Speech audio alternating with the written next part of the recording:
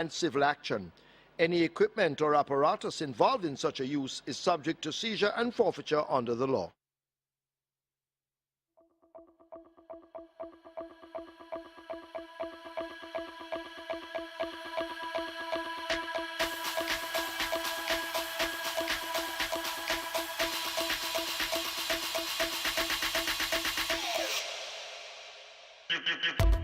Now he's ready. They're off for the first. Bay steps off a beat slow with Smoking Tom relegated to last in a flash. Dreamer's Corner shows speed with Altogether. They go for that lead, and Altogether now takes charge as they run passing the half mile. Altogether out in front, opening up some 3 lengths. Dreamer's Corner, Jukebox now going in pursuit on the outside. Duchess runs the rail. Racing out wide of horses, that's a legal fight. Good Conscience right there in the thick of things. Possibly 6 or 7 lengths separates that group. A gap opens up to Obey. And last of all, it's a Smoking Tom as the field come turning for home. They're at the quarter pole. And out in front, it is Altogether now darting down toward the fence. Altogether out on that lead. Jukebox now trying to cut into it. Duchess races down against the rail out wide and getting cracks of that stick. That's legal fight. But it is Altogether with a furlong to run who continues to fend them off. Duchess now asked to close against the fence. Jukebox looked to have cried enough. Legal Fight is asked to close up on the outside, and now Altogether begins to fold, and Duchess snatches that lead close home. Well timed. Duchess wins it. Legal Fight is second. Altogether third. Jukebox fourth. Dreamer's Corner is back in fifth.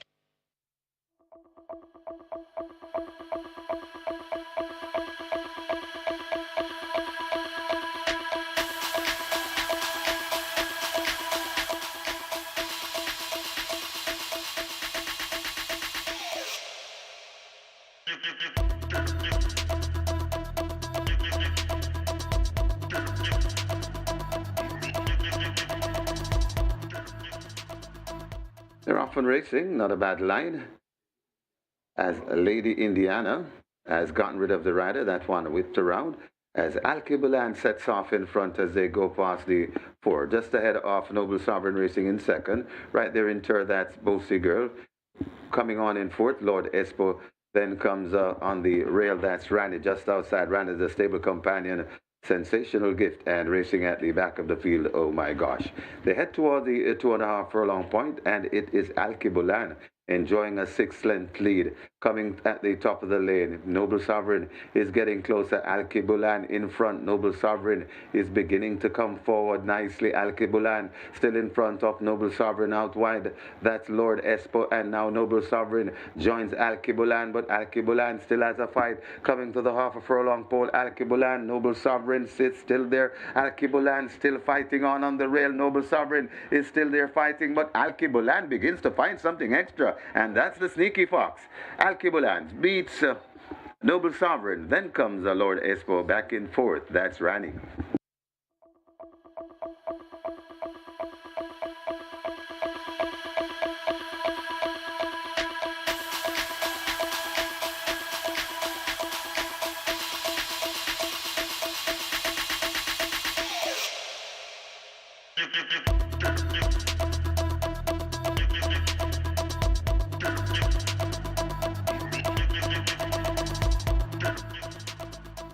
They're off. She Who Has No Name, not with the field. And she is a scratch as they sort themselves out, and Time Bomb is running quickly in the red and orange. Drifting now right against the stand fence. Time Bomb has that lead. Lady Katgara is in a handy spot with Blinding Light. Ants Attack has drifted over toward the center. Left out of it at this stage, General Kairula. And also out of it, Planner. But they charge away inside the last quarter. Time Bomb under the stand fence, gets the left-hand stick and holds that lead. Ants Attack in the yellow cap on the far side. Lady Katgara in between them. Blinding Light now asked to shine on the far side. It is Time Bomb battling to hold the advantage, but Ants Attack now goes on to get it. Here is Lady Katgara and Blinding Light trying to close, but Ants Attack has stung them and wins it by almost 2 lengths. Lady Katgara second, close between Blinding Light and Time Bomb fading.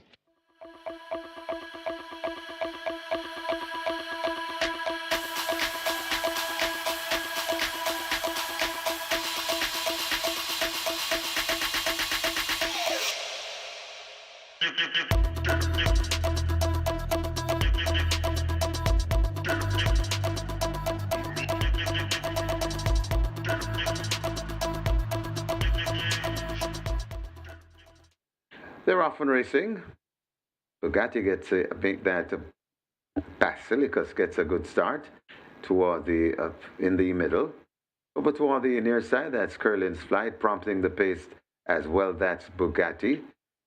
Jaguar is also on the premises as they make their way coming out to the chute with just about 4 furlongs to travel. It is Basilicus and Jaguar. These two hooked up on the lead right there too. That's Bugatti.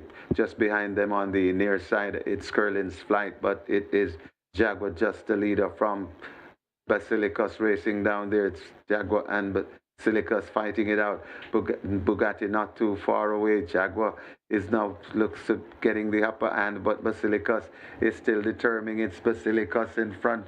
Jaguar still fighting hard. Basilicus keeping on from Jaguar. Jaguar not quitting. Jaguar on the inside. Basilicus out in the middle, and now Jaguar gets the upper hand. But flying on the outside and flying fast, T. Brady. And I think T. Brady has gotten Jaguar.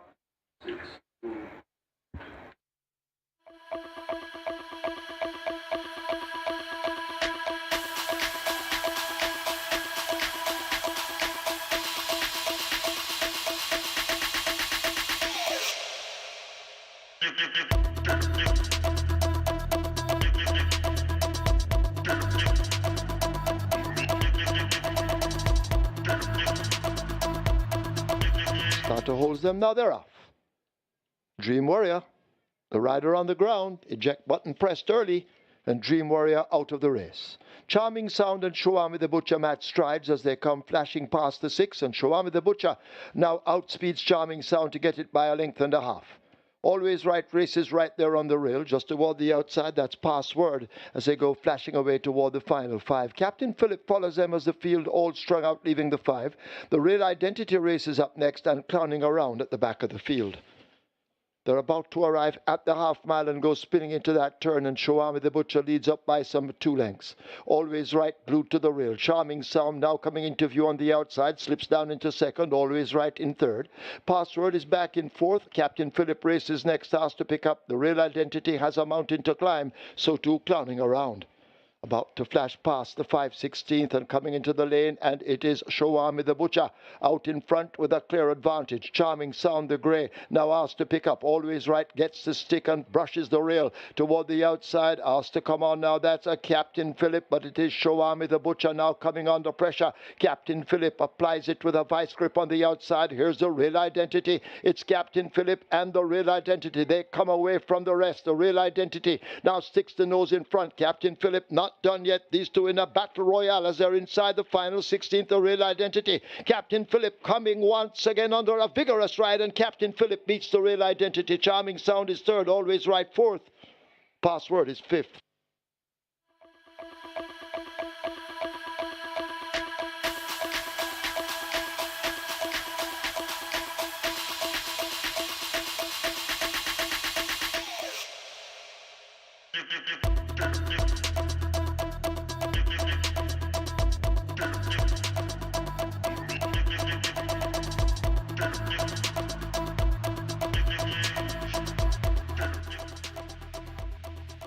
They're off and racing.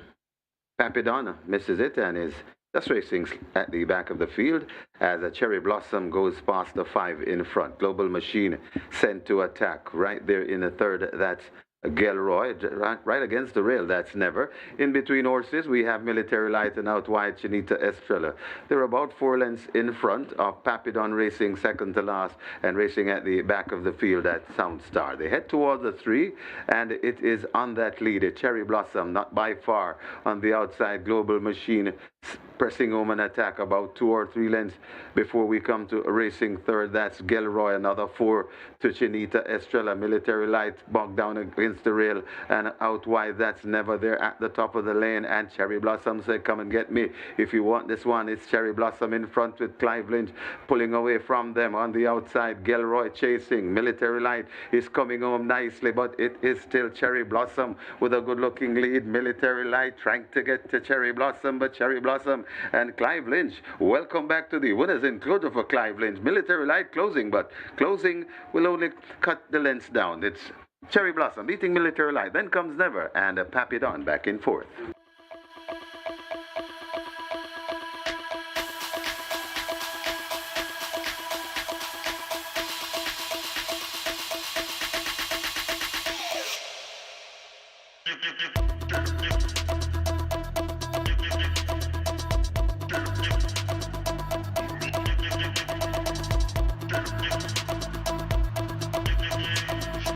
And they're off.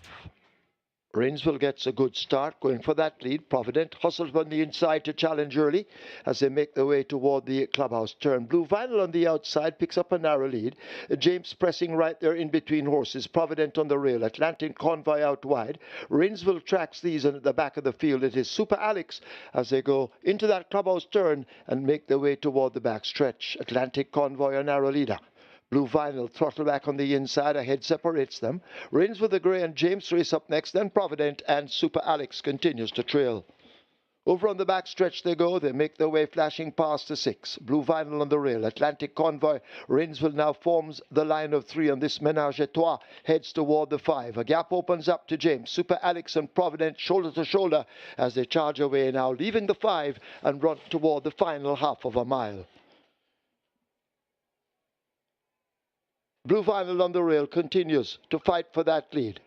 Rainsville now pressing home on the outside. These two heads apart, with Rainsville now going on at the half mile. Blue Vinyl backing out into second. Here's Provident now asked to kick. Super Alex making ground, overtaking Atlantic Convoy, and James has never been in it and left at the back as they go coming past the 3 and head toward the 5/16. Blue Vinyl once again takes that lead as they alternate on it. Rainsville left back a bit in second. Super Alex asked to close up. Provident has a lot to do along with James and Atlantic Convoy, but the favorite Blue Vinyl turns for home at the top of the lane, and Radish Roman asks him to really go inside the final 3/16. It is Blue Vinyl now taking complete control as they flash past the final furlong. Rainsville left back wobbling in second. Super Alex is running in third. The rest are all of it, but it's all Blue Vinyl in the Royal Dada. 16th to catch him. Can they catch him? Never. They will never be able to catch him, and Blue Vinyl romps the Royal Dad by double digits. Super Alex coming on late gets second over Rainsville third. Provident is fourth.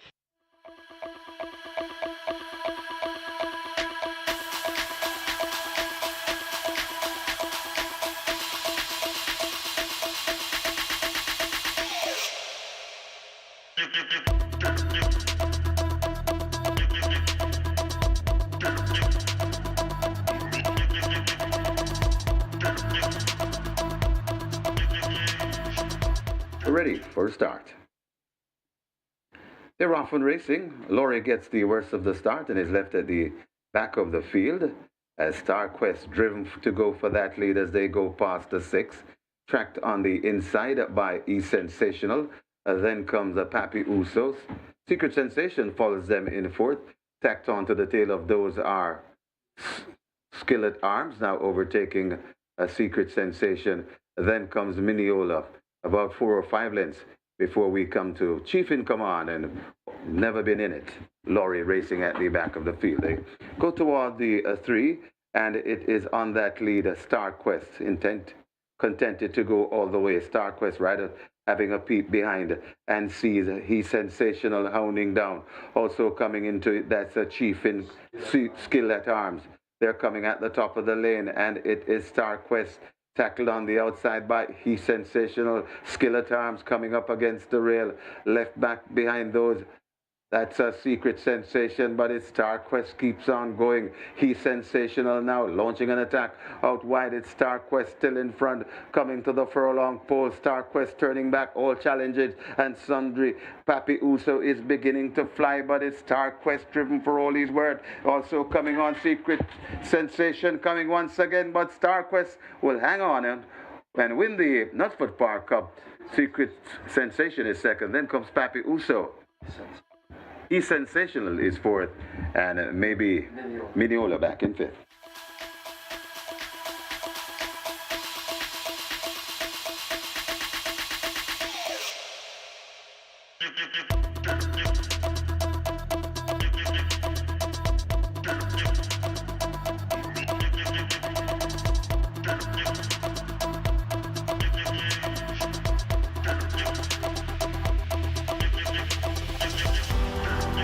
They're off for the St. Ledger. Big Buzz gets a good start on the far side. Burning Hedge is running quickly. Lockdown is right there. Mighty Gully is in the center as they come flashing past us for the first time. Mighty Gully gets that lead. Bob the Builder and Prince Roy right there. Lockdown is there. Uncle Harry just in between runners. Big Buzz settled on the fence. Sensational Soul is packed in behind horses as they go into that clubhouse turn. Uncle Harry has made some progress. Prince Roy overtaking. Cop Car is making a good run of it. I Dream Again hidden from view on the outside. Sensational Soul taken off the fractions. Hanser overtaking. Burning Hedge toward the back with Strong Mind. Then comes Benison and Pretty Perfect. Laboring early is left at the back as they take the back stretch and make the way now toward the 6. Bob the Builder, expected to lead, he does so. He leads up from Mighty Gully, Prince Roy, I Dream Again. Hanson now moving by them. A lockdown racing just in behind with Cop Car held together. Uncle Harry overtaken by Big Buzz. Has to make some ground. That Sensational Soul now beginning his run. Benison racing on the outside. Just in behind them, Burning Hedge. And then Strong Mind and Forget Pretty Perfect needing a tow truck as the St. Ledger field are about to arrive at the final half of a mile. And Hansa tries to steal it, hopping through to get that lead. She's opened up some 5 lengths. I Dream Again on the outside. Bob the Builder fading back a bit. Prince Roy races next, possibly 8 or 9 lengths off that lead. Cop Car is there. In behind them, that's a Mighty Gully. Sensational Soul now wound up on the outside. Lockdown on the rail. Big Buzz is there. Then Benison and Burning Hedge. A huge gap to Strong Mind. Pretty Perfect. And being pulled up almost, that's Uncle Harry as the field turned for home in the St. Ledger. And Hansa continues to deny them. I Dream Again trying to close up. Bob the Builder asked to come with a run on the rail. Burning Hedge is running strong on the outside, but Hansa could have stolen it. Arrives at the furlong pole. It is Hansa getting chops of that left-hand stick. She's a surprise of the party. They'll arrive at the 16th pole. Here is Burning Hedge and I Dream Again. Hansa running out of steam. I Dream Again charging up in the center. I Dream Again upsets them in the St. Ledger, beating Hansa and Burning Hedge. Then Sensational Soul and Bob the Builder back in 5th.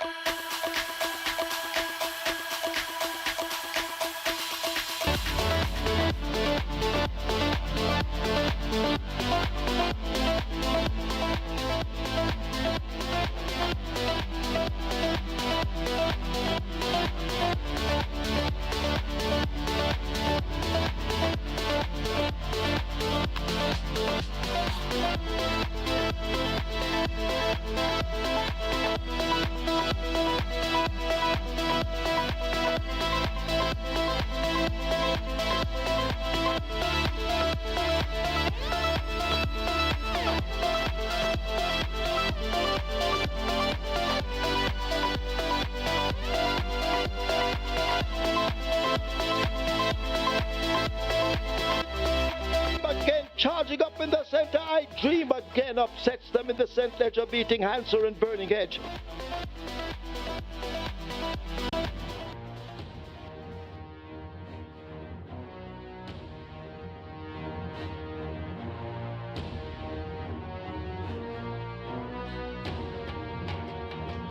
Once again, a very good morning, racing fans. Supreme Ventures Racing and Entertainment Limited welcome you to the Caymanas Park Racetrack and our off-track betting parlors.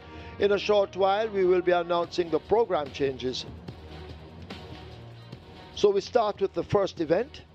High five wagering offered along with the Reggae 6. Now we have carryovers both in the Reggae 6 and the Twilight 6. So money for jam up today. Get your wagers on. The Reggae 6 has a carryover in excess of 5.485 million, plus a single winner jackpot. So if you're lucky, you'll take everything. And the single winner jackpot in excess of 2,292,000. Race 2. That's where the catch 9 begins, with a single winner jackpot in excess of $679,000. Race 3. Quick 4 and play spot 8. Quick 4 has a single winner bonus in excess 952,000.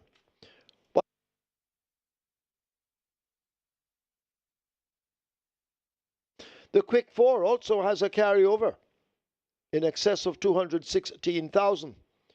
Play spot 8 wagering begins race 3 with a single winner bonus in excess of 94,000. Race 4, high 5 wagering on the early 5 star. Single winner bonus in the early 5 star, 251,000 plus. Race 5, high 5 wagering. Twilight 6, carryover in the Twilight 6 in excess 3.659 million. Race 6 offers high 5 wagering, and that's where the late 5 star begins. Race 7, strike 4 begins, race 7. Single winner bonus in excess 895,000. We have a scratch in the 7th event. Take out number 7, My Sunshine. My Sunshine is sick. Race 7, scratch 7, My Sunshine, sick. Race 8, that's where the late triple begins. Race 9 offers high 5 wagering. So too race 10. Myself and Kevin will be back with you later on when the actual action begins. It's now time to go over to our racing analyst, Mr. Michael Kane, as he will try to help you in your selections, hence allowing you to leave here with a bag of cash. Over to Michael.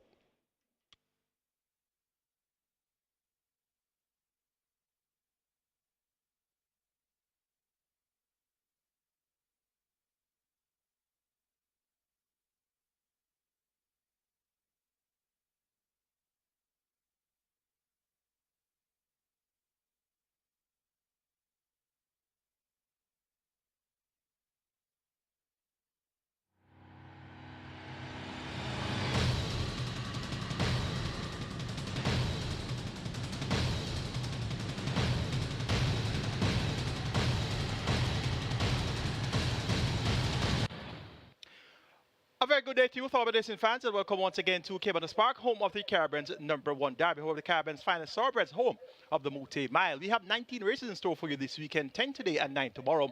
And today's race card is going to be heralded by the Thoroughbred Hall of Fame Stakes Trophy. That's going to be your feature race today. Race number 8 on the card, a purse of 1.75 billion, and we have a field of 7, and they go 1,200 meters or 6 furlongs. It's a graded stakes, open down contest for 3 and up, and that's going to be the big feature on the card. All the races on the card named after Hall of Fame inductees, so we'll be honored or Hall of Fame inductees today. And indeed, race number 1 is for Cecil Chambers, more popularly known as Bengodi, the groom of the mighty Eros, one of our best thoroughbreds ever to race here at Caymanas Park. He's been honored in race number 1. Race number 2 is Sir John Mordecai, another racing personality. Race number 3 is for Donald Andrade, a jockey, a Hall of Fame jockey. Race number 4, the Medic, he's a popular stallion, Hall of Fame stallion. Race number 5 is for Zelucas, another Hall of Fame stallion. Race number 6 is for Cecil Charlton, another racing personality. Race number 7 is for Owen Silvera, very popular trainer and Hall of Famer. And race number 9 for Kadula, that great grey. Kadula being honored in race number 9. And race number 10 is for Grecian Fable, a broodmare being honored today on Thoroughbred Racing Hall of Fame Stakes Race Day. It's bright and sunny conditions here in St. Catherine, Jamaica. And yeah, quite windy, not as windy as a couple weeks ago, but the wind is here as well.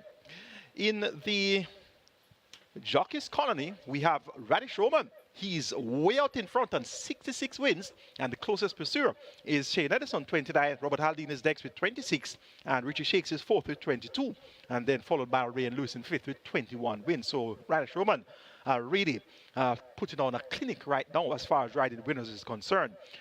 Jason Acosta in front, 31.9 million. Over Anthony Nunes, 29.5 million. And in the owner section, champion owner Carlton Watson, 13 million plus in purse earnings there. Over ACK Stables in second, 9.6 million. And then we have ONS Racers in third with 9.5 million. In fourth is Shevan Maharaj with 8.897 million. Followed by in fifth, Oral Hayden with 7.5 million plus. Then Nadal in sixth with 6.485 million. PJK team comes in next in seventh with 5.4 million in earnings. Bombay Stud Farm 8, 5.2 million plus. Lakelands Farms, they are in ninth with 5.164 million in purse earnings. And round up the top 10 owners, Oak Ridge Farms of Atomic Fame with 4.663 million in purse earnings. In the breeder section, Lakelands Farms, they continue to be in front, and 15.5 million, that's their purse earnings thus far. Orange Valley Estate is second with 12.83 million. Then we have Karen Passar third, 11.8 million. Then fourth, defending champion Ham Sable Limited, they have 10.362 million. Wise is fifth with 9.2. Then we have Evergreen Farms in sixth, 8.8 million purse earnings there. Ian Passard is seventh with 7.093 million in earnings. Then we have Wilbert Bangor in eighth, 6.3 million. In ninth is Harry Jagai. Make that Henry W. Jagai, brother of Harry Jagai, of course. And this one, 5.8 million earnings. And of course, Henry Jagai is in 9th. And Michael Bernard of Micros fame, he is in the 10th spot in the top 10 list of breeders with 5.742 million in purse earnings there. We are 40 minutes to go to post for the first event, and you heard about the myriad of carryovers we have today. The Reggae 6 carryover over 5.4 million, Twilight 6 carryover over 3.6 million. We have a Quick 4 carryover over 216,000. So there are many ways to make money here at Caymanas Park. And the first event is for Cecil Chambers, also known as Bengodine, the groom of Eros. And Eros still holds a few track records as well here at Caymanas Park. The 7th on track record, the 6th on track record, the 6.5 on track record, all held by Eros. So Eros indeed one of our greatest to have raced at Caymanas Park. The first event is for the claimant level 350 on the 250,000, and we have a field of 8 declared to go postwards. They go a distance of 1400 meters or 7 furlongs, and the purse here is 700,000. Your favorite in the early wagering is at 6 to 5, and that's number 6, 6th Avenue. Then you get 2 to 1 for number 4, Analyst Bushman, followed by 7 to 2 for number 8, Fault Line. Then you get 6 to 1 for number 2, Angelos, followed by 8 to 1, number 3, Rohan Kabir. And then their support at 9 to 1 for the one, So Magnificent, followed by 15 to 1. Rather 14 to 1 for number 5, Print Quality, and 15 to 1. The longest shot on the board is number 7, K-Boy. 10 to 1 is the price here now for number 1, So Magnificent. So as you can see, the betting spread right across the board, despite the presence of a 6 to 5 favorite. The longest shot out there is 15 to 1. So that speaks to stable confidence in each and every runner for race number 1 to kick off the Reggae 6. And this is going to be an interesting type of event to start or Reggae 6. My best 4 includes 3 Rohan Kabir, 4 Nanas Bushman, 6 6th Avenue, and 8 Fault Line. 3, 4, 6, and 8. That's where I'm going to race 1. That's actually my order of preference as well. With Rohan Kabir, the one that comes out on top for me. Though deemed lame in his last 4 races, soundness an issue, but he appears to be in a spot where he should be able to come with a decent enough run, which should be good enough to get the job done. Eric Horton, also known as Danger Man, picks up the mount for Turner Wells Suitor, also known as Striker, and owner Aston Chin. This Rohan Kabir has the back class. He has some form lines here dating back to August 2023, where he won at the 550 level, had a sequence of 3 wins, had a hat-trick of wins between August and December 2023, and in 2024 he had a back-to-back back-to-back wins rather on the 2nd of March and the 28th of April. He won easily there as well. So he has some form lines here that would really be able to brush these aside. 7 to 1 in the early wager now for Rohan Kabir, and that's going to be my top selection to kick off our Reggae 6. Now this Bushman, Retired Marway rider Anthony Dixon, and this one is a late running sort, doesn't have the early speed, doesn't have the requisite speed to go with any pace setters, but has a good late turn of foot, and that late turn of foot saw him winning on the 19th of October last year, ridden by Tevin Foster, won by 3/4 of a length, getting up the beat Sensational Gold, and in third was Right in Flight. Last time out, broke slow and was fought by 5.5 lengths in the end, running on behind Maya Casual Peach and ENI Lynx. The customary blinkers have now been removed, and Honest Bushman, on one of his usual late stretch type of runs, would be able to fight at the finish here. He's at odds of 2 to 1. Number 6, 6th Avenue gets the favoritism at 7 to 5. Shaheem Gordon rides with Stedman Curtis, and this one was a winner at 25 to 1. 2 starts back. That was over 6.5 furlongs on the 23rd of May. Made all the running to beat General Chief and Bad Investment. A similar effort we'll see 6th Avenue being right there when it's being decided. But this one, not the type that wins as often as backers would like, has started 67 times, 5 wins, 6 seconds, and 6 thirds. So he doesn't get in the winners enclosure as often as one would like. But I'm going to keep him on the right side here. He's your early favorite in the wagering at 7 to 5. And number 8 is Fault Line. This one, an interesting entry, reason being, was a winner 4 starts back at the 500,000 level, going 7.5 furlongs. That was on the 19th of April. Mile upset victory, 8 to 1, beating Heroin and Tequila Flight. Subsequent to that, has been down the track on 3 consecutive outings. Stepped up to 700,000 on the 4th of May, ninth by 53 lengths, trail in the field there. Came back on the 7th of June, ninth by 62 and 3/4 lengths, once again at the 700,000 level. And last time out, ran at the 500,000 level, 8th by 58.5 lengths. So that's from one extreme to the other, from winning form on the 19th of April to dismal form on the 4th of May, the 7th of June, and the 28th of June. Now steps down from 500,000 down to 350, and remember he won at 500,000 on the 19th of April. So down to 350 now. Philip Parchment picks up the mount. He was aboard a victory on the 19th of April for Trader Philip Lee. So this one hasn't even changed barns for this event to say that he is somewhere where he's not known. or he's known to be in that barn. Well, that win of the 19th of April was under the care of trainer Philip Lee. So Philip Lee knows how to get fault line to run good enough to win, and he did so at the 500,000 level, and he can do so again. So 72 is a fair price here for fault line. Once he can get over those 3 dismal efforts, he should be able to fight at the finish here, and he should be able to get the job done as well.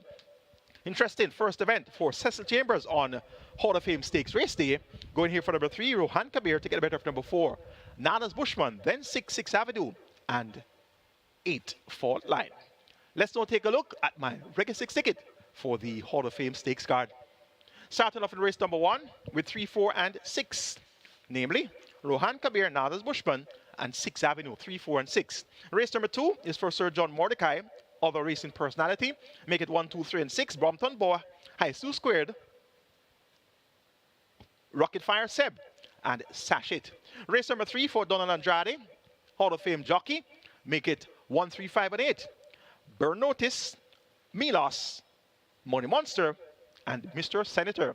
Race number 4 for the Medic, one of the champion stallions of old. Going here for 2, 4, 5, 8, and 9. Mo Aviator, Tapping In, Spitz and Khan, Money Must, and Leading Lad. Race number 5 for Zalukas, another champion stallion of old. Make it 5. Pip, 6, Last Hurrah, and 9, Wear Your Honor. And race number 6, the catch-out leg of the Reggae 6, is Cecil Charlton, other racing personality. Banking number 1, Sir John. 7,200 will get you my Reggae 6 ticket. And remember, the carryover is 5.485 million. And remember, the jackpot is 2.292 million. Minimum guaranteed payout, 3.5 million. Robert Darby's Reggae 6 kicks off in race 1 at 3 and 6. Race number 2, Robert goes 3 and 6. Race 3, 1, 2, 5, and 8. Race number 4, 4, 7, and 8. Race 5, 1, 2, 5, 6, and 7. And race number 6, Robert goes 1, 5, and 8. 7,200 will get you Robert Darby's Reggae 6. So coincidentally, both our Reggae 6 tickets cost 7,200 a pop. Best of luck wagering or Reggae 6. And the last race day, we had a mandatory payout, the Reggae 6, well, a couple races ago rather, we had a mandatory payout in the Reggae 6, and there were dividends of over 110,000, and my ticket came in, it was a winning ticket, and indeed, today it feels almost like a mandatory payout. It's not a mandatory payout, but the carryover and the amount of money that's going to be wagered going after that carryover, it has a vibe of a mandatory payout, but it's not as much of a hype as a mandatory payout in the Reggae 6, but today is going to be a Reggae 6 mania, no doubt about that. And right now, we have 5.3 million wagered. That's $5.3 million in new money wagered. On to race number 2, the start of the Catch 9. And race number 2 is for Sir John Mordecai, other racing personality on Hall of Fame Stakes Day. Catch 9 kicks off in the second event, minimum guarantee paid $500,000. We have over 679,000 in the jackpot. A field of 7, go a distance of 1,200 meters or 6 furlongs, and this is for the restricted allowance to native bred 3,000 of 2 and imported 3,000 of maidens. 1.1 million is the purse money. Top 4 for me include 1 Brompton Boy, 2 High Sioux Square, 3 Rocket Fire Seb, and 6 Sash On. 1, 2, 3, and 6. That's where we're going in the Sir John Mordecai. Number 3 Rocket Fire Seb, all the way on debut at 2 to 5, and was only able to muster third by a length and a half, beaten by Miss Marbella and Brompton Boy. Brompton Boy's here drawn post 1. That day, Brompton Boy went up at 13 to 1. And he ran a big enough race to finish second, and the turn was just a length clear of Rocket Fire Seb. Having a look at the handicaps, Brompton Boy now up from 53.5 kilos to 55 kilos, and Rocket Fire Seb is now down from 57 kilos to 54.5 kilos. So that's a swing of 4 kilos in favor of Rocket Fire Seb. And given that this one was all the way on debut and worked well for his debut, 46 flat by mid and 2/5 over the straight course, and given the fact that he has that run under his belt, now has second time lay 6, now comes around the bend, Ray and Loose maintains the mount for trader Spencer Chung and owner Bruce Levy, Rocket Fire Seb, or to be followed, has worked well since his debut on the 7th of July with a half mile in 48.3. Of course, that was around the bend. So look for Rocket Fire Seb to deliver on expectations, second time of asking. Number 6 is Sash On. This one makes her debut. She's a Canadian bred, She's a 3-year-old dark bear brown filly by Big Screen out of the Big Brown Dam, Miss Brown Sugar. Bred by Spring Farm, owned Mr. JPS Trainer Run Crichton, and the man of the moment, the informed hot jock, the champion, Rally Sneaky Box Roman, he's aboard. And this Sash On will have tongue tie fitted for the debut. She has worked well on the 30th of June, 4 straight in 46-2 by a minute and 3/5 of a second, beating stablemate Sash It out of sight. And we see Sash It here, drawn post 5. Sash It has been very tired at the start, breaking slow, actually went as far as taking no part on one occasion. So Sash It really can't be recommended, so it must be Sash On of the pair of the Rohan Crichton Mr. JPS runners. Number 2 is High Sue Squared. Now this one ran the debut on the 14th of June and was fairly prominent, going 5 furlongs round. Third by 2 lengths at the half mile, third by 3 at the quarter pole, and finished up 4 by 12 at the half lengths. Sophie Say So, Ralph's Treasure, and Miss Marbella. Miss Marbella was served by 9 3/4 lengths, so High Sue Squared was just 3 lengths or so behind Miss Marbella. And Miss Marbella came back to win and beat Brompton Boy and Rocket Fire Seb. And both of those horses are present here. Brompton Boy drawn post 1, Rocket Fire Seb drawn post 3. So High Sue Squared, given the fact that this one was just 3 lengths behind Miss Marbella on debut, and also add to the fact that she was ridden by Tanisha Wolf. And Tanisha Wolf is yet to win her first race locally, but she's quite capable and she should get the job done anytime soon. Now, that could have been a nice introduction to the sport for High Sue Squared. Notably now, we're seeing the blinkers being fitted for the first time and race day medication Lasix being administered for the first time as well. And a change of rider from Tanisha Wolf to Richard Henry. So the variables, the changes are in favor of an improved effort from High Sue Squared. Blinkers on, Lasix on, Richard Henry on, having experience on her belt from the debut effort. Look for a good enough run here from High Sue Squared, and that could be good enough to fight out the finish. And this is another Canadian bred. So we have 3 Canadians here, actually 4 Canadians, 2 High Sue Squared, 5 Sash It, 6 Sash On, and 7 Almastilist. So 4 of the 7 runners are Canadians. It's the Sir John Mordecai on Hall of Fame Stakes race day. Make it 3, 6, 1, and 2. Rocket Fire Seb over Sash On, Brompton Boy, and High Sue Squared. Catch 9 begins in the second event. Let's now take a look at my Catch 9 ticket for the Hall of Fame Stakes card. Starting off in race number 2 with 3 and 6. It's the Sir John Mordecai. Rocket Fire Seb, Sash On. Race number 3 for Donald Andrade, Hall of Fame jockey. Make it 1, 3, 5, and 8. Burn Notice, Milos, Money Monster, and Mr. Senator. Race number 4 for the Medic, Stallion. Really renowned Stallion here. Make the numbers here 2, 4, and 8. Mo Aviator, Tapping In, and Money Must. Race number 5, this is Lucas, another prolific Stallion. Going here for 5, 6, and 9. Pip, Last Hurrah, and We're Honor. Race number 6, the Cecil Charlton, other racing personality being honored on Hall of Fame Stakes Day. Banking number 1, the Downing Class Sir John. Race number 7, also going to bank, and that's going to be horse number 6, Florindia. And race number 7 is for Owen Silvera, Hall of Fame trainer. Race number 8, the Thoroughbred Hall of Fame Stakes trophy. We're going to work here with 3, 4, 6, and 7. Wall Street Trader, Pack Place, Mahogany, and Legacy Isle. Race number 9, the Kadula, one of the most popular grey horses ever to run at Caymanas Park. Kadula.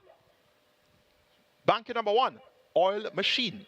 And race number 10, the Grecian Fable, Hall of Fame Broodmare, going here for 10, 12, and 13. All together, Miss Breton and Joyful Surprise, 4,320 will get to my Hall of Fame Stakes Day Catch 9 ticket. Robert Darby's Catch 9 kicks off in race number 2 with 3 and 6. Race number 3, Robert goes 1, 2, 5, and 8. Race number 4, 4 and 8. Race 5, Robert goes 2, 5, and 7.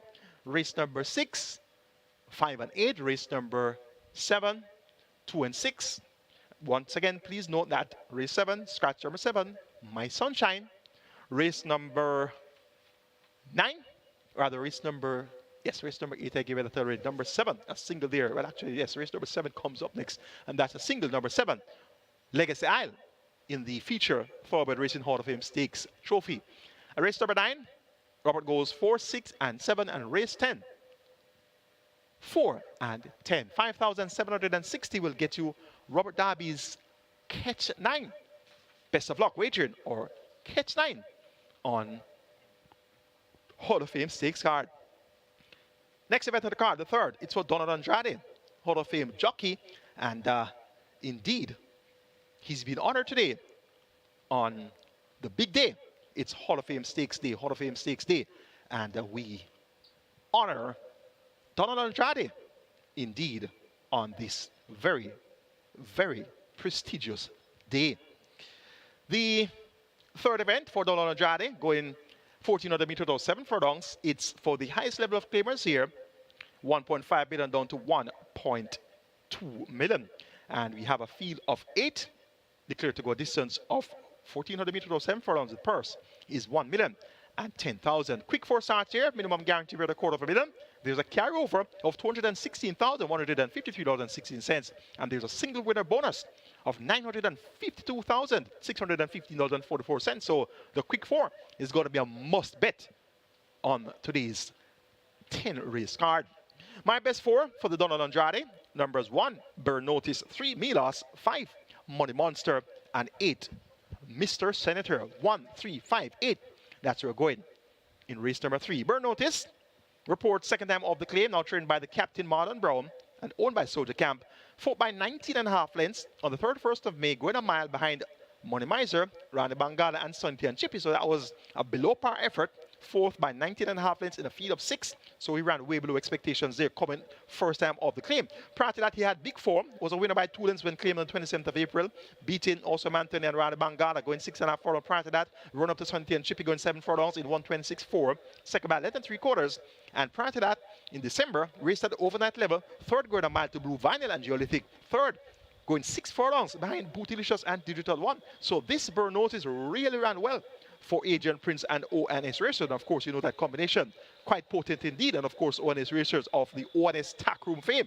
They have all the lovely supplements to give the horses. So whenever you see a horse reported under the care of ONS Racers, Agent Prince, you know that that horse is going to be firing at all cylinders. So clearly Burn Notice didn't fire on those cylinders when reporting first time of the claim.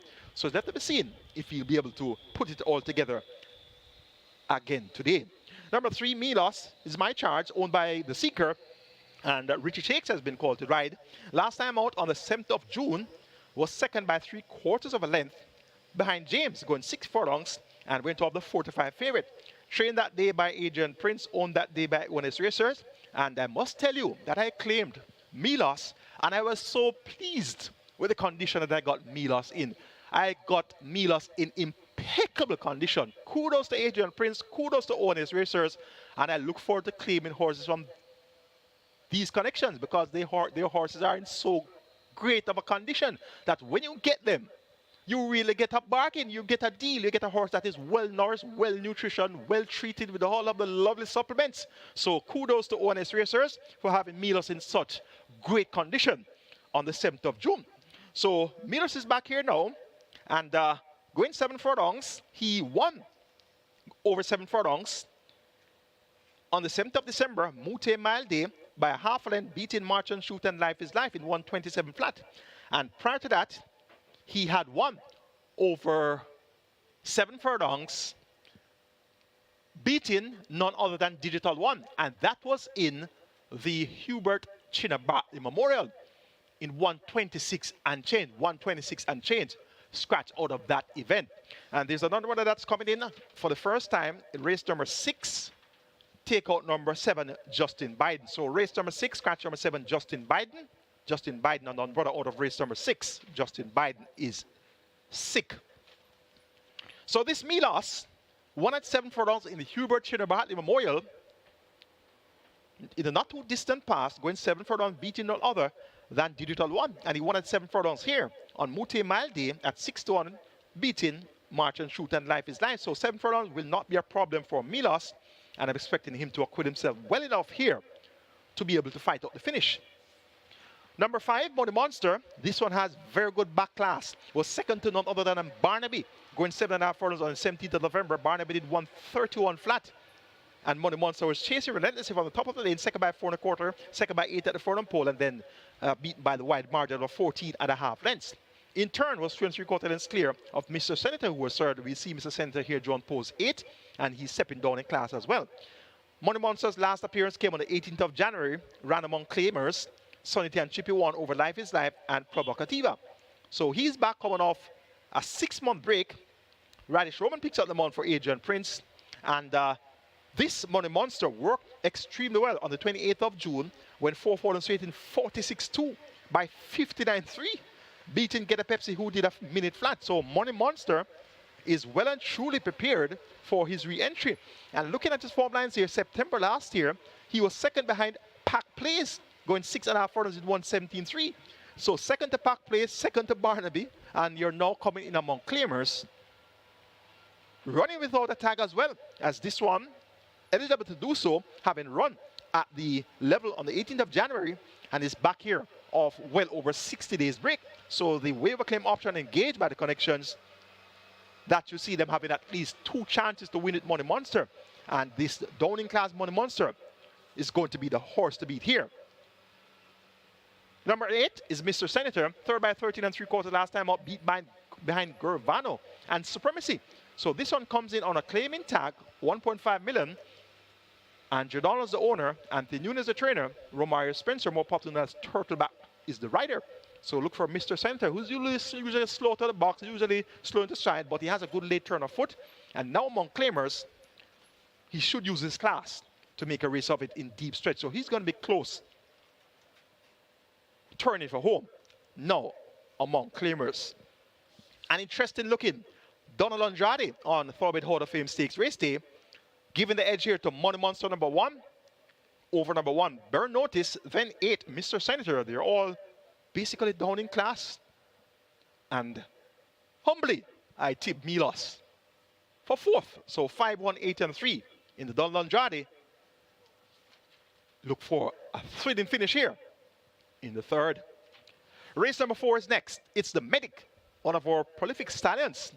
And this is for restricted allowance for native bred 5s and up nuns of 2 and imported 5 and up maidens. The purse here 720,000. A field of 9 declared to go the distance of 1,300 meters or 6.5 furlongs. Early 5-star begins here. Minimum guarantee of 300,000. Jackpot over 251,000. My best 4 includes 2 more Aviator, 4 Tapping In, 5 Spitzenkan, and 8 Money Moss. 2, 4, 5, and 8. Tapping In gets the vote. 6-time champion jockey Omar Walker, writer Barrington Dawes, and Michael Mattis. Second by length and a half when running on the 10th of May, beaten by Toots, going 5 round. A similar effort to see Tapping In being the one to catch. 6.5 furlongs may not necessarily be the right distance for Tapping In, but she looks likely to be able to dictate the pace here. And her lone career win came over 5 furlongs straight on the 5th of May, beating Atomic Energy and Veliki Vicky. Since then, has run 3rd, going 5 round, 3rd, going 6.5 furlongs. So we're going to give this one the edge, hoping that she can rate well and find extra in the final furlong and a half. She'll be in front for a long way. Number 2, Mo Aviator, getting fitter with each run, now comes to the wicket on the 4th occasion coming off the break between February 2024 and May 2025. So he will report fitter. Philip Parter picks up the mount for Ricardo Brown and owner David Hardin. Number 5, it's Spitzenkan. Return of a 1-year break on the 7th of June. Went up at 4-1 with Eric Horton, fought by 4.5 lengths to Timekeeper, Coalition, and Handyman. 28th of June, returned 4-1 again. But that time around, 10th by 25.25 lengths. And I attribute that to what we call in the thoroughbred racing world as a bounce. And a bounce is when a thoroughbred comes off a lengthy break, for example, a year, and runs a big race. Maybe runs 2nd, 3rd, 4th, but he runs a big race. The next outing, which may come much shorter than that 1-year break, in this instance, it was a 21-day gap between the 7th of June and the 28th of June. So that was too short a time for Spitzenkan to recover from that 1 year break and having that big effort. So we attribute that 10th by 25 and a quarter lengths to the bounce on the 28th of June. Ryan Blake now picks up the mount, a seldomly called jockey. He has one mount so far this year, and it was a third, so that's good. And he rides for Patrick Smith, the owner trainer, so it's left to be seen how well Spitzenkan will recover from that dismal run on the 28th of June. And if he can recover and be as good as that 4x4.5 lengths to Timekeeper, Coalition, and Handyman, he could make the frame here. Number 8 is Money Must. Demar Williams rides for Ricardo Brown. Ricardo Brown has 2 entries, Money Must number 8 and Mo Aviator number 2. So look out for both the Ricardo Brown horses to perform creditably. Money Must, third by 5 1/4 to Interesting Times Ahead and Toots. Toots was just a short head in front of Money Must. And this one has to be kept on the right side. Money Must going 6.5 furlong. He should be finishing effectively from just off the pace. An interesting fourth event for the Medic on Hall of Fame Stakes Day. Going here for number 4 in the fourth. Tapping in to get the better of number 2, Mo Aviator, then 8, Money Must, and 5, Spitzenkan. Race number 5 is next. It's for the Lucas Stallion of Hall of Fame category.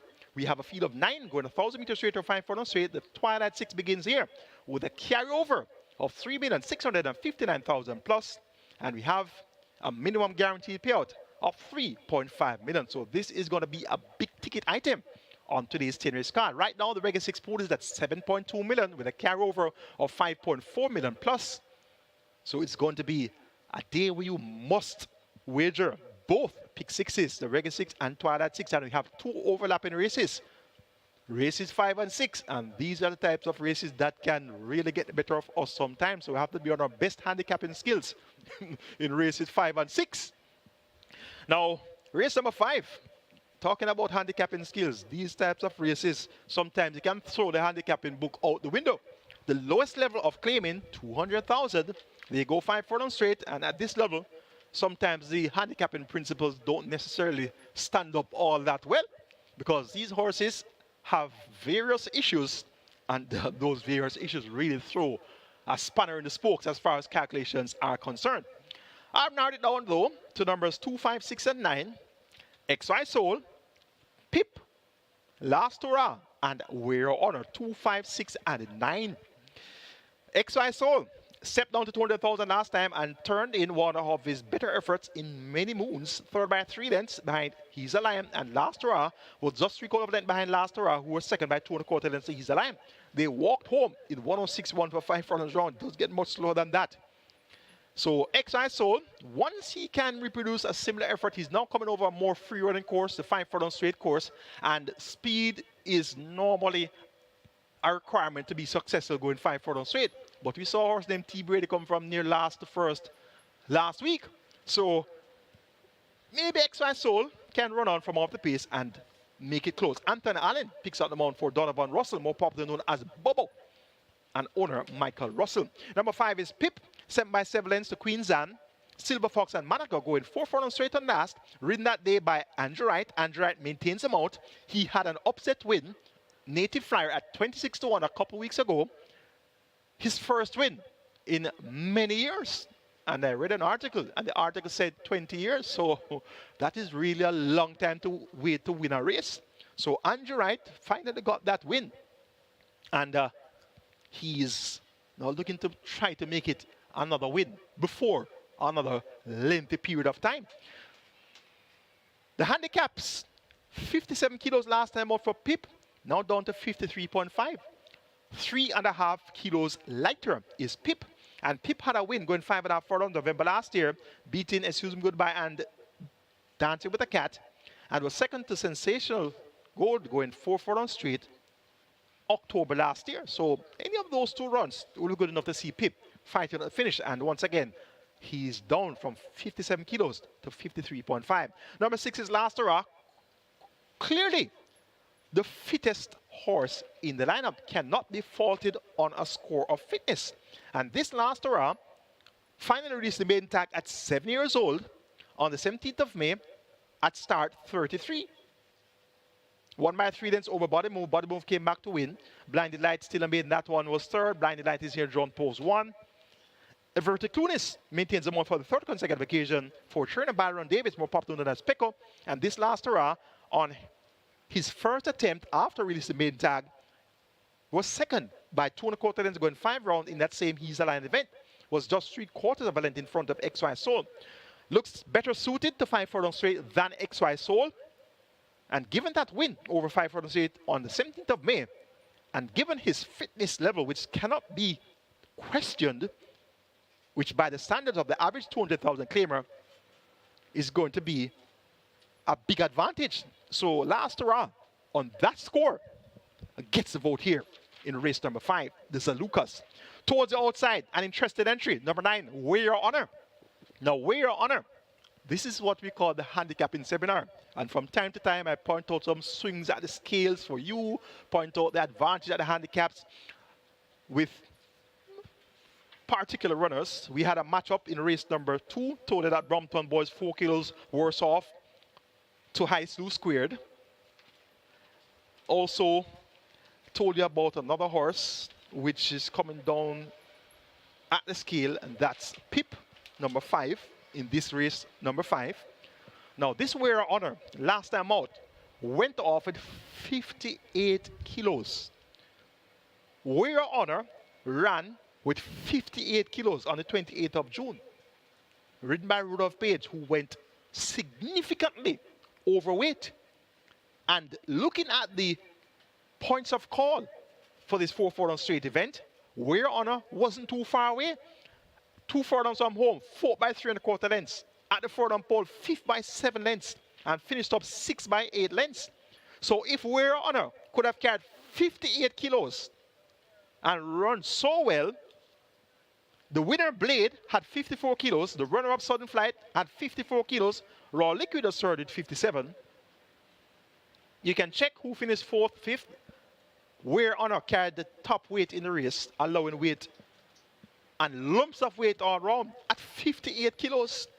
So today, the allotted weight is 57. The Connections opted for a 4-kilo claiming apprentice, Tyrese Anderson. He's having a good season. 6 wins, 11 seconds, 9 thirds from 73 mounts. So Tyrese Anderson will chip off 4 kilo off the allotted 57 kilo weight. So it's going to be 53 kilos for Weigh Your Honor, coming down from 58. He's drawn on the wide outside post 9. He has had issues along the way. Lame, did not finish 2 of the last 3. So given the fact that he was able to finish the race last time out with 58 kilos, speaks volumes for the chances of Weigh Your Honor here. So he looks quite favorable in this lineup. An interesting looking 5th event to kick off the Twilight 6. It's for Zalukas on Hall of Fame Stakes race day. Going here for number 6, Last Hurrah, over number 5, Pip, then 9, Weigh Your Honor, and 2, XY Soul. Let's now take a look at my Twilight 6 ticket with that carryover of 3.6 million plus. Starting off in race 5 with 5, 6, and 9. Pip, Last Hurrah, and Weigh Your Honor. Race 6, the Cecil Tarleton, other racing personality being honored on Hall of Fame Stakes Day. Scratch number 7, Justin Biden. So the only danger on paper to Sir John is a scratch. So let's see how far Sir John is going to win today. Banking, number 1, Sir John. I'm all in on Sir John. Bank him on my Reggae 6, bank him on my Twilight 6. Race number 7 for Owen Silvera. Trainer, Hall of Fame trainer, scratch number 7, My Sunshine. Make the numbers here 2, 4, and 6. Zulu Warrior, Jay Speeth, and Florindia. Race number 8, the Thoroughbred Racing Hall of Fame Stakes Trophy. Going here for 3, 4, 6, and 7. OC Trader, Park Place, Mahogany, and Legacy Island. Talking about handicaps, I can't wait to get to that race to tell you some more about some handicapping.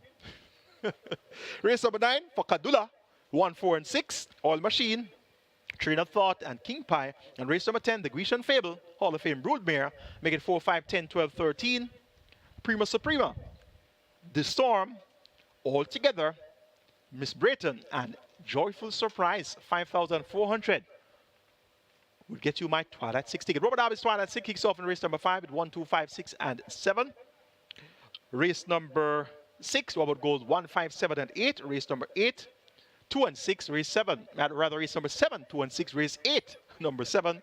Race number 9, 1, 4, 6, and 7. Race number 10, 4, 10, 12, and 13. 5,120. That's Robert Darby's Twilight 6 ticket cost. Best of luck wager on Twilight 6 on the big day. Not a mandatory payout day, but you have some big carryovers. And that's going to make it worth your wager even more. Race number 6 is next. It's the cash out leg of the Reggae 6. Here's where you want to get with 5 of 5. And look at the live ticket count. Look at the net pool. And say, well, how much money am I going to collect when this race is over?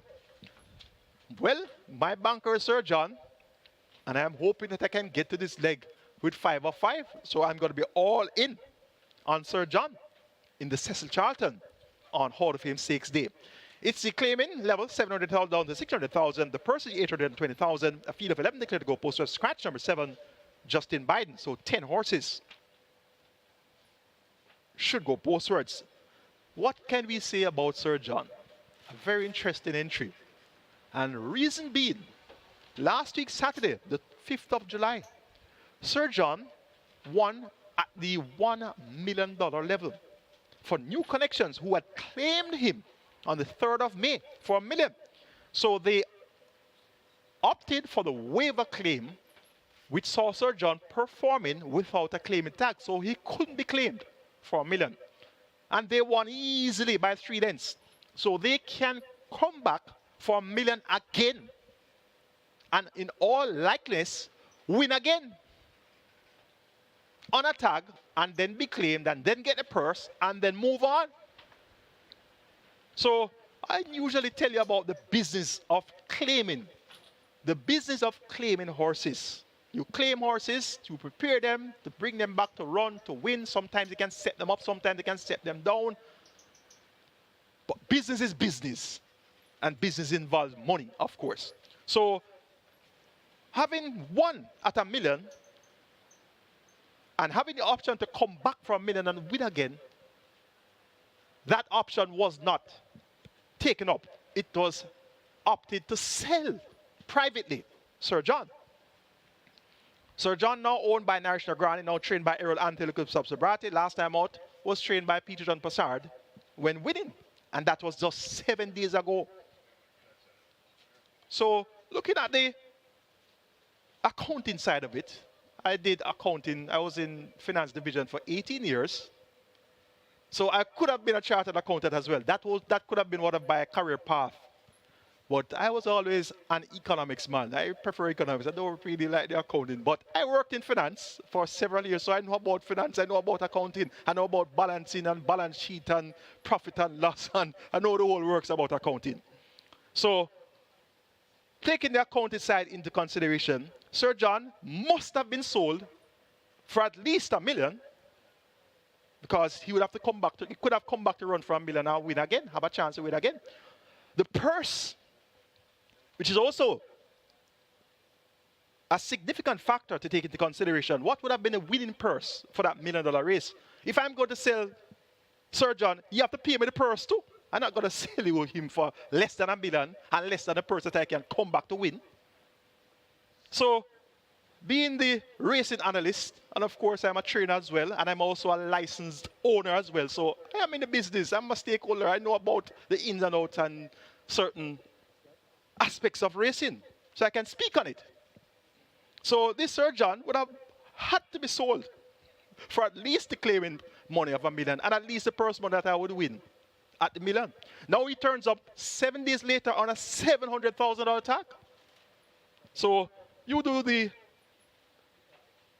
arithmetic, you do the accounting. So estimated, yes, he was sold for at least 1.5, and he's back here now for 700,000. So the connections clearly are in a position where they would have foregone at least 800,000 to put him on a 700,000 tag. So this Sir John is really what I consider to be an interesting entry. In every sense of the word, interesting. And after saying all of that, we're banking on Sir John. Shane Ellis in the saddle, John Post 1, 7 furlongs. Not seeing anybody on paper that in all likeliness can give Sir John a run for his money. And the one that I was looking forward to being the possible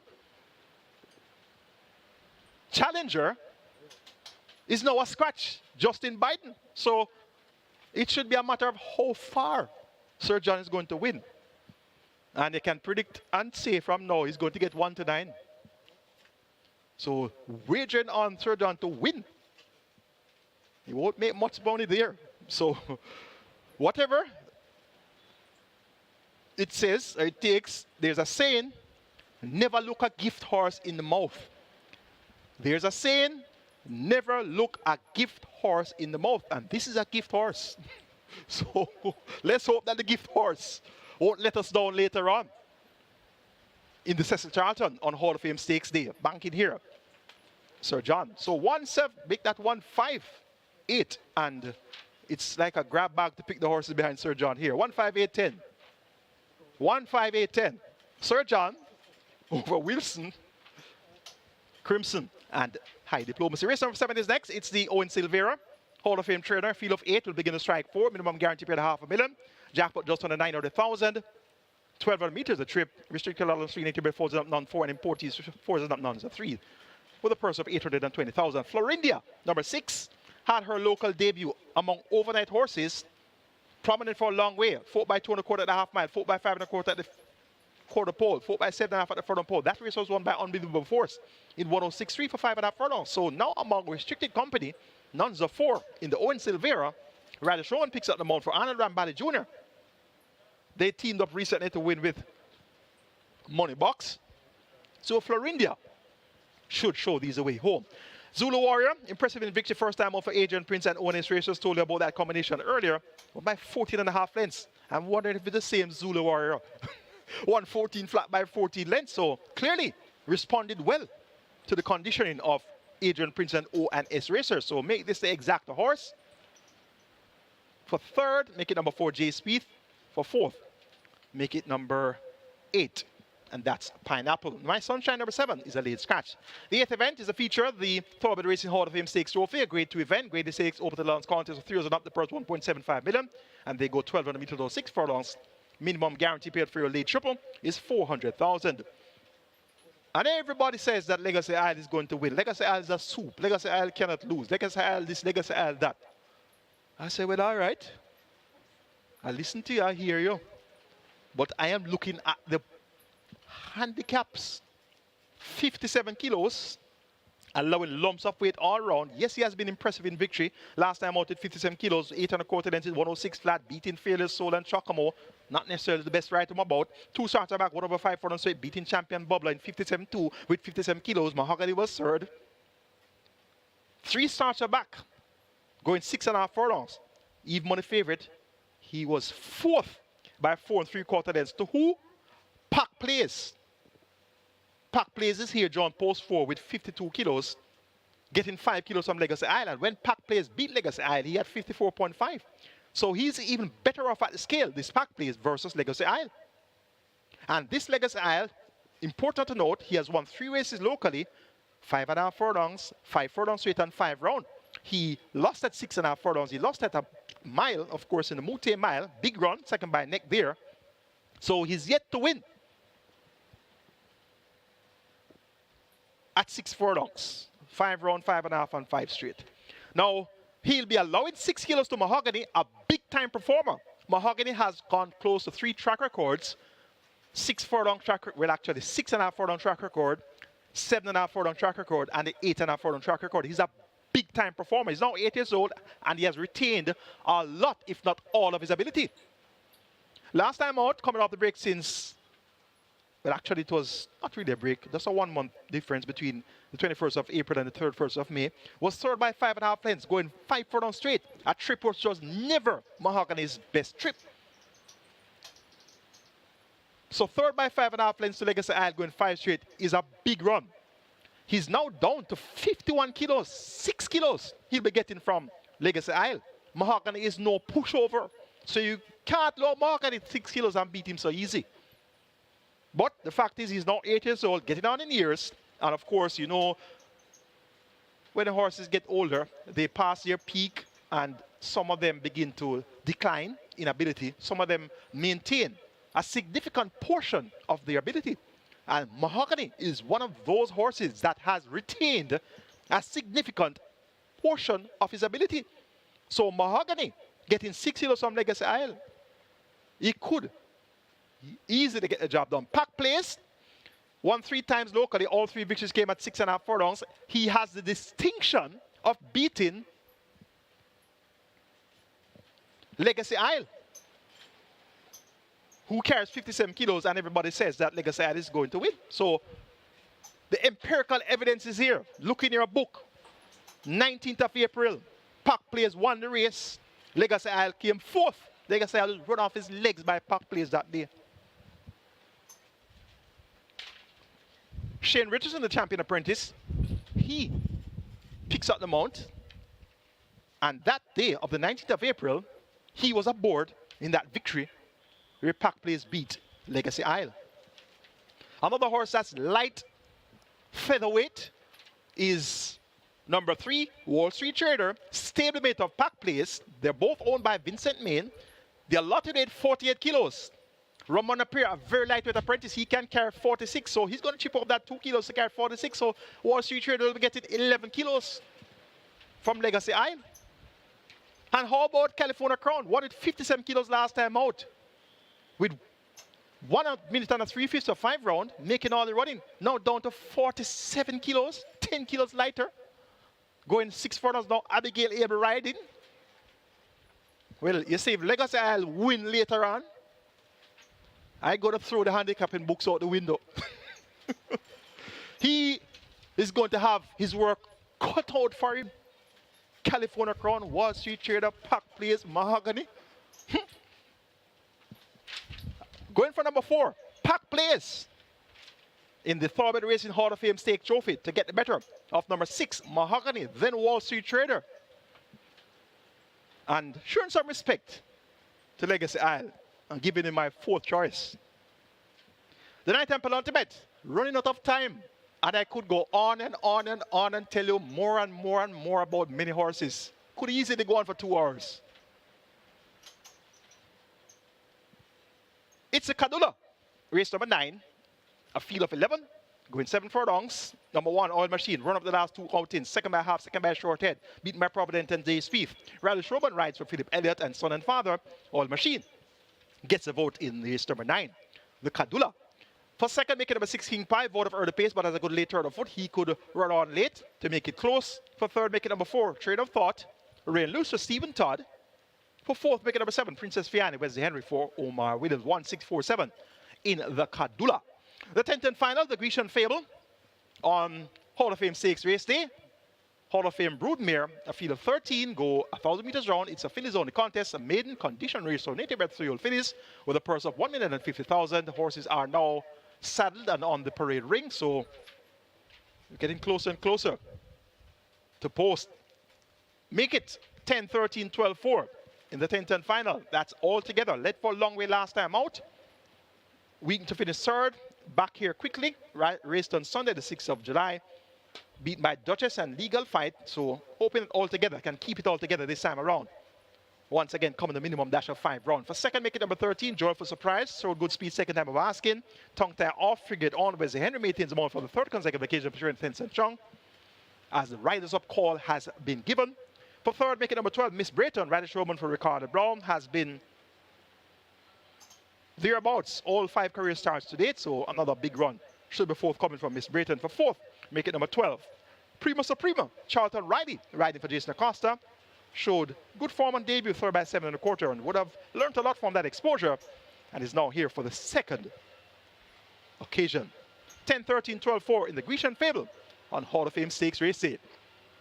That's the handicapping seminar for you, and I sincerely hope that that analysis would have better guided you when comprising your permutations. And at the end of today's wagering, right here at Caymanas Park, Odo OTB's added wide as well as on the SP Games app, Wagering M-Bet, and also on FanDuel, ExpressBet, NairaBets, and the Woodbine mobile betting platform, you'll be a winner wagering Caymanas Racing. Have a great day. It's Hall of Fame Stakes Race Day.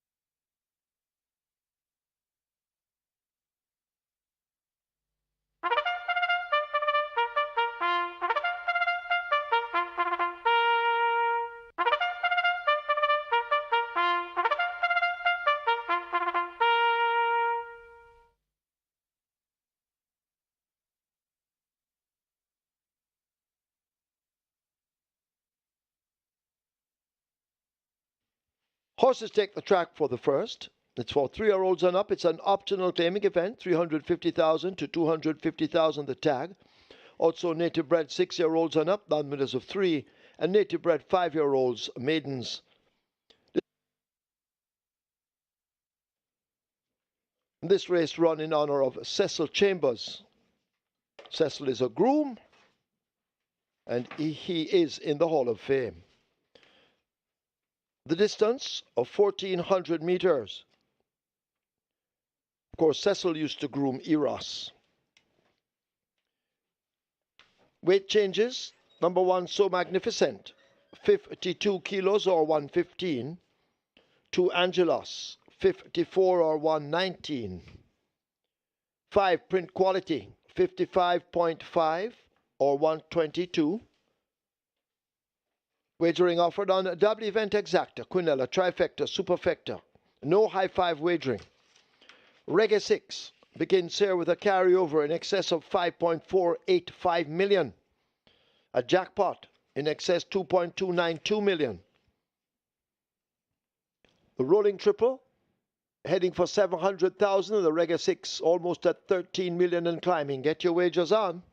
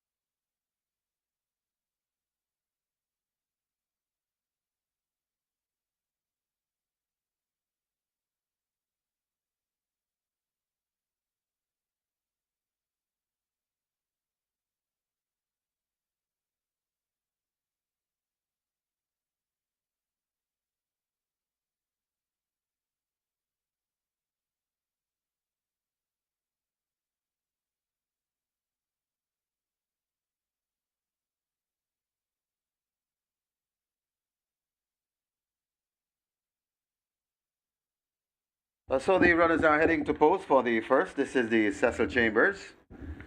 And the Reggae 6 on its way to 13 million. Reggae 6 approaching 13 million. And a massive carryover, nearly 5.5 million. Rolling triple on its way to 600 and make that 700,000. Rolling triple closing in on 700,000. And be reminded, we also have a carryover in the Twilight 6. Twilight 6 in excess $3.6 million. We also have carryovers, as per usual, over at Simulcast. At Saratoga, we have a NY6. That's a Super 6 at Saratoga, nearly 700,000 to carry over there. And we also have a carryover in the Play Spot 8 at Saratoga. Play Spot 8 in excess 270,000. Runners make their way to post for the first. Get your wagers on.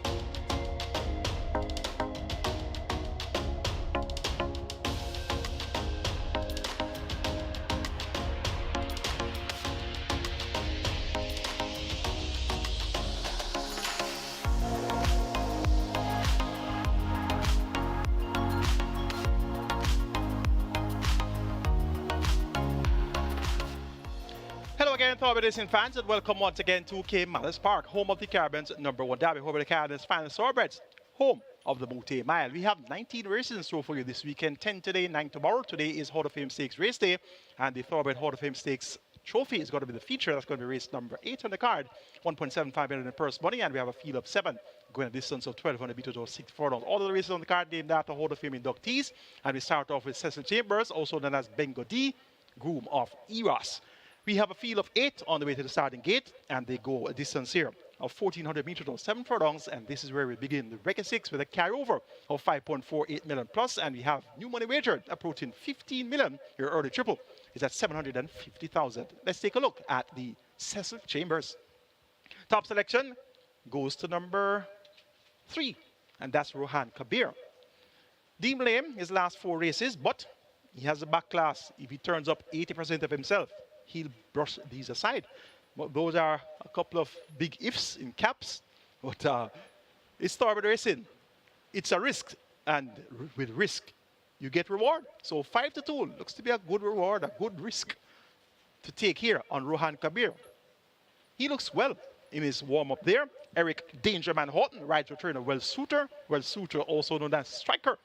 So look for Rohan Kabir to possibly dismiss this field. Number 4, Analyst Bushman, vote of early pace and speed, but has a good late turn of foot. If they get weary in deep stretch, look for Analyst Bushman. You can see he has what you call a clinked ear. And in the thoroughbred racing world, that's what you call a clinked ear horse. You can see the left ear isn't upright as the right ear is. So that's Analyst Bushman, and that's what you call a clinked ear horse.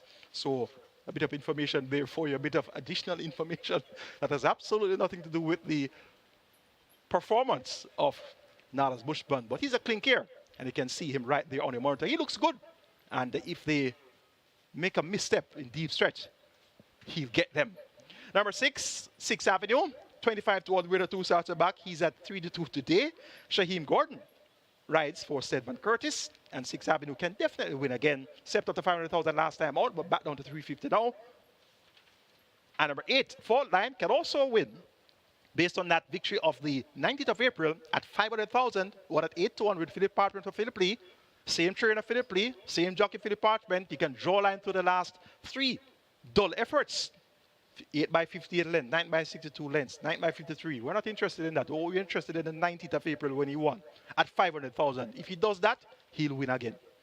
Nice race for Cecil Chambers, groom of the mighty Eros. Cecil Chambers, more popularly known as Bengo D, been ordered on Hall of Fame Stakes race day. Make it 3, 4, 6, and 8. Rohan Kabir over Analyst Bushman, 6th Avenue, and Fault Line. Reggae 6 Pole, 15.8 million and climbing. Best of luck.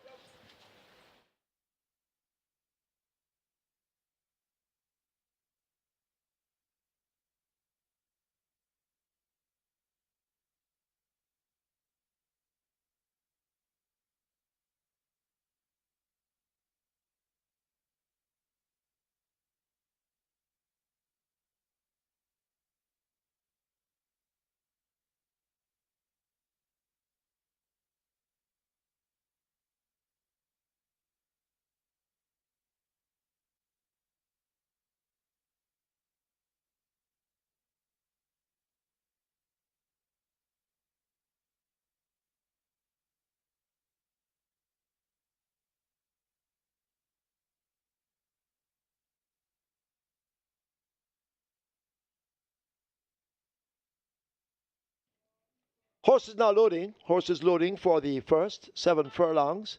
Angelos in. Rohan Kabir joins at 3. As the rolling triple heads for 900,000, and the Reggae 6 has a whopping almost $16 million in it. Analyst Bushman in at 4. Print quality 5. Loading up, moving swiftly. 6th Avenue now coming into 6. K-Boy will load at 7. And then we'll wait on Fault Line, the final one, to load at 8. Well, gate 1 is empty. That will be filled by So Magnificent, who will possibly be the last to load.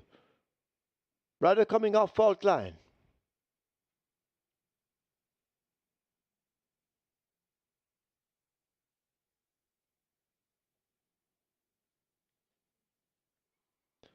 So they try with Fault Line once again. As So Magnificent waits with Garvin Harris.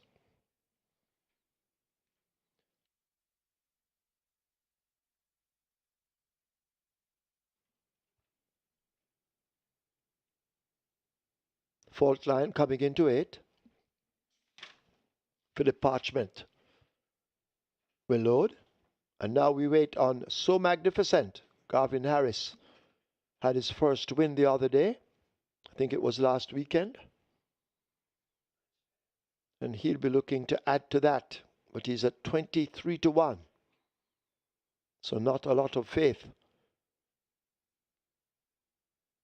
in So Magnificent. Harris coming down. So we wait on this So Magnificent.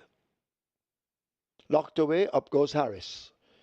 Field in line for the first of 10. Michael Sims is ready.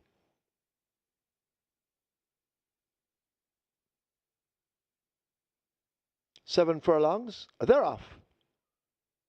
Print quality staggers out at the back. So Magnificent and 6th Avenue also took off slowly as they charge away down the back stretch and make their way to 6. Fault line on the outside, Angelos just a long neck away as they leave the 6 behind them. 6th Avenue has made good progress and joins the first 2. K-Boy races in behind them, maybe 4.5 lengths separates the first 4. Rohan Kabir races up next. In the green, that's Nala's Bushman. Print Quality has made some progress, and So Magnificent at the back of the field and going nowhere as they make their way toward the final half of a mile. 6th Avenue in charge up front by some 2 lengths. Fault line in chase. Angelos now taken to the outside. K-Boy racing back in 4th. There's Rohan Kabir. These are separated by 5 lengths as they run toward the final 3. Nala's Bushman has a lot of ground to make up. So too Print Quality. And forget So Magnificent. They've left the 3. They're arriving at the 5/16th. 6th Avenue battling to hold the advantage. Tested now by K-Boy. Moving fluently on the outside, and now K-Boy grabs the lead at the top of the lane. 6th Avenue in between horses. Rohan Kabir looking for the run against the fence, but can they catch K-Boy? Nala's Bushman coming from behind horses now asked to close up in usual fashion, but it's K-Boy arriving at the furlong pole with what looks to be a 3-length advantage. K-Boy out in front with that lead. Nala's Bushman trying to cut into it and beginning to do so. K-Boy driven to the max. Nala's Bushman now coming with a burst on the Ratmajir Ware, and it is Nala's Bushman and Ratmajir Ware who take the first. Second goes to K-Boy. Finishing back in 3rd, Angelos, then 6th Avenue.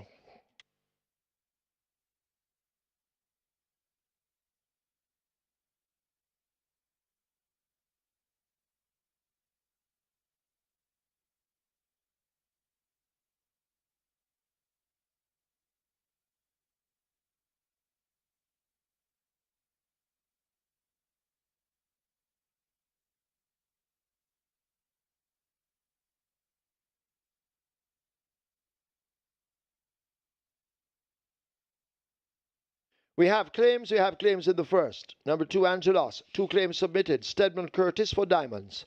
Stedman Curtis claims Angelos for Diamonds. 4 claims submitted for number 6, 6th Avenue. Orlando Chin for Seaforth Grant. Orlando Chin claims 6th Avenue for Seaforth Grant.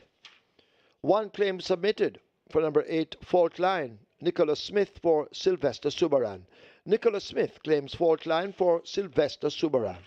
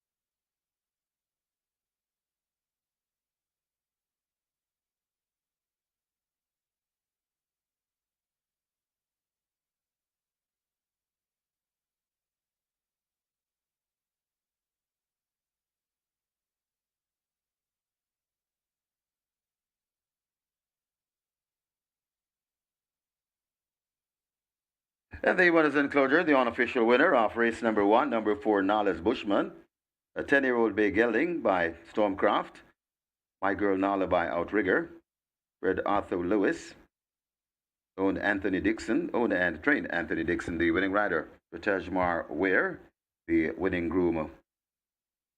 Conrad Miller second. Number 7, K-Boy. Third, number 2, Angelos. Fourth, number 6, Sixth Avenue. Final time for 7 furlongs, 134 and 1.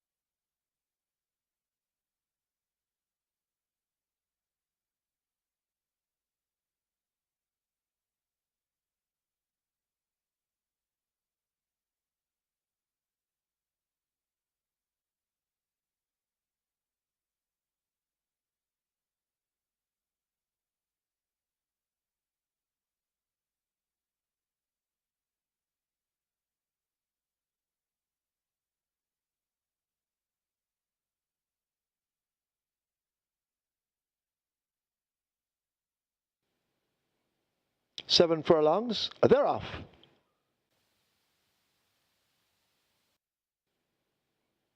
Seven furlongs, they're off. Print Quality staggers out at the back. So Magnificent and Sixth Avenue also took off slowly as they charge away down the back stretch and make their way to 6. Fault Line on the outside. Angelos just a long neck away as they leave the 6 behind them. Sixth Avenue has made good progress and joins the first 2. K-Boy races in behind them. Maybe 4.5 lengths separates the first 4. Rohan Kabir races up next. In the green, that's Nala's Bushman. Print Quality has made some progress, and So Magnificent at the back of the field and going nowhere as they make their way toward the final half of a mile. Sixth Avenue in charge up front by some 2 lengths. Fault Line in chase. Angelos now taken to the outside. K-Boy racing back in 4th. There's Rohan Kabir. These are separated by 5 lengths as they run toward the final 3. Nala's Bushman has a lot of ground to make up. So too Print Quality. And forget So Magnificent. They've left the 3. They're arriving at the 5/16th. Sixth Avenue battling to hold the advantage. Tested now by K-Boy. Moving fluently on the outside, and now K-Boy grabs the lead at the top of the lane. Sixth Avenue in between horses. Rohan Kabir looking for the run against the fence, but can they catch K-Boy? Nala's Bushman coming from behind horses now asked to close up in usual fashion, but it's K-Boy arriving at the furlong pole with what looks to be a 3-length advantage. K-Boy out in front with that lead. Nala's Bushman trying to cut into it and beginning to do so. K-Boy driven to the max. Nala's Bushman now coming with a burst on the Rotmajere Ware, and it is Nala's Bushman and Rotmajere Ware who take the first. Second goes to K-Boy. Finishing back in 3rd, Angelos, then 6th Avenue.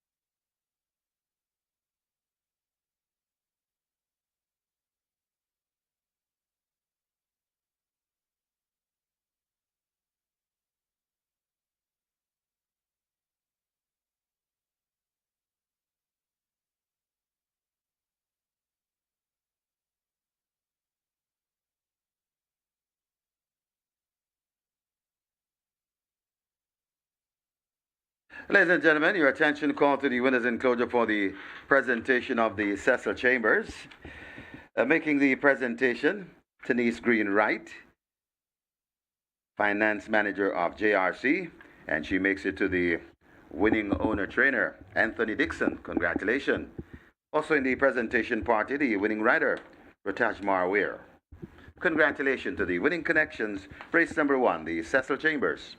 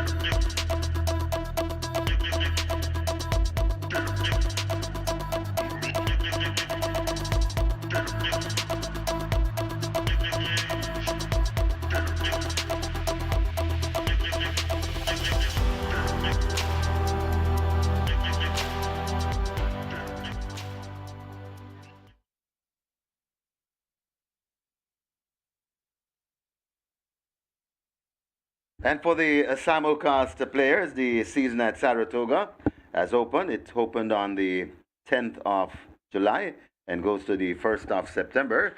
And remember, we have some massive carryovers coming up today on the card at Saratoga over at simulcast. The NY6, a carryover there, nearly 700,000. And the play spot 8, in excess 270,000.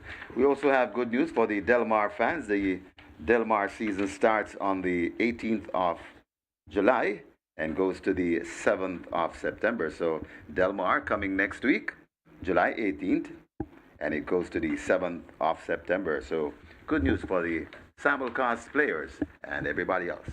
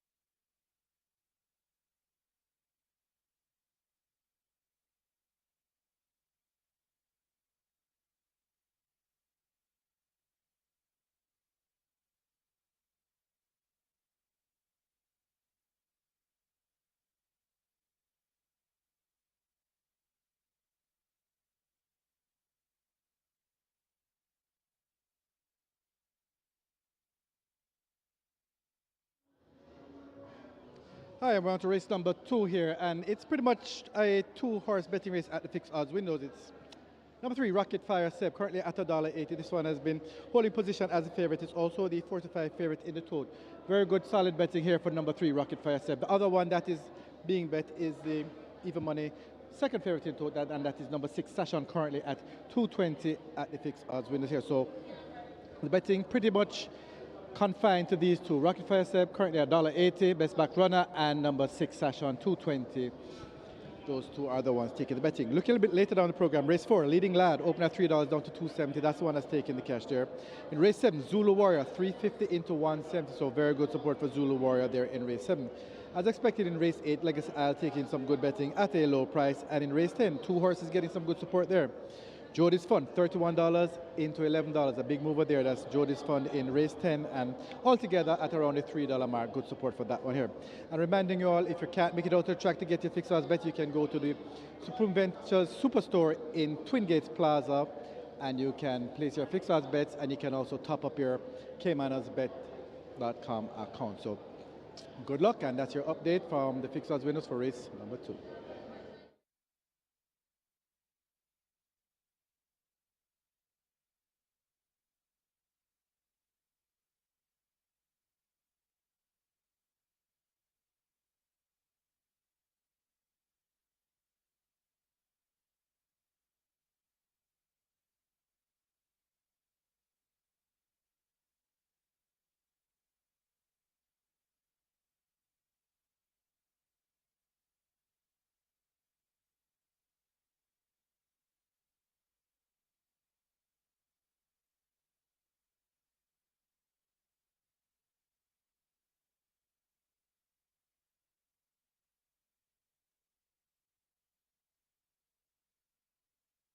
Result of the first now official. Horses to the testing barn: 4, Nala's Bushman, 7, K-Boy, 4 and 7, both go to be tested.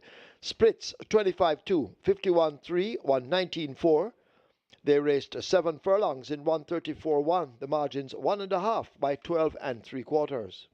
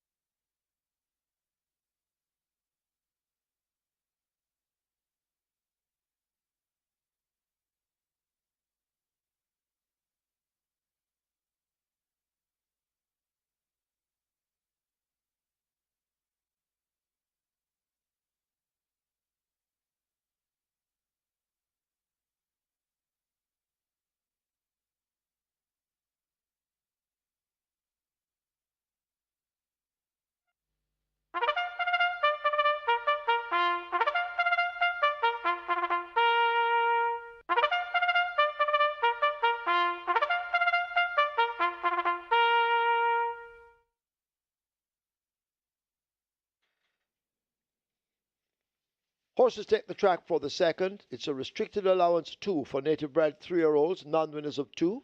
And imported 3-year-olds and up maidens, it's the Sir John Mordecai. The distance 1,200 meters or 6 furlongs. Number 2, High Slew Squared. Make the weight 53 kilos or 117 pounds. 7, Almasti List. 49.5 or 109. Wagering offered on double event, exacta, trifecta, rolling triple, catch 9. Wagering available. The single winner bonus in excess of $679,000. The rolling triple on its way to 300,000, catch 9, heading for 500,000. Get your wagers on.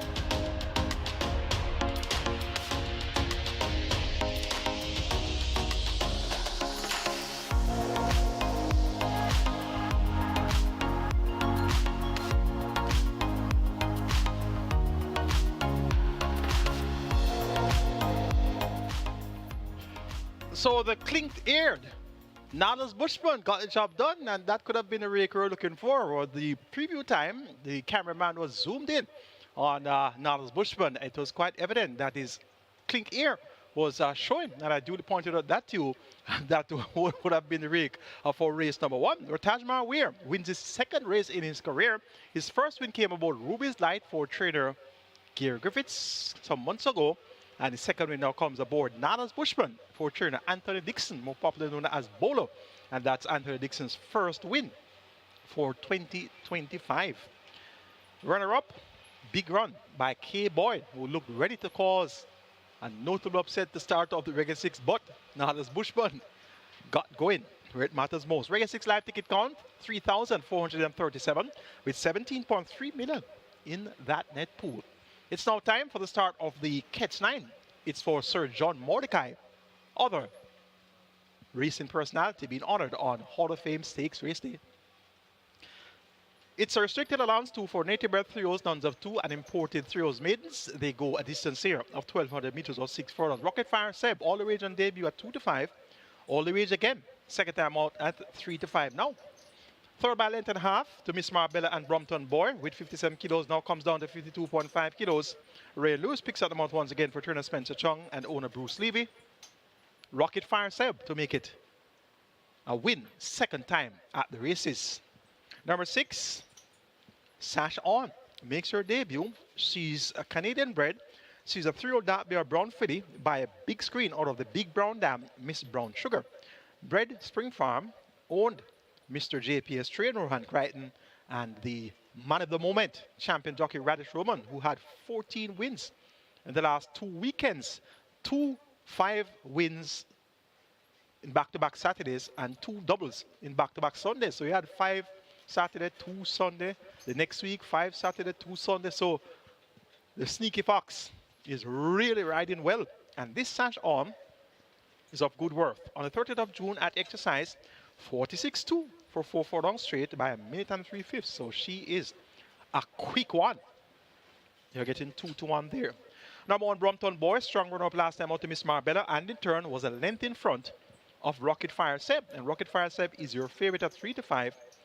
Brompton Boy that day went up at 13-2, and today gets more attention at 5-2. So if Brompton Boy could have beaten Rocket Fire Seb on the 29th of June, he certainly can beat him again. Number 2, High Slew Squared. Looks to be a nice live outsider here. On debut, ridden by Tanisha Wolf at 24-1.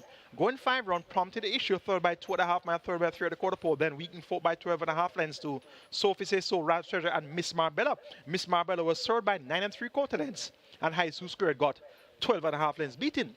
So, not too far away behind Miss Marbella was this High Slew Squared. Gets the blinkers, gets race day medication Lasix. Richard Henry replaces Tanisha Wolf. High Slew Squared can definitely get a lot closer, and is going to be a live outsider here. Make it 3-6-1-2 in the Sir John Mordecai on Hall of Fame Stakes race day. Sir, that's Rocket Fire Seb over sash on Brompton Boy and a good looking High Slew Squared.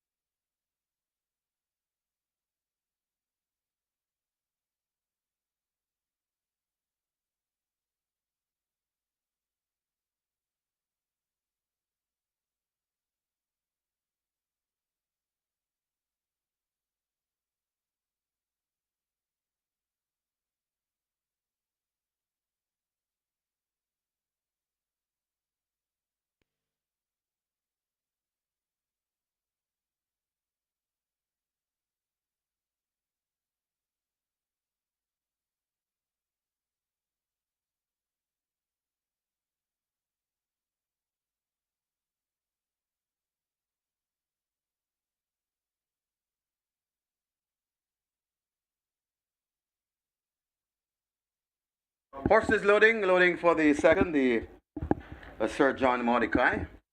Brompton Boy, the first one in. I'm Outstanding joins at 4. So horses loading. Last chance to wager your catch 9. Pool approaching 700,000. Sash on goes in at 6. Almastilis heads to 7. Almastilis goes in. High Slew Squared approaches gate number 2, goes in.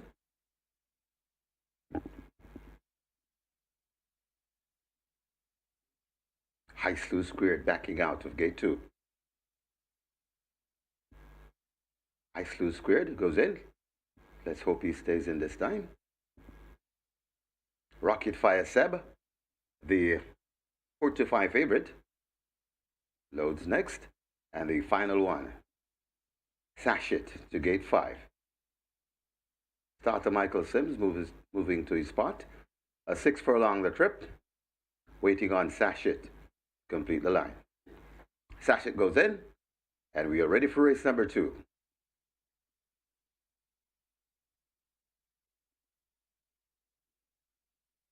Starter Sims is ready. Ready for a start.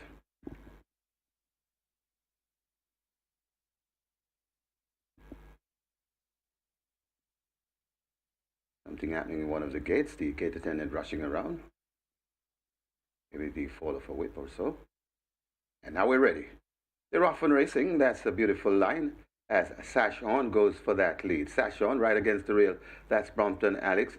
Ice Loose Squared is right in between horses. Then comes on the outside of forming a line of three. That's Rocket Fire Zeb. Then comes Almastilis, and racing at the back of the field, I'm Outstanding. They head toward the 4, and it is Sashon, just the leader, from tacked intently on the outside, Rocket Fire Zeb. Rocket Fire Zeb. They're about 4 or 5 lengths in front of racing in third. That's High Slew Square. Then comes Almastilis behind Almastilis. Then comes Brompton Boy, and racing at the back of the field, that's I'm Outstanding. There at the top of the lane, and the war continues. On the inside, Sashon, just the leader. Sashon kicking once again.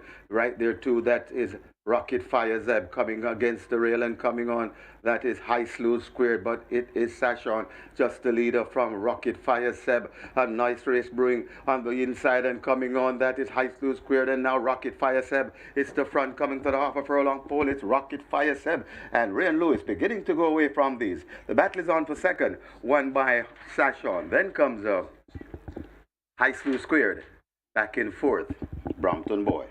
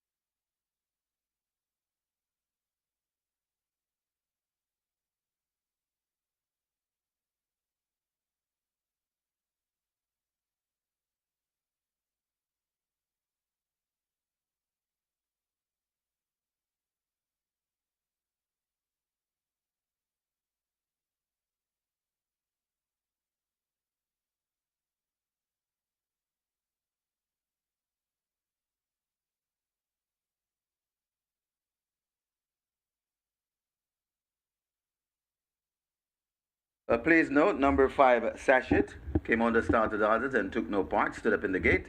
That's number 5, Sachet, came on the starter's orders and took no part.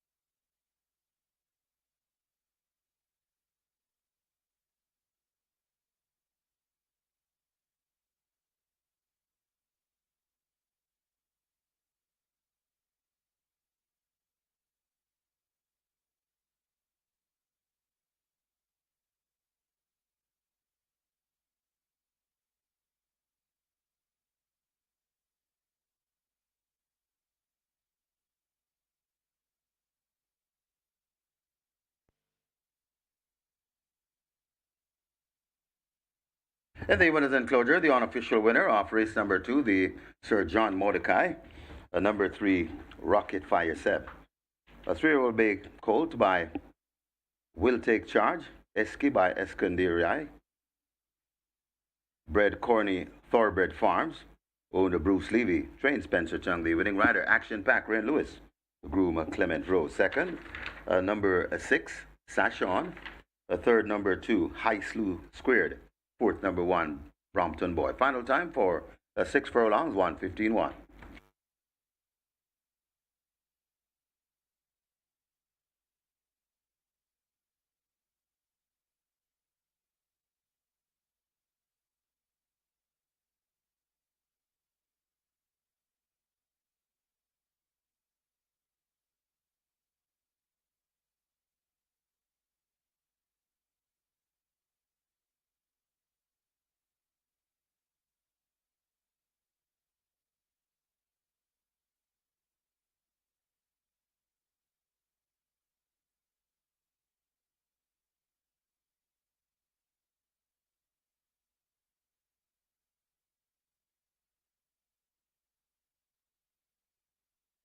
Maybe the fall of a whip or so.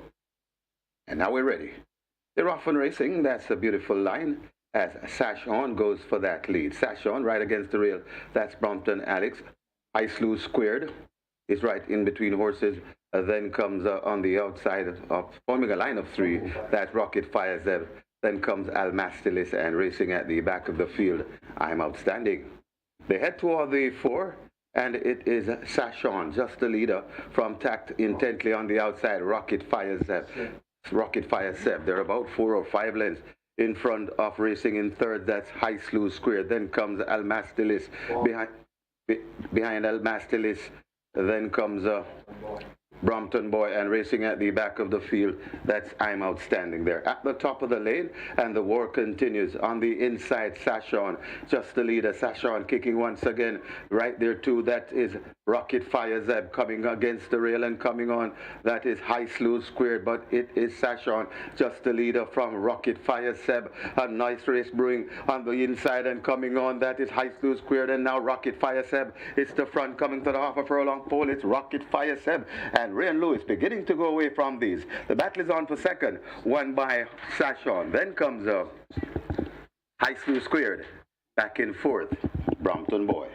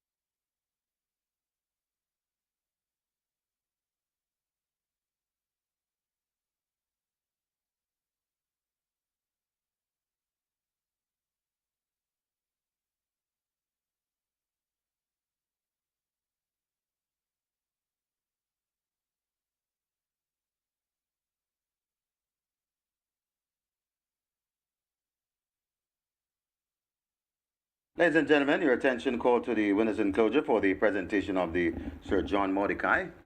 Making the presentation, Renice Gordon Jackson, HR officer at JRC, and she makes it to the winning owner, Mr. Bruce Levy. Also in the presentation party, the winning trainer, Spencer Chum. Congratulations to the winning connections, race number 2, the Sir John Mordecai.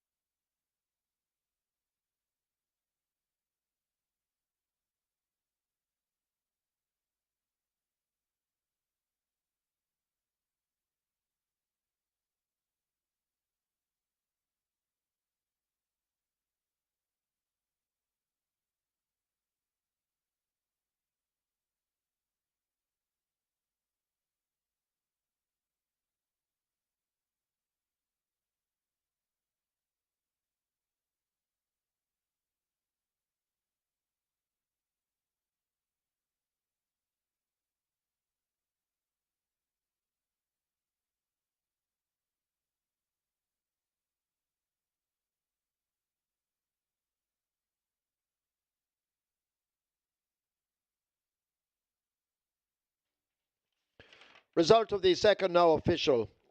Horses to the testing barn. 3, Rocket Fire Seb. 7, Almasty List. 3 and 7 both go to be tested. Splits 23-2, 47-4. They raced 6 furlongs in 1:15.1. The margins 3 by a half a length.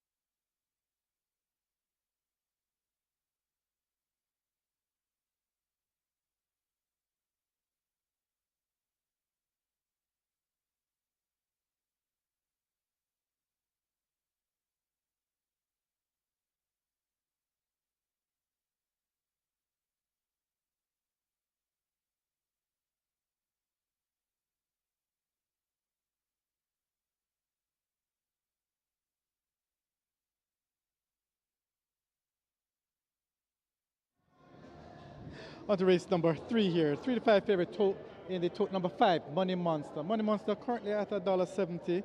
It was at $1.50 a while ago. Moved up. It's moving up because it's been very cold at the fixers win in terms of the betting. That Mr. Senator has seen a little bit of action currently at 280, but interestingly, number 2, Awesome Anthony, took a good amount of betting at $7 down to $6 now. So Awesome Anthony is actually the one getting the attention here at the fixers winners for race number 3. It's still a little bit early, as you know, but as it is now, Awesome Anthony, $7 down to $6. That's the one that's getting the noteworthy support at the fixers winners for race number 3. So good luck. We'll see you for the next race.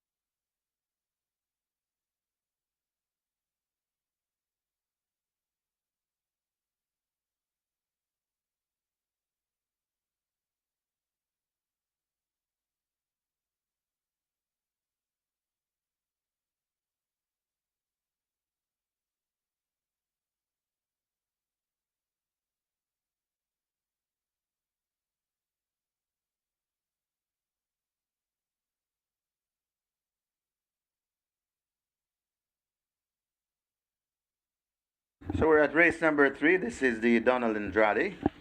And this is where we start the quick 4. Quick 4 has a carryover. Please note, quick 4 has a carryover in excess 216,000. And a massive single winner bonus, the jackpot bonus on the quick 4 in excess 952,000. Play spot 8 starts here as well. Play spot 8. Jackpot bonus nearly 95,000. The quick 4 pool approaching 500,000. And the play spot 8 approaching 450,000. Get your bets on.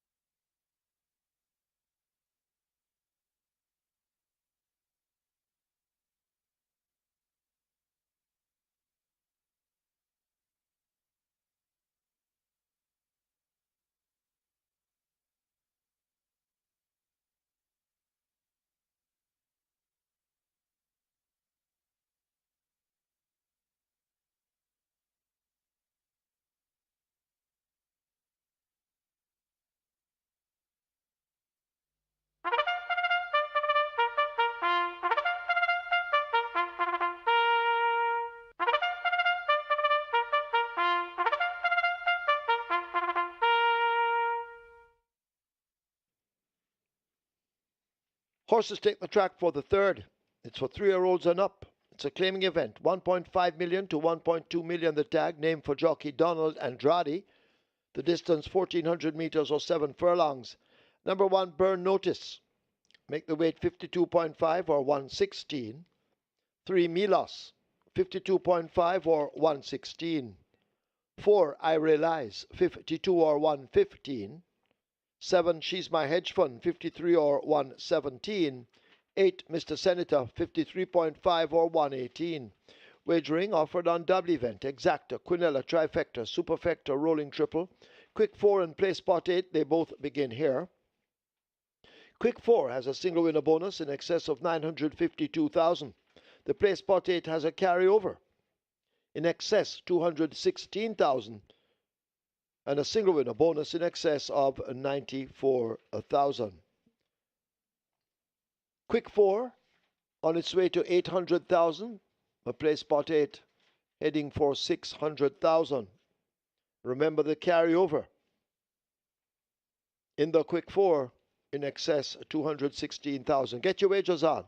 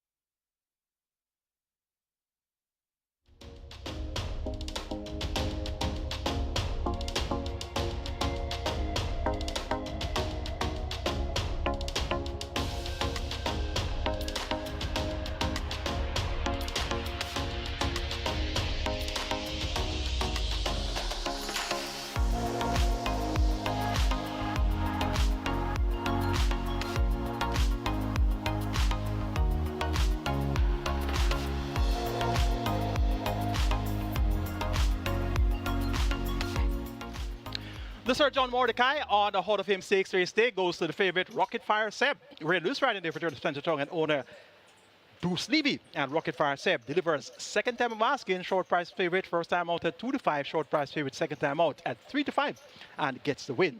Runner up was number 6, Sash On. Then came High Slew Squared. Good race there by High Slew Squared, 1 to note. And Brompton Ball completes the frame. Left kick count on the Reggae 6, 3,077 with 17.3 million plus in the net pool. And 484 tickets have started off on the catch 9 with 474,000 plus in that net pool. It's now time for the third. It's for Donald Andrade, Hall of Fame jockey. A field of 8. Go 1,400 meters. It's for $1.5 million to $1.2 million claimers. The purse, $1,010,000. The one to beat is number 5, Money Monster. Returns over break since January. Worked well on the 28th of June. 5 furlongs straight in 59.3. Went 46.2 for the first half mile. Beating Get a Pepsi, who did a minute flat. Runner up to the likes of Barnaby, November last year. Runner up to the likes of Pack Place, September last year. So now among claimers, races without a tag. Having run among claimers on the 18th of January and off for 6 months. So this one cannot be claimed. Money Monster looked well in the paddock and has the champion jockey Radish Roman riding for the hot barn of Adrian Prince, also known as Dan Dan. So Sneaky Fox teams up with Dan Dan. They're the one to beat. Number 1, Burn Notice, gets 12 to 1. Expected this one to get a lot more attention, but maybe not the highest in terms of stable confidence right now. Went over 5 to 2 last time, out fought by 19.5 lengths to Money Miser. Rani Bangal and Santi and Chippy out of 6 runners, fought by 19 lengths. So clearly stable confidence not as high, but Burn Notice of the form of April this year, even March last year, December last year, would really be able to fight out the finish. Number 8 is Mr. Senator, steps down in class from overnet allowance, where he raced for the last 9 outings. Third last time out to Gravano and Supremacy, third by 13 lengths, was third by some 60 lengths of Fearless Force and Sheer Delight earlier in the season. That was on the 12th of April. So it's been beaten by some useful horses. Rhythm Buzz, Divine Force, Sheer Delight, Neil Star, Geolithic, Tis Talk, to name a few. So now among claimers has nothing to complain about here. Not the quickest of racers, usually slow out of the box, but his class should call for something inside the final 2 furlongs. Romario Spencer, also known as Turtleback, rides for trainer Anthony Nunes, also known as Baba. Mr. Senator is your 2-1 second choice in betting. At number 3, Milos, My Charge. I like the way he looked calm, cool, and collective when saddling. Like the way he carried himself on the parade ring. Like the way he carried himself onto the track. And he's warming up quite nicely down there. Richie Shakes picks up the mount for Only the Seeker, and he also Michael Caine. This one reports first time of the claim. Runner-up when claimed on the 7th of June. Behind James, going 6 furlongs. Has won 7 furlongs on multiple occasions. Won over 7 furlongs on the 7th of December, Mute Mile Day last year, beating March and Shoot and Life is Life. And prior to that, he won over 7 furlongs in the Hubert Chinabartley Memorial, beating none other than Digital One. So 7 furlongs won't be a problem. Milos gets 5-1. Milos has pace, and you know pace makes a race. So he's going to be in the fire line early. The one to beat, Money Monster, your favorite at 4-5. Going for that one over number 1, Burn Notice, then 8, Mr. Senator. And a good looking Milos.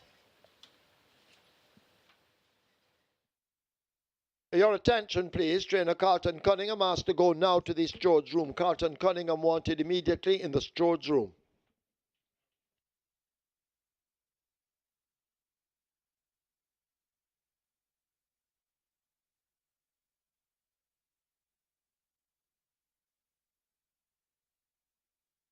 So the quick 4 now approaching 1.1 million. Quick 4 approaching 1.1 million. Massive jackpot bonus on the quick 4 in excess 952,000, and a nice carryover to Booth in excess 216,000. Play spot 8 begins there as well. Play spot 8 approaching 700,000, and now the quick 4 racing to 1.2 million, on its way to 1.2 million. And over at Simulcast, we're about 10 minutes away from race number 5 at Saratoga, and the Saratoga season started on the 10th of July, and it goes on till the 1st of September. And the Play Spot 8 carryover, a massive one in excess 270,000. Play Spot 8 pool, Saratoga approaching 300,000. You have about 9 minutes in which to make your wagers. And don't forget, coming up in race 7, Saratoga, we have the NY6, a carryover nearly 700,000. Get your bets on. Once again, we're asking trainer Carlton Cunningham to go immediately to the steward's room. That's trainer Carlton Cunningham. Please go now to the steward's room.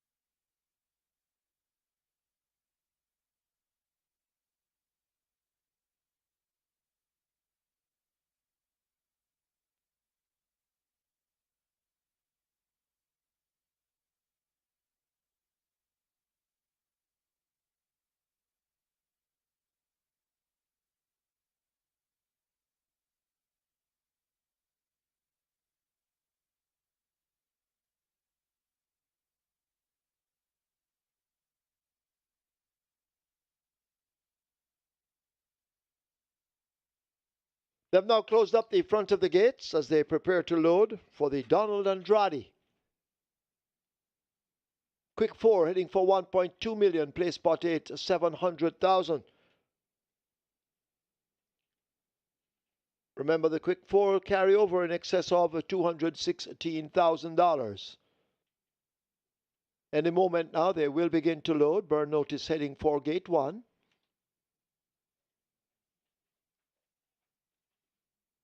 Horses loading. First one in Burn Notice.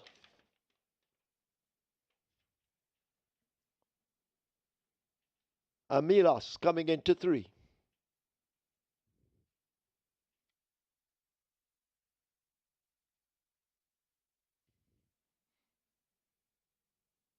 I Realize has loaded at 4. Tyrese Anderson riding. Money Monster minus Radish Roman to load at 5, and Money Monster is the 3-5 favorite with a champion jockey aboard. Radish has a seat on Money Monster. Wayne's Princess being led to 6. 28-1. Longest shot on the board. Wayne's Princess is in.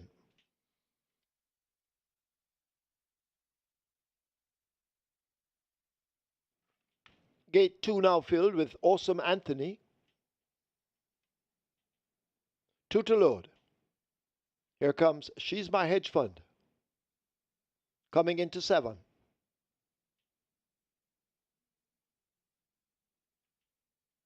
And at 5-2, Mr. Senator will come into 8. Mr. Senator in, field in line. This is the 3rd. The Donald Andrade. They're off. Awesome Anthony comes off a beat slow with She's My Hedge Fund and Mr. Senator. But I Realize has speed and displays it early. Goes through and grabs that lead, opening up some 2 lengths. Awesome Anthony now cutting into it as they leave the 6. Burn Notice traveling well on the rail. Milos attached to the outside. A Money Monster, the favorite, races back in 5th, some 5.5 lengths off that lead. A gap opens up to Wayne's Princess, then Mr. Senator, and the trailer is She's My Hedge Fund. They've run past the 5. They're on their way to the final half mile and the turn for home. I Realize and Awesome Anthony, these 2 matching strides in a duel for that lead. Burn Notice is right there with Milos attached to the outside. Money Monster asked to make some progress. Just 3 lengths separates the first 5.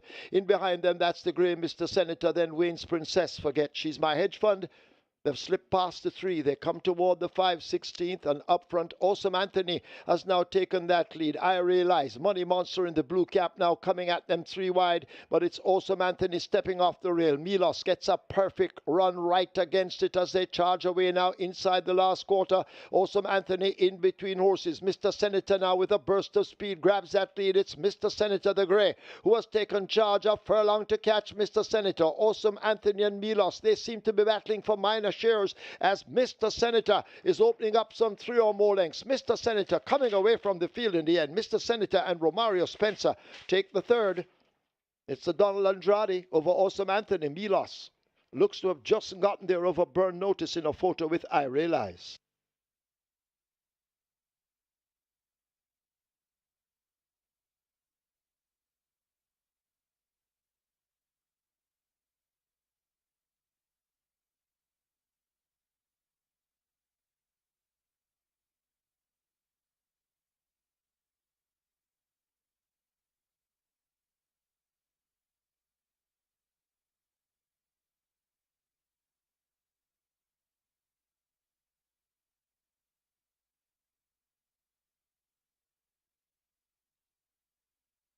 We have claims in the 3rd, we have claims. A number 1, Burn Notice, 1 submitted. Alden Francis for Mr. Sam. Alden Francis claims Burn Notice for Mr. Sam. 8, Mr. Senator, 5 submitted. Christopher Pearson for Noel Gale. Christopher Pearson claims Mr. Senator for owner Noel Gale.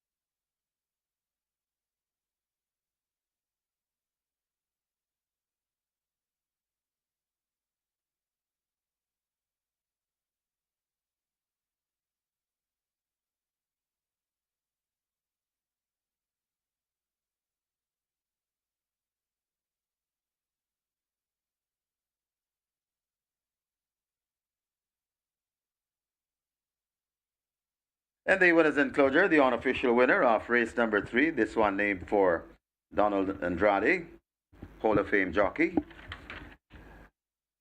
Unofficial winner number 8, Mr. Senator, 5-year-old roan horse by Natural Selection, Cadelia by He's the Real Thing, bred Weiss 1955 Limited, owned Andrew Donalds, trained Anthony Baba Nunes, the winning rider, very smooth ride from Romaria Spencer, the groom Adrian Taylor. Second, number 2, Awesome Anthony. Third, number 3, Milos. Fourth, number 1, Burn Notice. Final time for 7 furlongs, 128 and 3.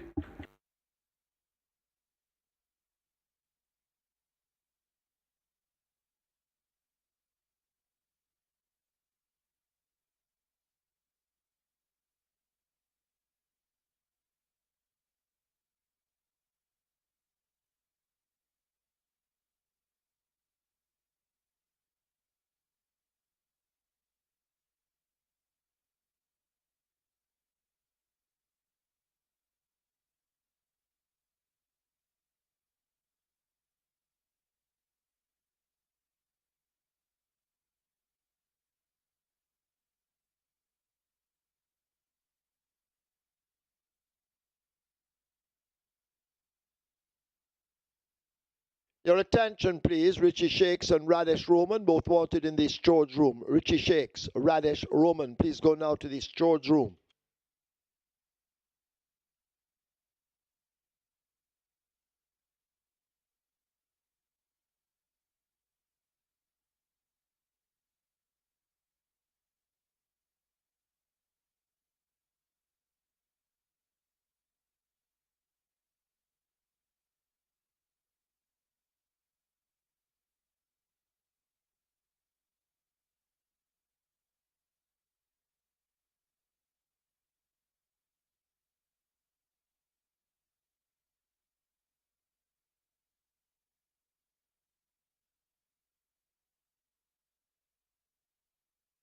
The Donald Andrade. They're off. Awesome Anthony comes off a beat slow with She's My Hedge Fund and Mr. Senator. But I Realize has speed and displays it early. Goes through and grabs that lead, opening up some 2 lengths. Awesome Anthony now cutting into it as they leave the 6. Burn Notice traveling well on the rail. Milos attached to the outside. A Money Monster, the favorite, races back in 5th, some 5.5 lengths off that lead. A gap opens up to Wayne's Princess, then Mr. Senator, and the trailer is She's My Hedge Fund. They've run past the 5. They're on their way to the final half mile and the turn for home. I Realize and Awesome Anthony, these 2 matching strides in a duel for that lead.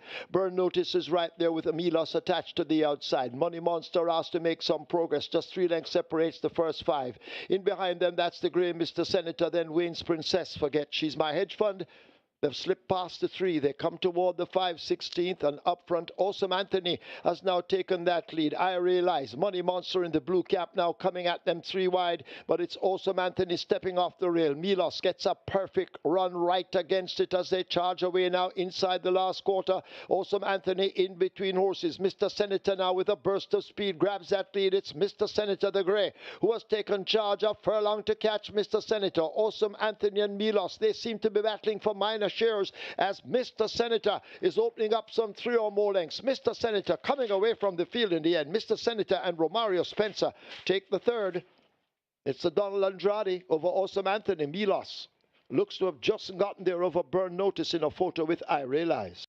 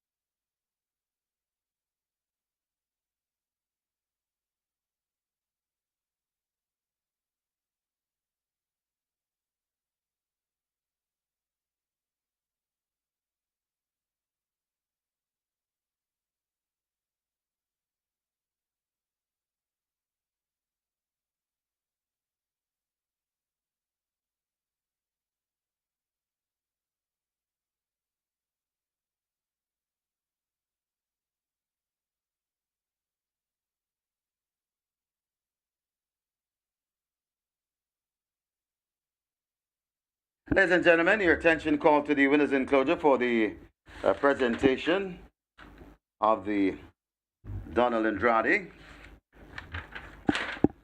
Making the presentation, Cynthia Bryan, accounting clerk, JRC, and she makes it to the winning owner, Mr. Andrew Donalds.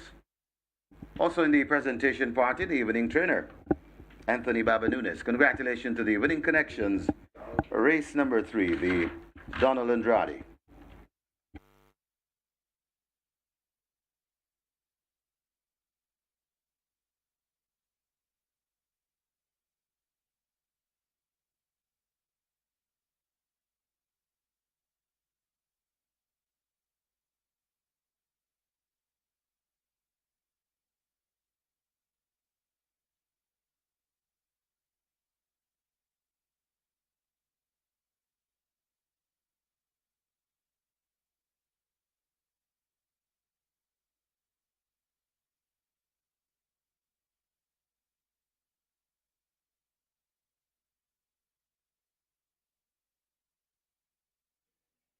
So we're having some technical difficulties with one of the dividends. As soon as it is sorted out, you will have the all clear and get your dividends and be able to collect your money.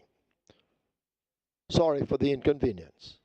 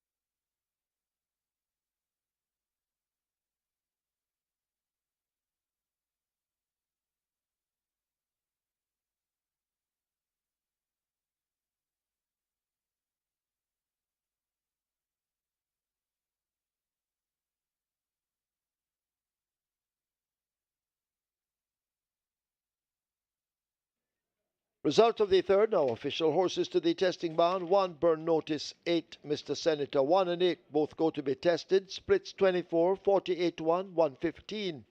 7 furlongs raced in 128.3. The margin 6 1/4 by 8 3/4.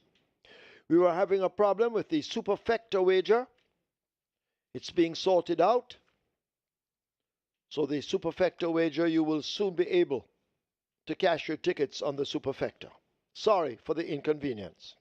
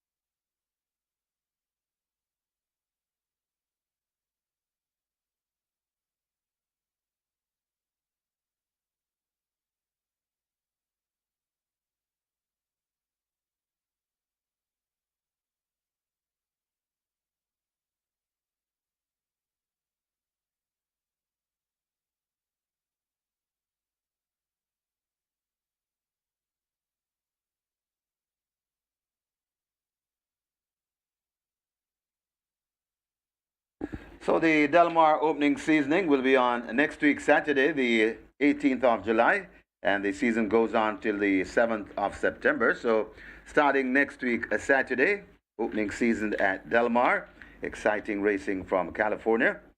And it opens next week, Saturday, the 18th of July, and it goes till the 7th of September. Already, the season has started at Saratoga, started on the 10th of July, and it goes to the 1st of September. And remember, still to come today at Saratoga, the New York 6, the NY 6, nearly 700,000 to carry over, and it starts in race number 7.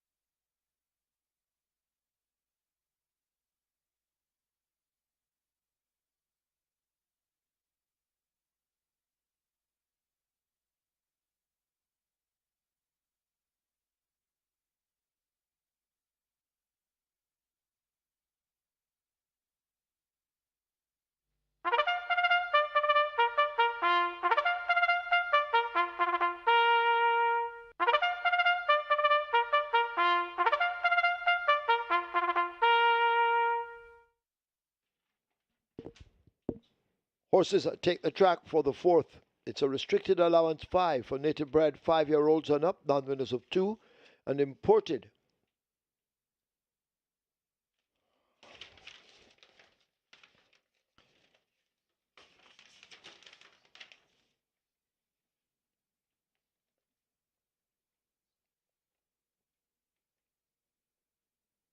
Imported 5-year-olds and up maidens. It's the Medic. Of course, the Medic as a stallion. Went into the Hall of Fame as a stallion. The distance 1,300 meters or 6.5 furlongs. Number 1, security code, make the weight 53 kilos or 117 pounds. 2 more Aviator, 55 or 121. 3, Excuse Me Goodbye, 54.5 or 120. 4, Tapping In, 53 or 117. 8, Money Must, 52 or 115. 9, Leading Lad, 53 or 117. Wagering on a double event, exacta quinella, trifecta, superfecta, high five, a rolling, a triple, early 5-star begins here. Single winner bonus in excess of $251,000. Please note the claim for number 1 Burn Notice in the third event now void. Void the claim for Burn Notice race 3. Early 5-star single winner bonus in excess 251,000. Early 5-star on its way to 500,000. Rolling triple 300,000. Get your wagers on.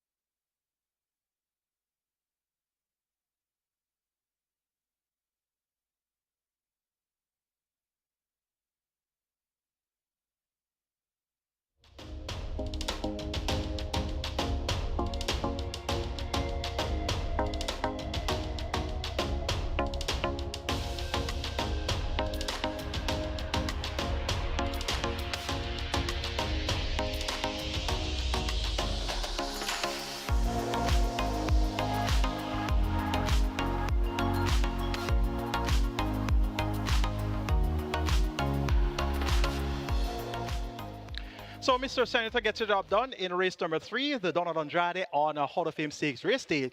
And that's Romario Spencer, more popularly known as Turtleback, riding there for Trinidad Anthony Baba Nunez. 2-1 for Mr. Senator in race number 3. Live ticket count on the Reggae 6, 1,211. We're 17.3 billion in that net pool, and 104 tickets are live on the Catch 9 with 474,000 plus in that net pool. It's now on to race number 4. It's for the Medic, one of the prolific stallions. And this one, of course, a Hall of Famer. A field of 9 runners go 1,300 meters. It's the start of the early 5-star. Race 4 is a restricted allowance 5 for nature bred 5 years old, nuns of 2 and imported maidens. The purse is 720,000. Top selection is number 4, Tapping In. 6-time champion jockey Omar Walker rides to Barrington Dawes and owner Michael Mattis. Runner-up last time out, going 5 furlongs round behind Toots in 103 and a fifth of a second. Now gets a furlong and a half longer to travel. Should be in front from the road go. Make Tapping In the one to catch with the 6-time champ aboard. Number 2, Mo Aviator gets 95 for departure rider Ricardo Brown. Has been getting fitter at each run, coming off that break since February 2024. Only had one start in 2024. That was in February. Didn't race until the 24th of May 2025. And has had 3 runs off the break. Got closer last time out, 4 by 12 and a quarter. Look for Mo Aviator with the cash on today at 95 to be right there when it's being decided. Number 8, Money Must. This one gets odds of 6-1. Demar Williams also has struggle right to turn Ricardo Brown. Ricardo Brown has 2 entries, 2 Mo Aviator and 8 Money Must. 6-1 the price here for Money Must. Money Must, a model that looks likely to be finishing effectively from off the splits. And number 5, Spitson Khan gets 14-1. Had 2 races in June, coming off a 1-year break, 4-1 on both occasions. Rayon Blake picks up the mount, replacing Eric Horton. Riding here for trainer Patrick Speddy. Big price there for Spitson Khan at 14-1. And there's a springer in the market. Number 9, Leading Lad. Last race, November 2024. And prior to that race 3 times in 2023. And this one is your even money favorite, Eric Horton for Michael Spencer. They teamed up last week with a horse at 15-1 named T. Brady. So the stable confidence quite high in the chances of Leading Lad with the team of Eric Horton and Michael Spencer. Make it 4, 2, 8, and 5 in the Medic on Hall of Fame Stakes race day. tapping in over Motivator, Money Must, and Spitzen Khan. Early 5-star pool approaches the $500,000. Your triple is at $250,000. Best of luck.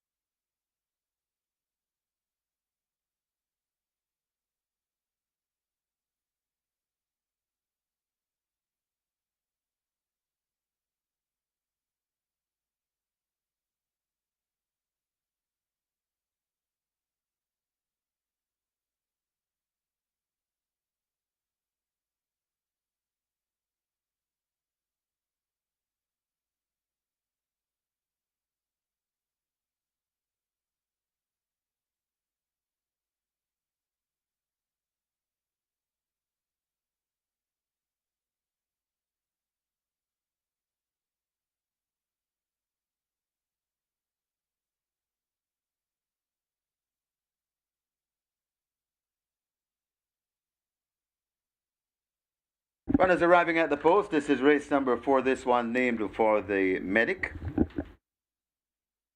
Hall of Fame stallion.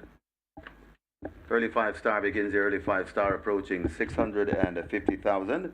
Jackpot bonus in excess 251,000. Rolling triple on its way to 350,000. High 5 wagering offered. High 5 pool getting close to 200,000. So high 5 pool on its way to 200,000. The early 5-star approaching 650,000. Rolling triple on its way to 350,000. Make your wagers.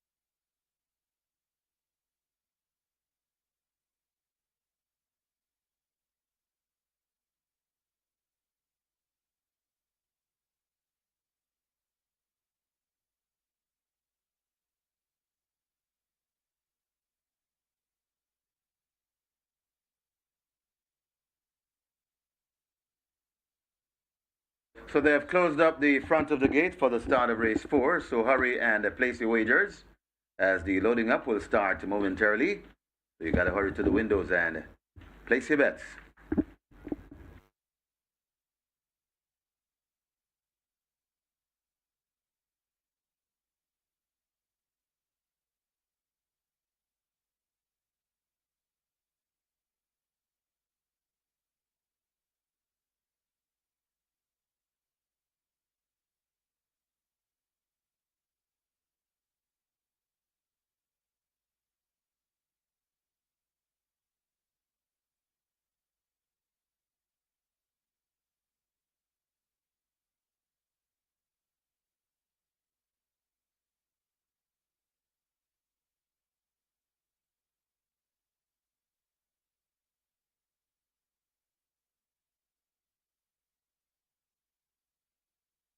Horses loading, last chance to make your wagers as Excuse Me Goodbye is slotted into 3, gate 3.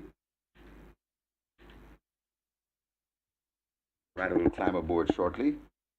Joanne Forbes. Security code loads at 1. Spitz and Khan at 5.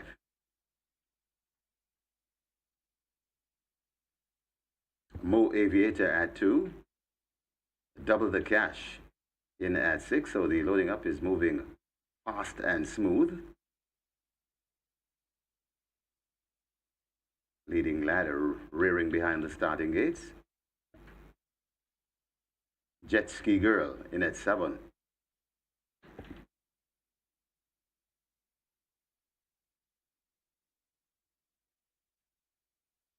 We're tapping in.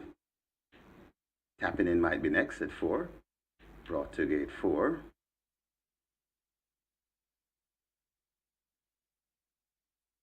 So gates 8 and 9, leading lad and Money Must, not yet filled. Money Must in at 8. Tapping in goes in at 4 and 1 to load. Leading lad. Joint favorites, leading lad and tapping in 8 to 5.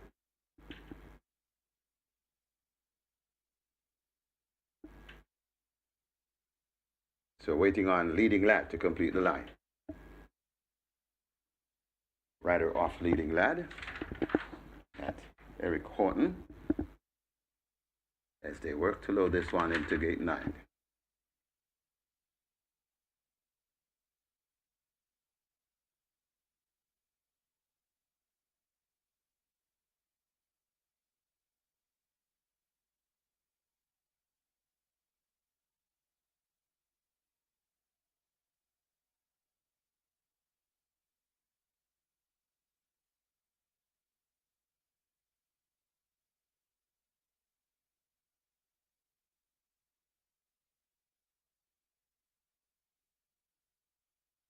So still waiting on leading lad to complete the line.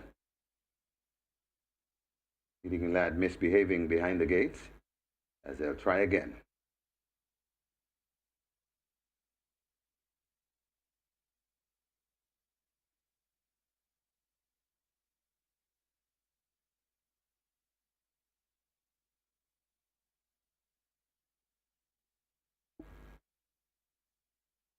Leading lad brought to gate 9. Leading lad goes in. Rider will climb aboard. 6.5 furlong the trip, and we are ready for race number 4.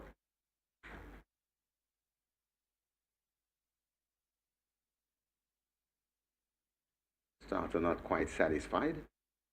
What's happening in the gate? And now he is. They're off and racing. Jet Ski Girl misses it and is racing at the back of the field as Excuse Me Goodbye lead them past the 6, just in front of Tapping In. On the outside, Mo Aviator joined on the inside by Security Code. Just behind them, that Spitz and Can, leading lad going down into it. Then comes a Money Must. Behind the Money Must, that's Double the Cash, and racing at the back of the field, that's Jet Ski Girl. They head toward the 4, and it is Excuse Me Goodbye in front, about a length and a half in front of Tapping In. Going down on the outside, that is a leading lad. Right there in 4th, Mo Aviator. Then comes Spitz and Can, right against the rail. That is a Security Code. Just behind the Security Code, that's Money Must. Then comes the pair of Jet Ski Girl and Double the Cash. They come toward the top of the lane, and it is Excuse Me Goodbye on a good-looking lead, about 3 or 4 lengths in front of leading lad on the outside, right against the rail, and switch down now on the outside. That's Tapping In, but it's Excuse Me Goodbye. Leading lad begins to take aim, coming to the furlong and a half pole. It's Excuse Me Goodbye still in front of leading lad. Mo Aviator gets rolling later. Now leading lad hits the front, coming to the half a furlong pole. It is leading lad in front and traveling well. Also coming on, that is Security Code, but leading lad and Eric Horton has done enough for this one. Leading lad in front, chasing relentlessly for second, that's his Security Code. Then comes Mo Aviator.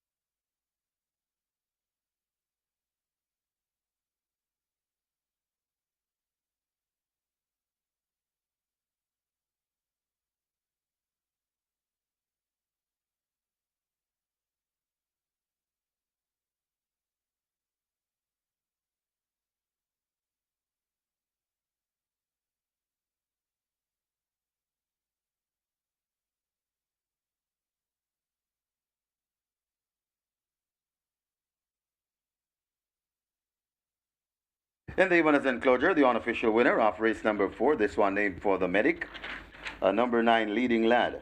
5-year-old chestnut horse by Soul Warrior, My Angel, by Region of Merit. Bred Racing Associates 2. Owned Michael Spencer and Derek Martin. Michael Spencer, the trainer. The winning rider, Eric Horton, the groom, George Coote. Second, the number 1, Security Code. The third, number 2, Mo Aviator. Fourth, number 8, Money Must. And the fifth, number 6, Double the Cash. Final stand by for the final time for 6.5 furlongs.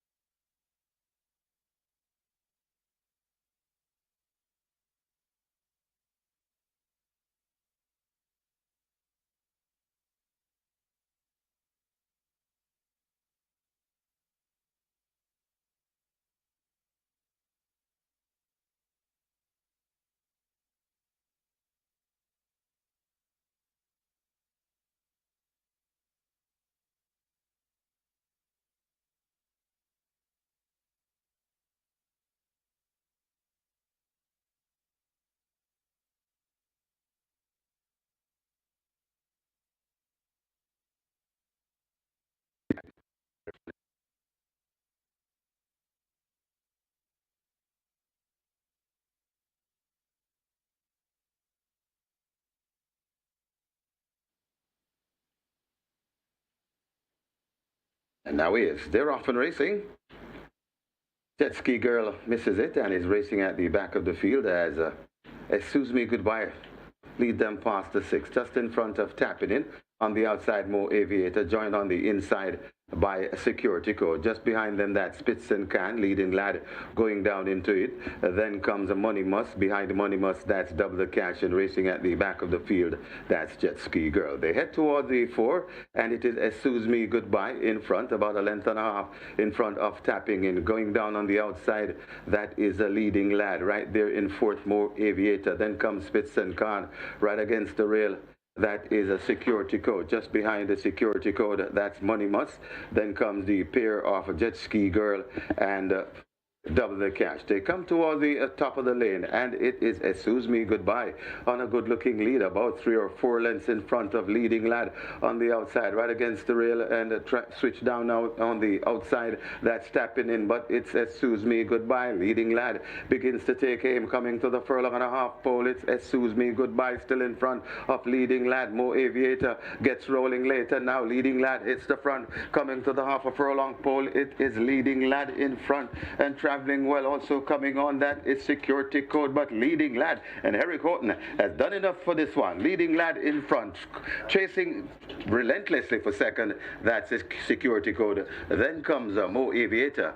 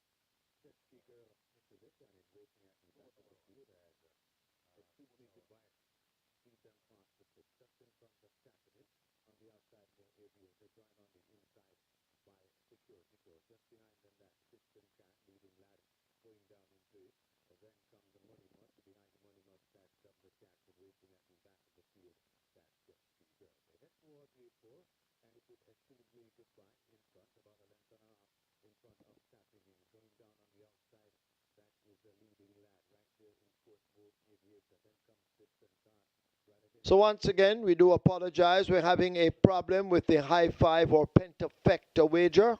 It's being sorted out, and as soon as we have it, you will have it. So stand by for dividends.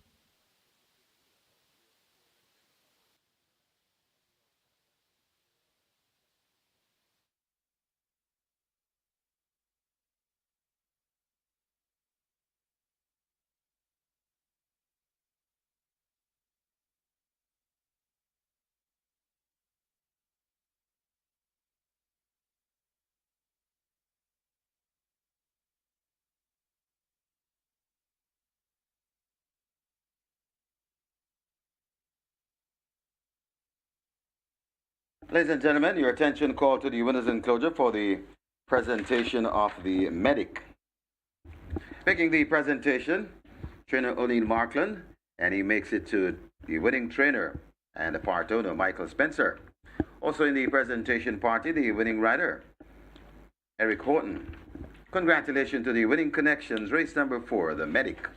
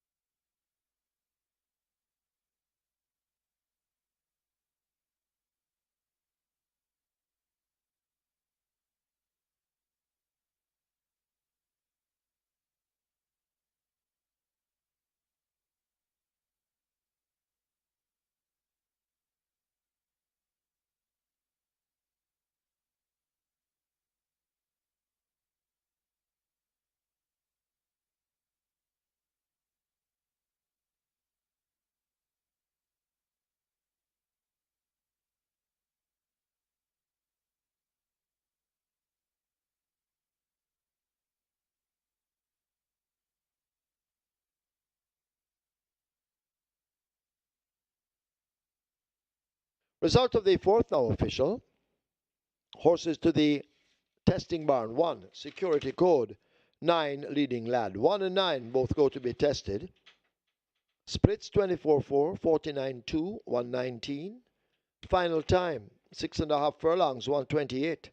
Margins 2 1/4 by 2 3/4. You may cash your tickets.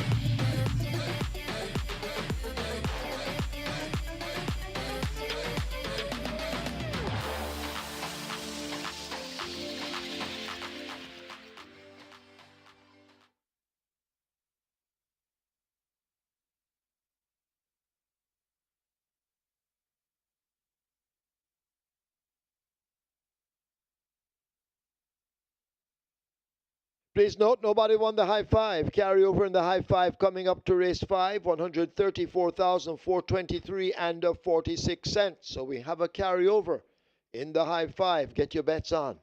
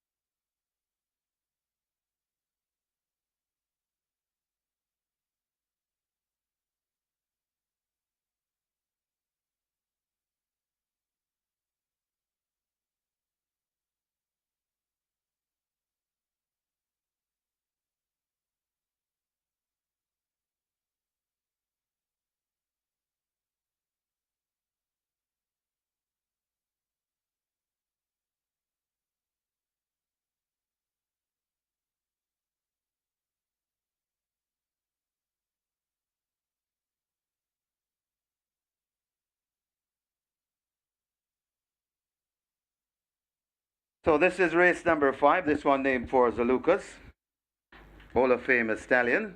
And this is where the Twilight 6 begins. Got a nice carryover, lovely one on the Twilight 6, nearly 3.7 million. And the pool approaching $8 million.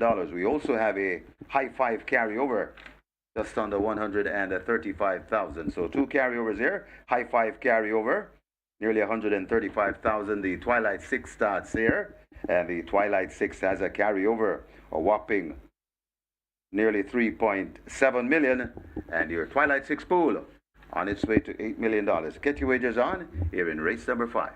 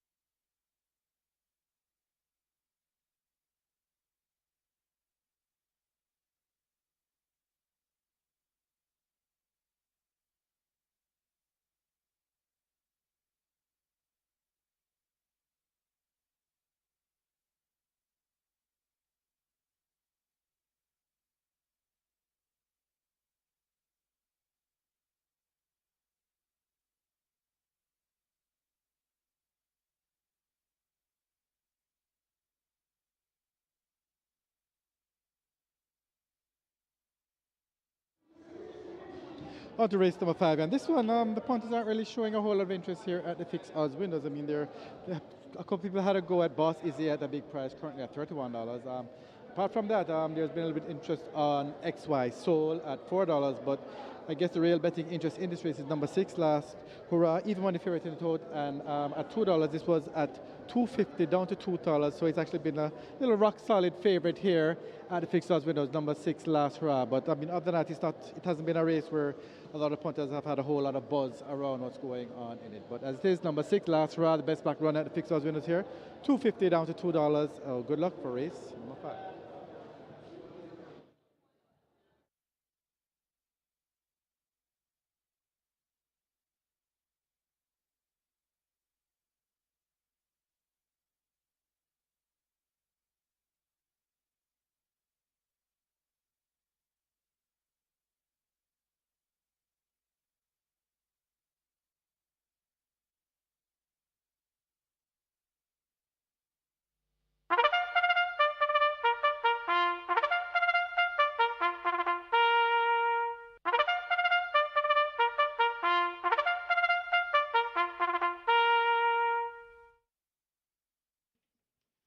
Horses take the track for the 5th. It's for 5-year-olds and up. It's an optional claiming event.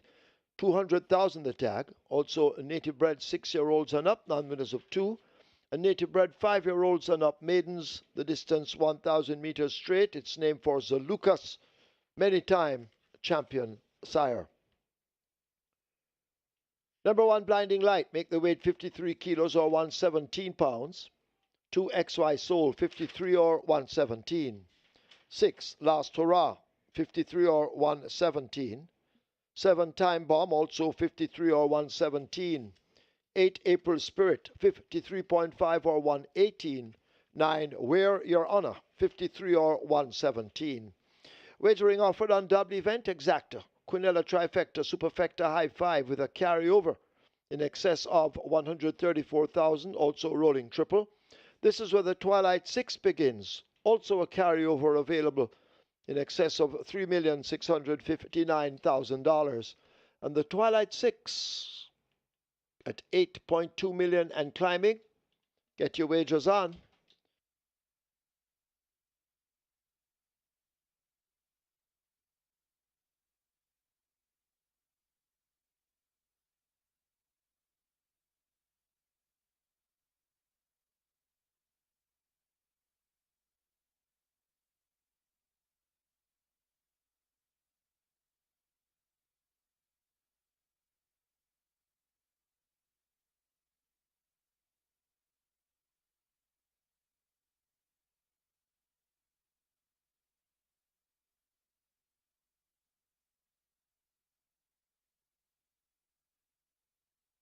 Don't forget, we have high five wagering with a carryover nearly 135,000.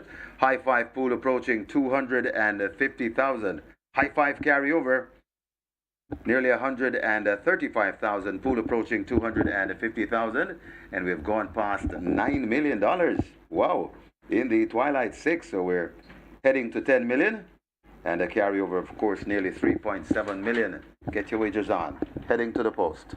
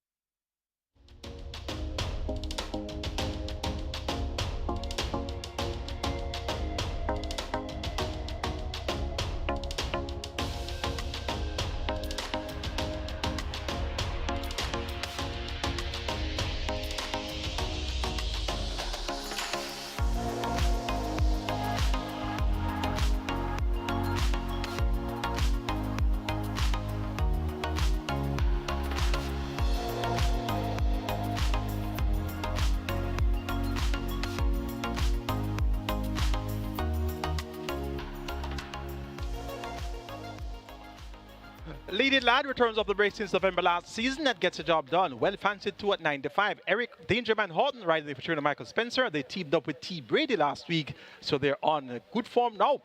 And that's leading lad returning to victory of the break. Live ticket count on the Reggae 6 now down to 605 with 17.3 billion plus in that net pool. And we have a live ticket count on the Catch 9 of 40 with 474,000 plus in that net pool. It's time to shift your focus to the carryover of the Twilight 6, 3.6 billion plus. Minimum guarantee pay of 3.5 billion. Race number 5 is for Zalukas on Hall of Fame Stakes Race Day. A field of 9 go 1,000 meters straight is for the lowest level of claiming. 200,000 claimers. Top choice goes to number 6, Last Hurrah. Your 6-5 favorite. A vertic notice rides for Baron Davis. This one won by 3 lengths, released the maid tag at 7 years old on the 17th of May. Beating Body Move and Blinded Light. Body Move returned to win since. Last Hurrah's next outing came among 200,000 claimers. Second by 2.25 behind He's a Lion in a slow 106.1 for 5 furlongs round. Can't be fourth on the score. Fitness appears to be the best of an average lot. Number 5, Pip gets 6-1. Andrew Wright rides for Ricardo Brown. This one raced at 57 kilos last time out, comes in with 53.5. Pip at 6-1 should earn a share. Number 9 is Where Your Honor. This one gets 10-1. 6 by 8 lengths last time out with 58 kilos. And Rudolph Page. Today is Tyrese Anderson chipping off 4 kilos. We have allotted 57 kilo weight. So 53 kilos here for Where Your Honor. Blinkers on, figure it off. 9 draw. Look for a good run here at 10-1. And up to XY Soul turned in one of his better efforts in a long time when third by 3 lengths last time out in that same He's a Lion Last Hurrah event. Was just behind Last Hurrah. Reverts to the straight, not necessarily the quickest of racers, but they're running into a fairly decent headwind. So look for XY Soul to be strong at the finish. Make it 6, 5, 9, and 2 in race number 5 to kick off for Twilight 6. Last Hurrah over Pip Where Your Honor and XY Soul. Twilight 6 pool now approaching 10 million. Best of luck.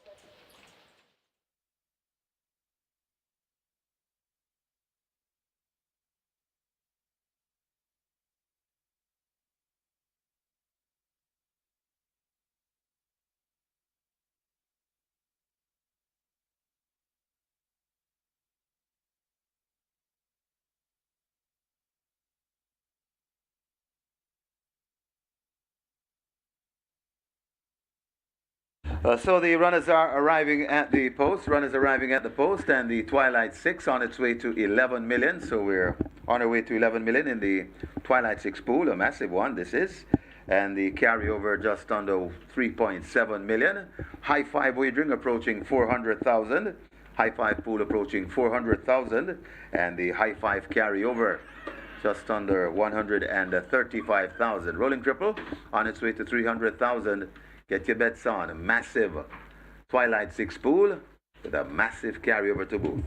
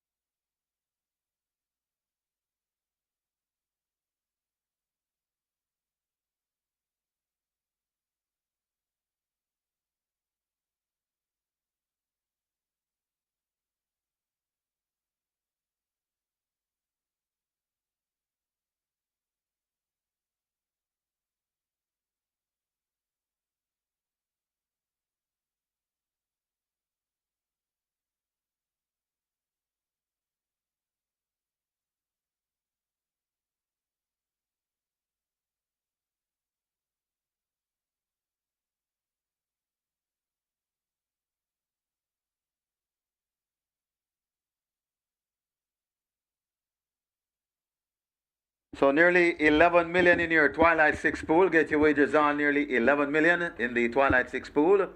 Carry over nearly 3.7 million. And your High Five pool getting close to $500,000. High Five pool approaching 500,000. Carry over nearly 135,000. Rolling triple on its way to 450,000. The runners have arrived at the post. So hurry and place your bets.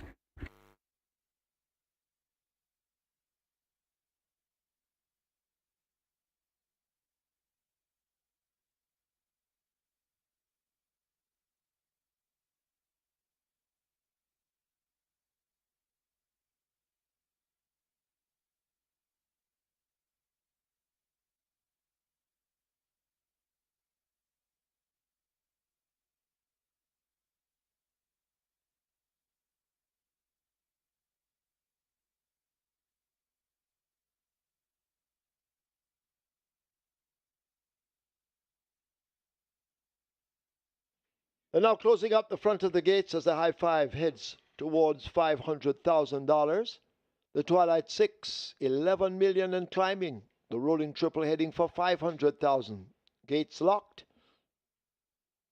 Get your wagers on. Loading up, about to begin.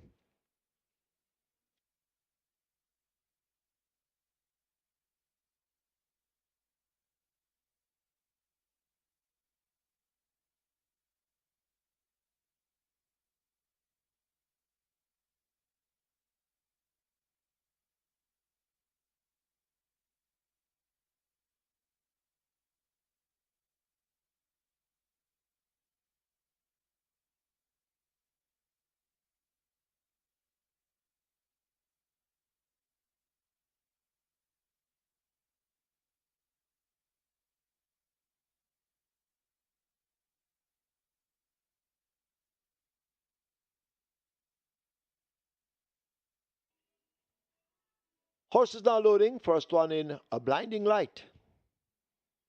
Galway Bay coming into 3.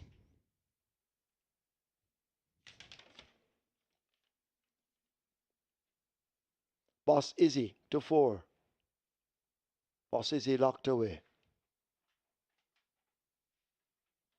Pip should be next at 5 when ready.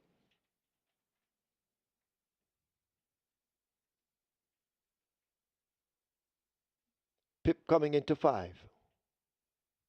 Pip is in. Next up, Last Hurrah, Everett Clunis.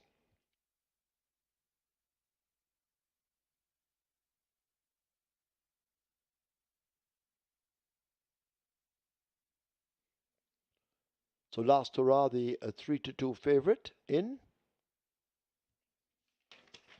Time Bomb in at 7. If Time Bomb wins, Ryan Darby will have reached a milestone of 500 winners.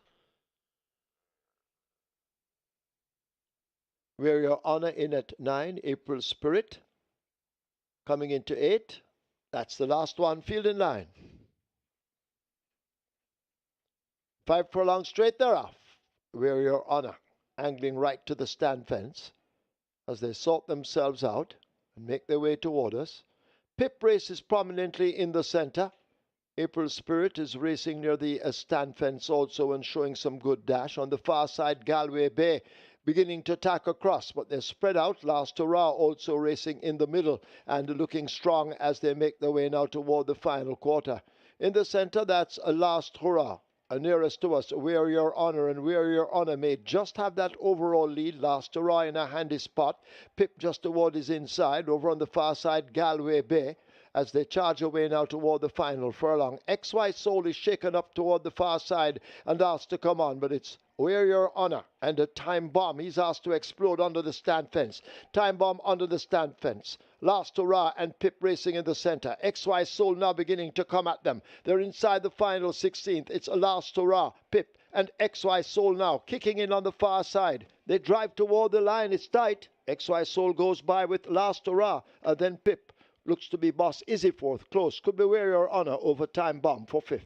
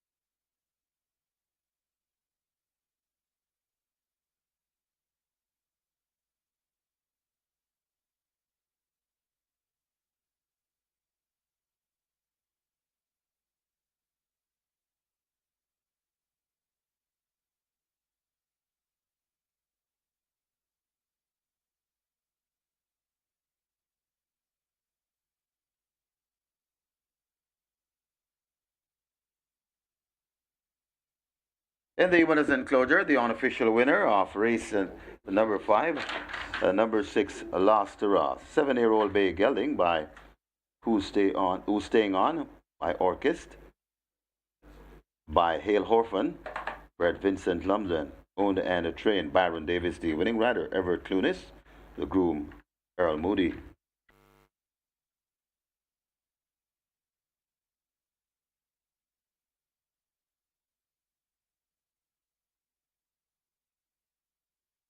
Second, number 2, XY Soul.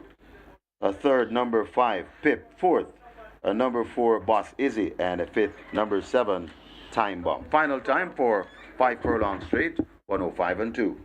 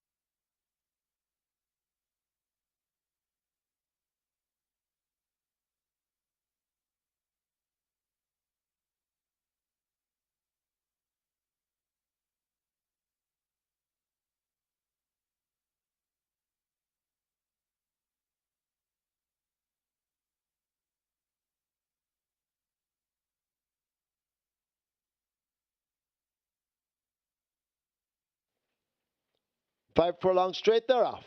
We're Your Honor, angling right to the stand fence as they sort themselves out and make their way toward us. Pip races prominently in the center.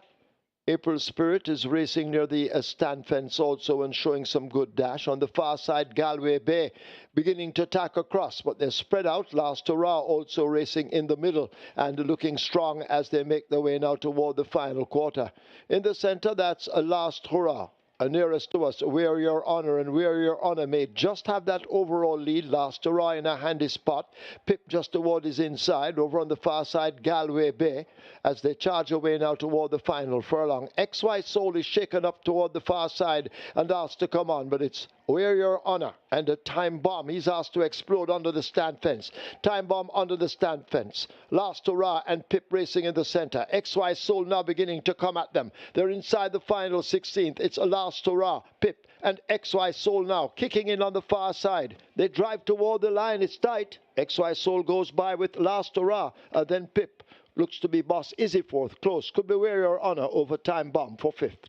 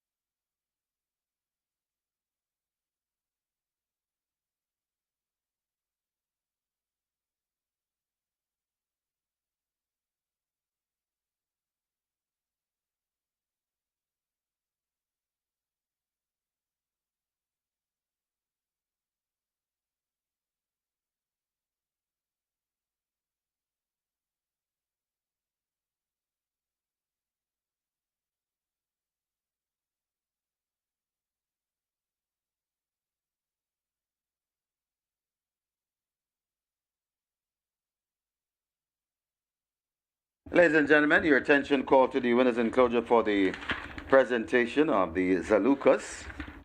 Making the presentation, Cabell Mitchell Buckley, Director of Finance and Administration, JRC. And she makes it to Andrew Watson, representing the winning owner-trainer, Byron Davis. Also in the presentation party, the winning rider, Everett Clunis. Congratulations to the winning connections, race number 5, the Zalukas.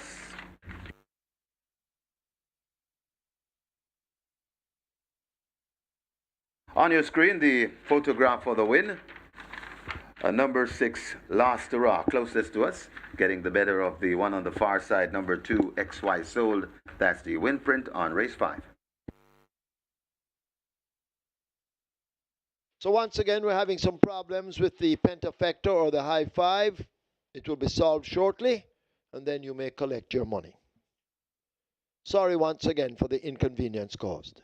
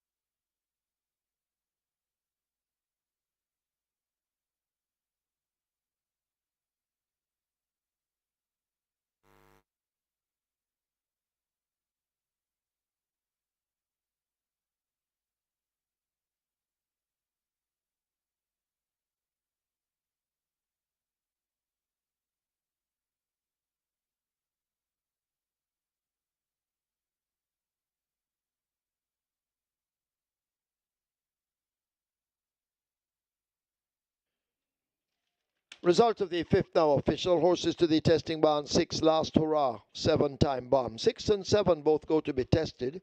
Splits 25-2, 51. Final time, 5 furlong straight, 105.2. The margin's ahead by 3/4. Up next, the Cecil Charlton.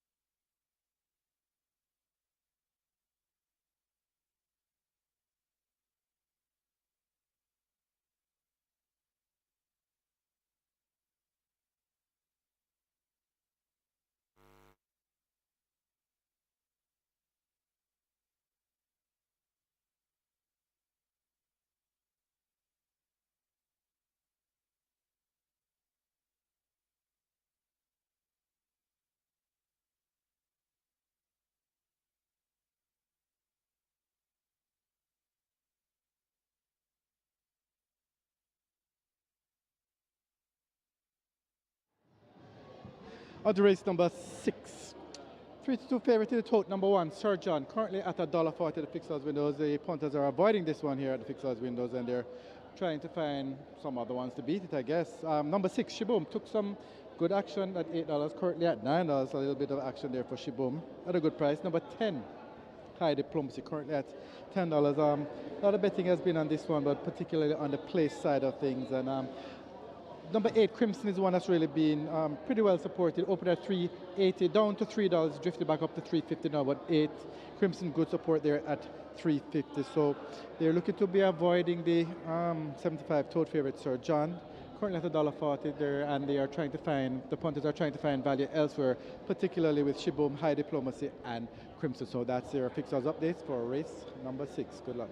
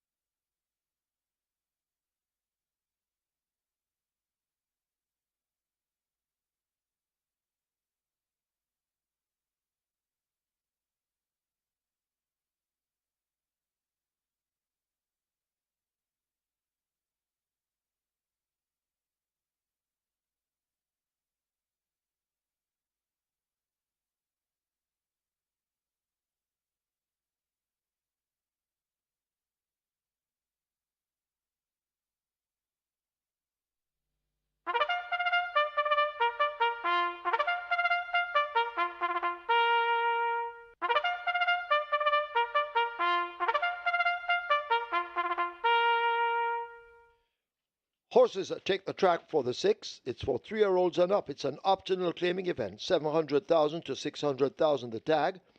Also 6-year-olds and up, non-winners of 4. The distance 7 furlongs. It's named for Cecil Charlton. 2, Solar Black, make the weight 55 or 121. 3, Sensational Gold, 51 or 112. 4, Rusty, 52.5 or 116. 5, Wilson, 53.5 or 118. 6, Shiboom, 54.5 or 120. Scratch 7, Justin Biden, sick. 8, Crimson, 51.5 or 114.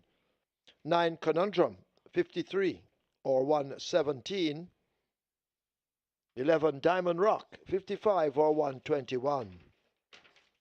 Wagering offered on double event, exacta, quinella, trifecta, superfecta, high 5, rolling triple. The late 5 star begins here. The late 5 star on its way to 700,000. The rolling triple heading for 300,000.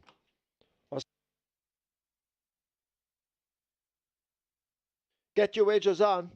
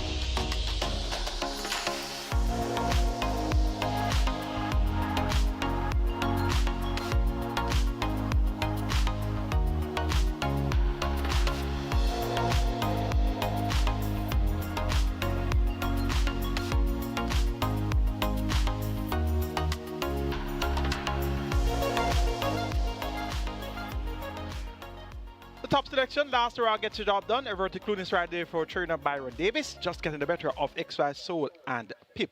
Live ticket count on the Reggae 6 on mandatory period day coming into the cash out leg, now down to 571 with 17.3 million in that net pool. And the catch 9 live ticket count now down to 33 with 474,000 plus in that net pool. And the Twilight 6 starts off with 3,951 live tickets and 11.75 million in the net pool. It's now time for the late 5-star. And of course, the cash out leg of the Reggae 6. 700,000 claimers, and it's for Cecil Charlton, other racing personality being honored on Hall of Fame Stakes Race Day. Sir John is here, way down in class, won for $1 million easily last Saturday, the 5th of July, and now under the care of Errol Sabrati, now owned Irish Negrani, and now being ridden by Shane Ellis. 4 to 5. Looks to be money in the bank. This one, very hard to oppose on paper. Number 5 is Wilson. This one gets 9 to 2. Eric Horton looking for a double. He scored earlier with leading lad in race number 4. And Wilson, second last time out, beat by Let Him Fly by a length and a half, going 6.5 furlongs. Reports first time on the claim. Look for Wilson to use fitness and make a race of it. And number 8 is Crimson. Ran second last time out, beat by 13.5 lengths behind Lucy in the Sky. And has been beaten by Sir John 2 of his last 5 races. So has a lot of run to turn the tables on. Look, this Sir John. 7 to 2 represents fairly strong market signals there. And number 10 is High Diplomacy. Well fancied at 65 last time out, only able to muster 5th by 8.25 lengths behind Maya. Has more to do here. 9 to 1 though. One of those horses you want to fit into your exotics, such as your trifectas, exactas, superfectas, and high fives. It's all about Sir John. Sir John, number 1, to get rid of number 5.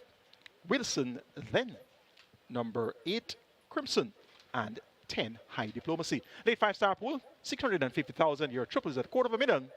Get your wages on, and best of luck.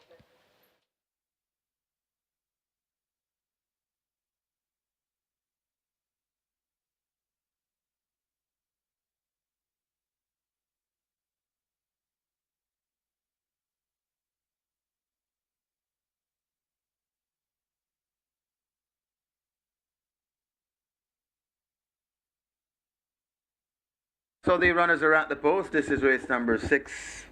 This is the Cecil Charlton. And the late 5-star begins there. Late 5-star pool approaching 700,000. Rolling triple on its way to 300,000. High 5 wagering offered. High 5 pool close to 200,000. Get your bets on as the runners are at the post. Hurry and make your wagers.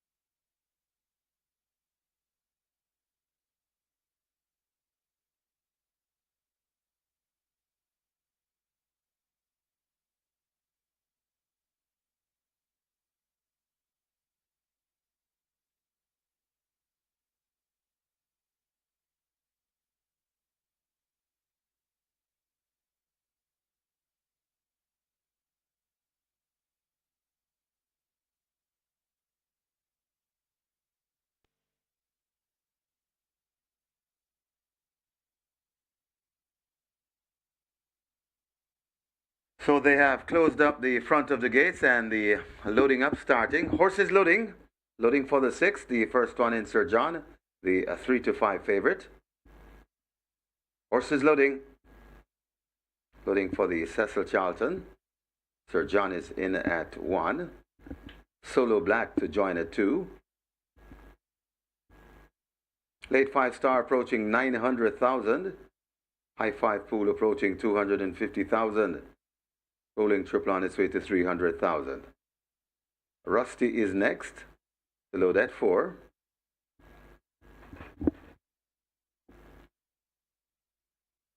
Rusty is in. Wilson led to 5. Wilson is in. Shiboom, the grey to 6. Shaboom is in. They've opened gate 8. That's where Crimson will come from. And Crimson led to gate 8. Also gate 10 open for High Diplomacy. Crimson goes in. Loading up process well advanced, and it's moving fast and smooth. Conundrum comes into 9. Conundrum loads.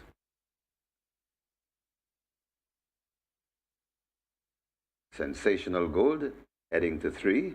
High Diplomacy loads at 10. So 2 to load. Diamond Rock and a Sensational Gold. Well, High Diplomacy not yet situated. Part of the way in. High Diplomacy loads. Diamond Rock to 11. Diamond Rock goes in, and Sensational Gold to complete the line. 7th furlong the trip. This is race number 6. Cash out leg off the Reggae 6. Ready for a start.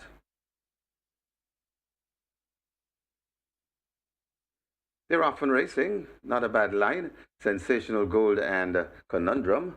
Those get the worst of the start as they head down the backstretch towards the 6th. And it is a Shaboom right against the rail. That's Rusty. Out wide, that's Crimson. Also coming out wide, that is a Diamond Rock. Just behind them, that's High Diplomacy. Right against the rail, Sensational Gold. Just beside Sensational Gold, that's Wilson. Then comes a Conundrum, and behind Conundrum, the favorite, that's Sir John. And just at the back of the field, that is a Solo Black. They go past the 4 and head towards the 3, and Rusty ekes out a 3-length lead. Rusty in front of right there in 2nd, that's Shaboom. In 3rd, that is a Crimson. Also coming down into 4th, that's a Diamond Rock. Just behind a Diamond Rock, that's Sensational Gold. Right against the rail, High Diplomacy. Then comes Wilson. Conundrum still at the back of the field. That's Sir John and the Solo Black there at the top of the lane. And Rusty is let loose on that lead. About 3 lengths, still chasing that Shaboom. It's Rusty in front coming to the furlong pole, and that's a good looking lead. Rusty getting out of the grass of this field. It's Rusty in front. Conundrum keeps running on, still running on the spot. That is Shaboom, but it is Rusty. And Rusty is pouring it on here in the 6th. Rusty and Garvin Harris lands it. Conundrum is 2nd. Then comes Shaboom. Crimson 4th. And I think it's Wilson in 5th.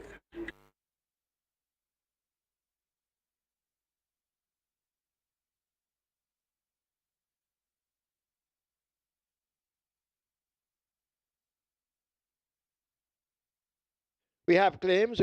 Number 1, Sir John, 36 claims, submitted 1 void. Ten Sang Chung for himself. Ten Sang Chung claims Sir John for himself. 1 claim submitted for number 5, Wilson. That claim void. Wilson, 1 submitted, void. 1 submitted for number 10, High Diplomacy. Alden Francis for Mr. Sam. Alden Francis claims High Diplomacy for Mr. Sam.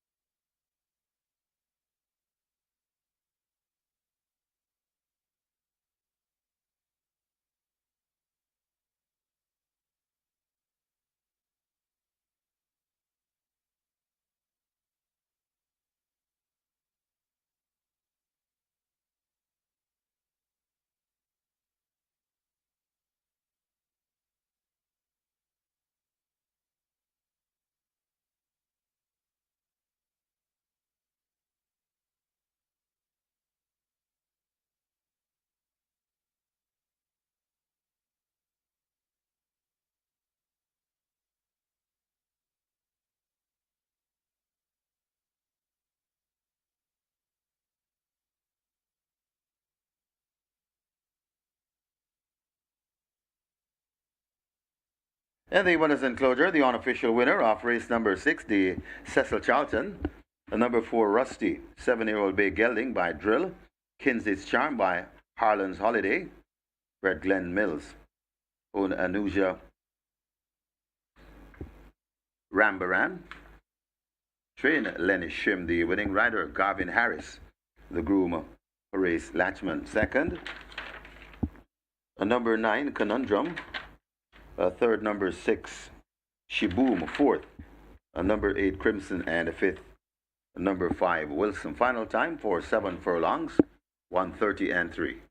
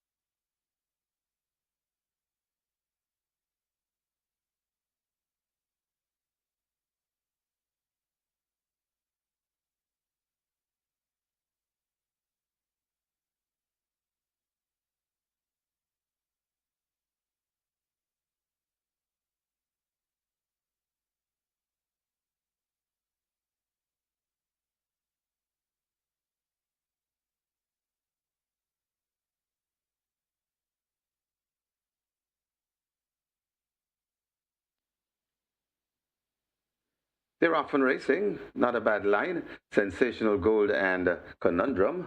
Those get the worst of the start as they head down the backstretch towards the 6. And it is a Shiboom right against the rail. That's Rusty. Out wide, that's Crimson. Also coming out wide, that is a Diamond Rock. Just behind them, that's High Diplomacy. Right against the rail, Sensational Gold. Just beside Sensational Gold, that's Wilson. Then comes a Conundrum, and behind Conundrum, the favorite, that's Sir John, and just at the back of the field, that is a Solo Black. They go past the 4 and head towards the 3, and Rusty ekes out a 3-length lead. Rusty in front of right there in second, that's Shiboom. In third, that is a Crimson, also coming down into it into fourth. That's a Diamond Rock. Just behind a Diamond Rock, that's Sensational Gold. Right against the rail, High Diplomacy. Then comes Wilson. Conundrum still at the back of the field. That's Sir John and the Solo Black there at the top of the lane. And Rusty is let loose on that lead. About 3 lengths, still chasing that Shiboom. It's Rusty in front, coming to the furlong pole, and that's a good-looking lead. Rusty getting out of the grass of this field. It's Rusty in front. Conundrum keeps running on, still running on the spot. That is Shiboom, but it is Rusty. And Rusty is pouring it on here in the 6. Rusty and Garvin Harris lands it. Conundrum is second. Then comes Shiboom. Crimson fourth. And I think it's Wilson in fifth.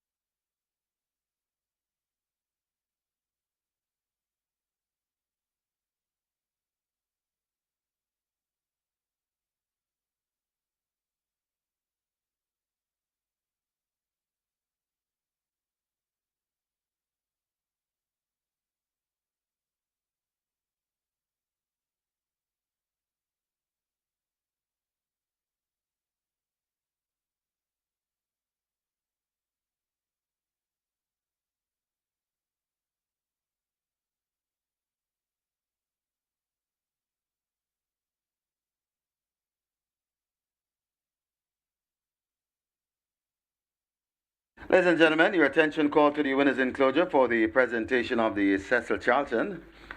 Making the presentation, Doreen Buchanan, GRC Commissioner, and she makes it to the winning owner, Anuja Rambaram. Congratulations to the winning connections, race number 6, the Cecil Charlton.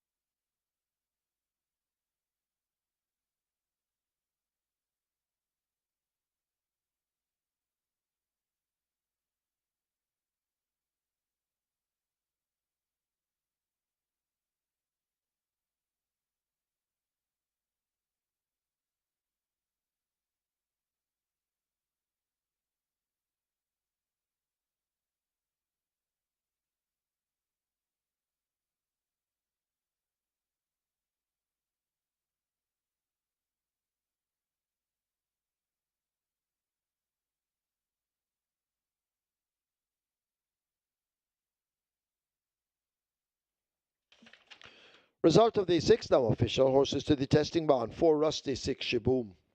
4 and 6 both go to be tested. Splits 24-4, 49, 116. They raced 7 furlongs in run 30 and 3. The margins 5 1/4 by 2 1/4.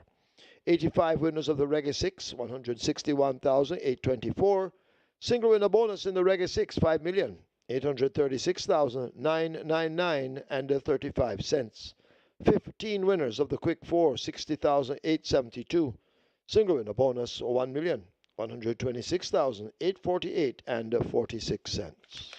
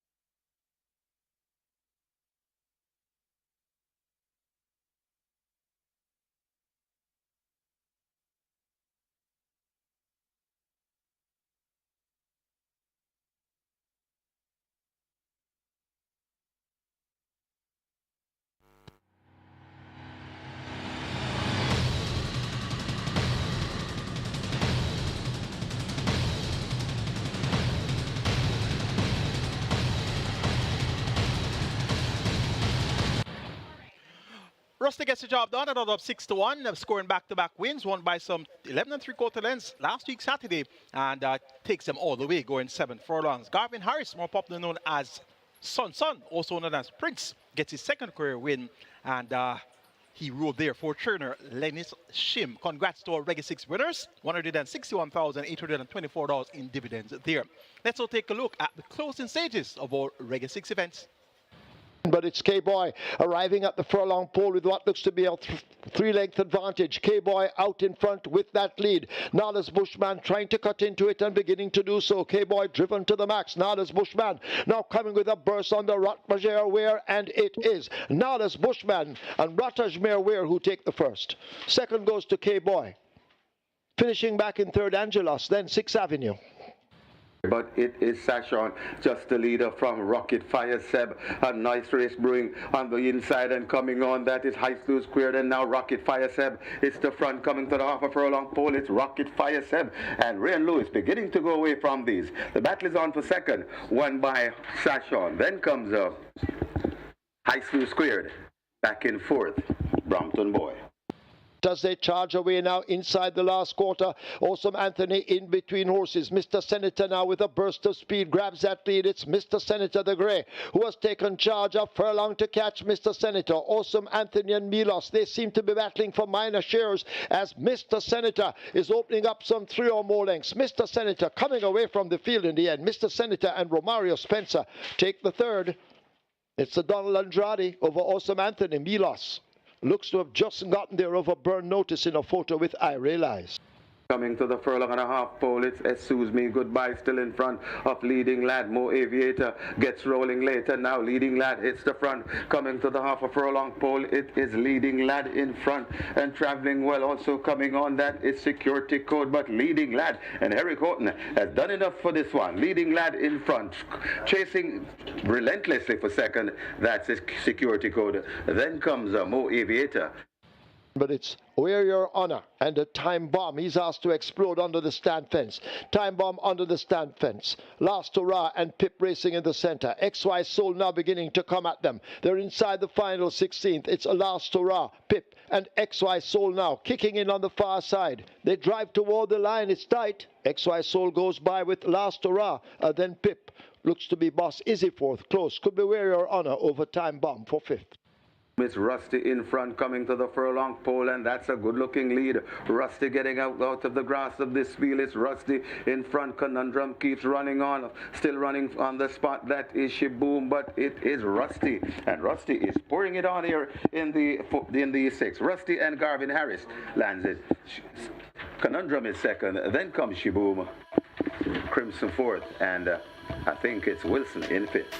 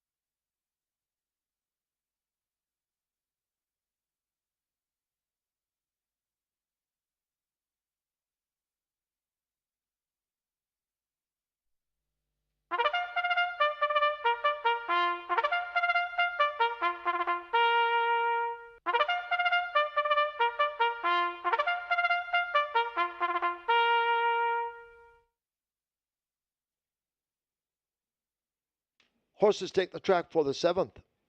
It's a restricted allowance 3 for native bred 4-year-olds and up, non-winners of 4, and imported 4-year-olds and up, non-winners of 3. The distance 1,200 meters or 6 furlongs. It's named for Owen Silvera. Number 1, the General, 55 kilos or 121 pounds. 3, King's Crown, 54.5 or 120. Scratch 7, My Sunshine, sick. Wagering on double event, exacta, quinella, trifecta, superfecta, rolling triple.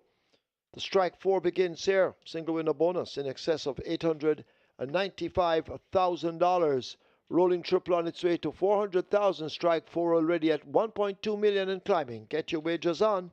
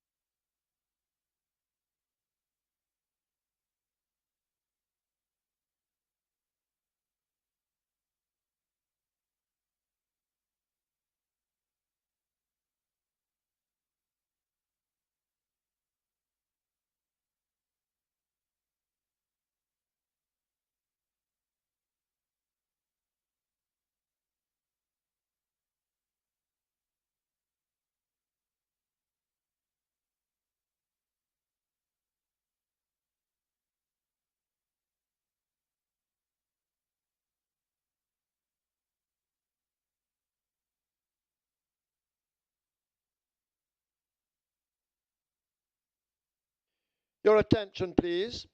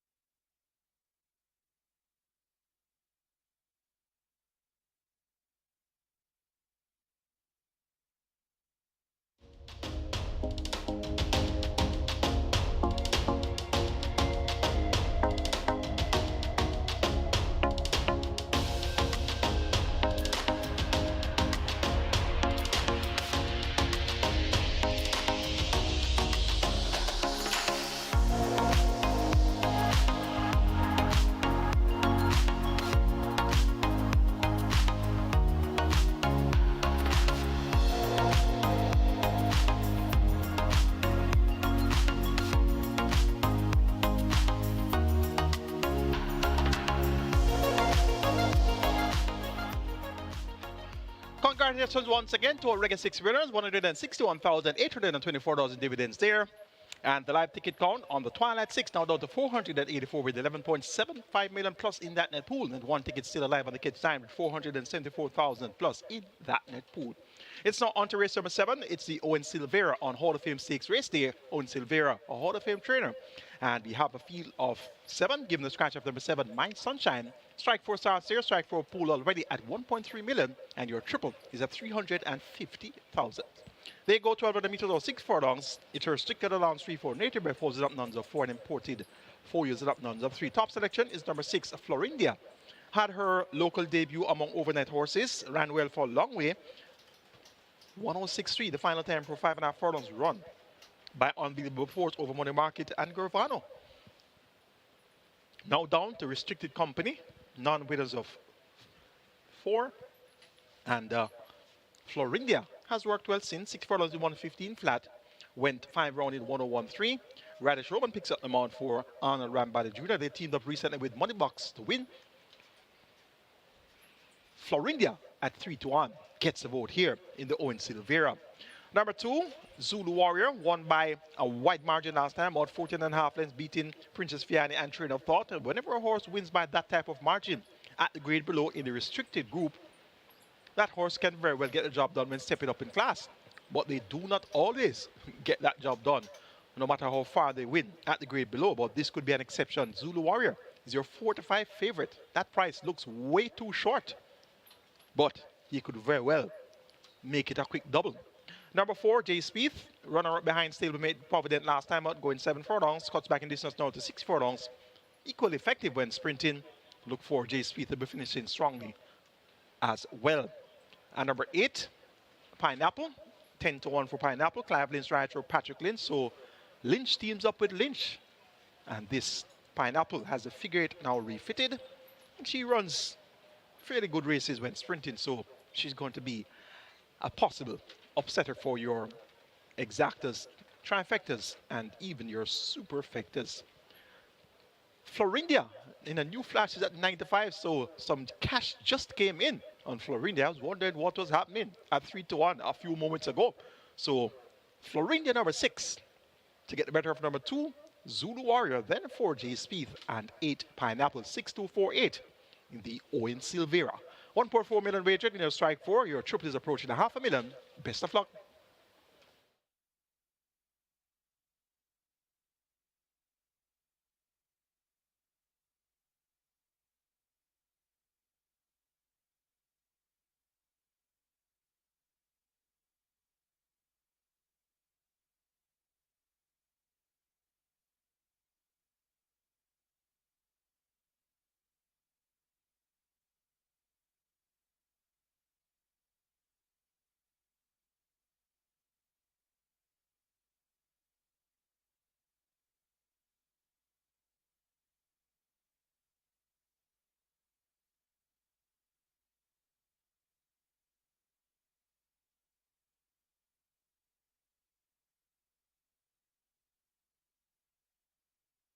So the strike 4, all the rage, strike 4 approaching 1.8 million, closing in on $2 million.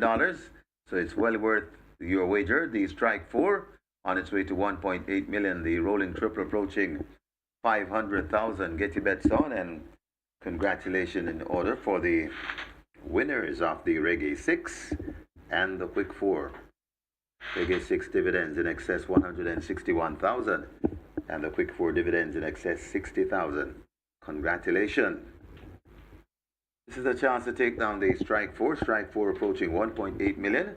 Could be heading to $2 million if time permits, but they're closing the front of the gate, so you got to hurry to the windows and place your wagers. They're closing up for race number 7, the Owen Silvera.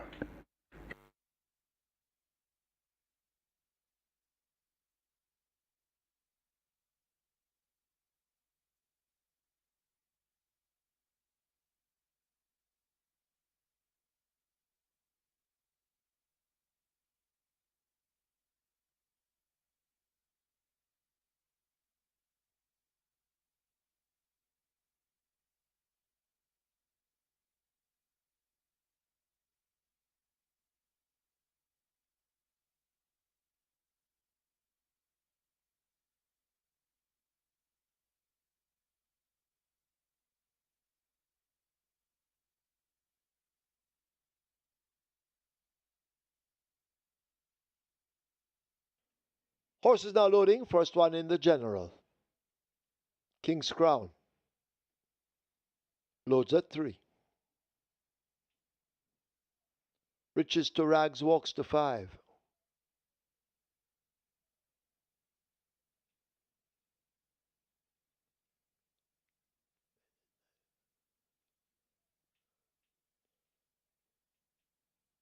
Riders off Jay Spieth and Zulu Warrior.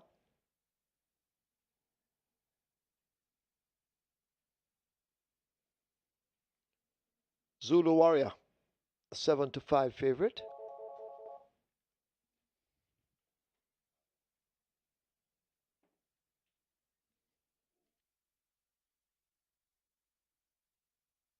Adrian Prince wanted in the storage room immediately. Adrian Prince, go to the storage room immediately.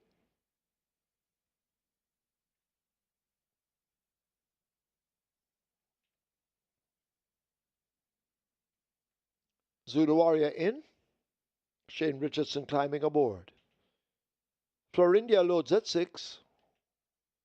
We wait on Pineapple and Jay Spieth. This is the Owen Silvera. Jay Spieth walking to 4.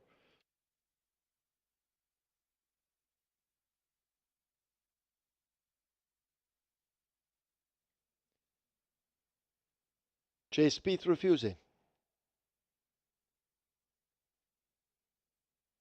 Once again they try.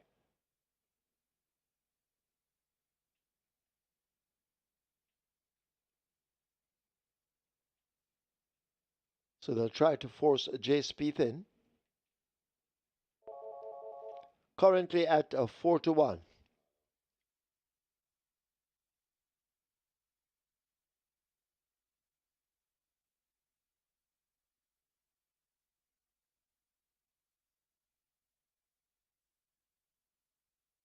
Shane Ellis asked to go now to the stewards room. Jockey Shane Ellis wanted in the stewards room as Jay Spieth progresses toward gate 4. Jay Spieth is in. Robert Halliday will get mounted. And the final one is Pineapple. 7 runners. Going over 6 furlongs. This is the 7th. Pineapple is in field in line. 6 furlongs.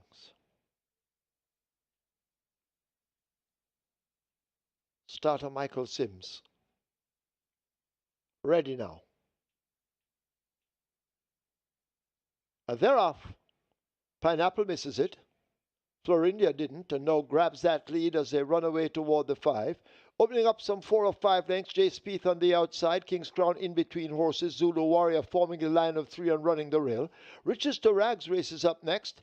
In behind those Pineapple and the General will have to run late as they make their way toward the half mile. They're there now and go spinning into that turn, and out in front, Florindia continues to show good foot. Florindia with that lead leaves a 7/16. Being chased by Zulu Warrior. King's Crown asked to pick up on the outside as they leave the 3. Jay Spieth has 6 or 7 lengths to find. Riches to Rags asked to join that one. Then Pineapple further back. And last of all remains the General as they've left the 5/16 and come thundering into the top of the lane. Can they catch Florindia out in front and travelling freely? Florindia now getting touches of the stick and a quick change of hold as they race toward the furlong pole. Zulu Warrior now let loose and asked to cut into that lead. King's Crown running on the spot along with Jay Spieth and Riches to Rags. It is Florindia approaching the final 16th with a 4 or 5 length lead. Florindia out in front under the sneaky fox Radish Roman. He's busy and they won't catch him. Florindia wins by 5 or more. Zulu Warrior second. Riches to Rags is third. Looks to be the General fourth over Jay Spieth.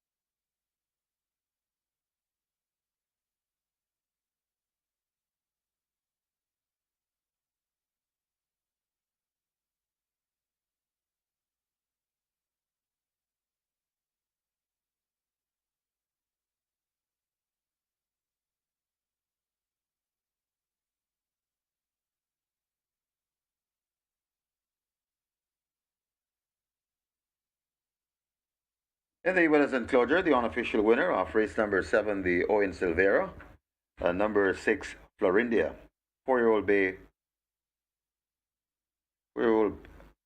dark bay or brown filly by Gone Astray, flaring by Two-Step Salsa, bred Romero Rosas Medina, owned James Forbes and Nadine Russell Forbes.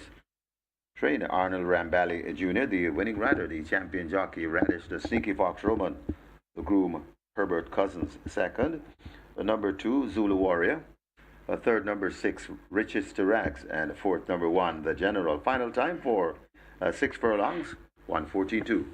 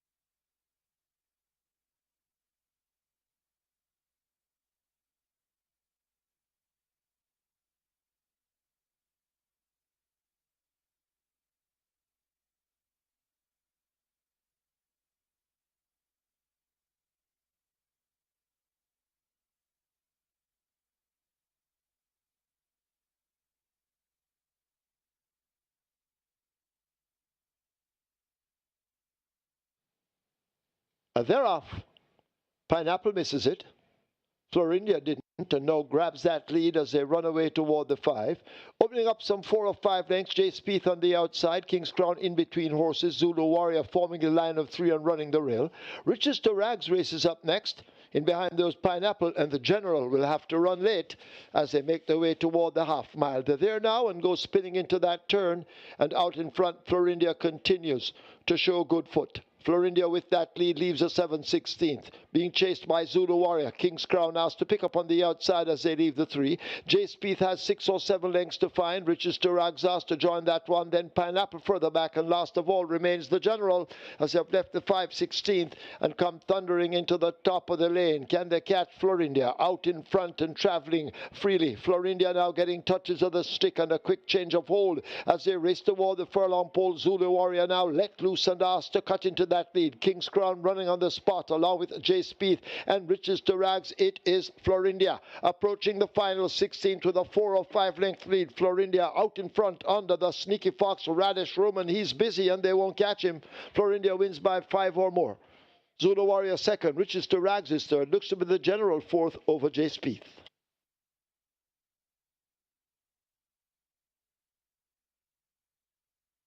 Result of the 7th now official. Horses to the testing bound. 2 Zulu Warrior, 6 Florindia. 2 and 6. Both go to be tested. Splits 23-4, 48-1. Final time 6 furlongs, 1:14.2. Margins 5 by 2 3/4.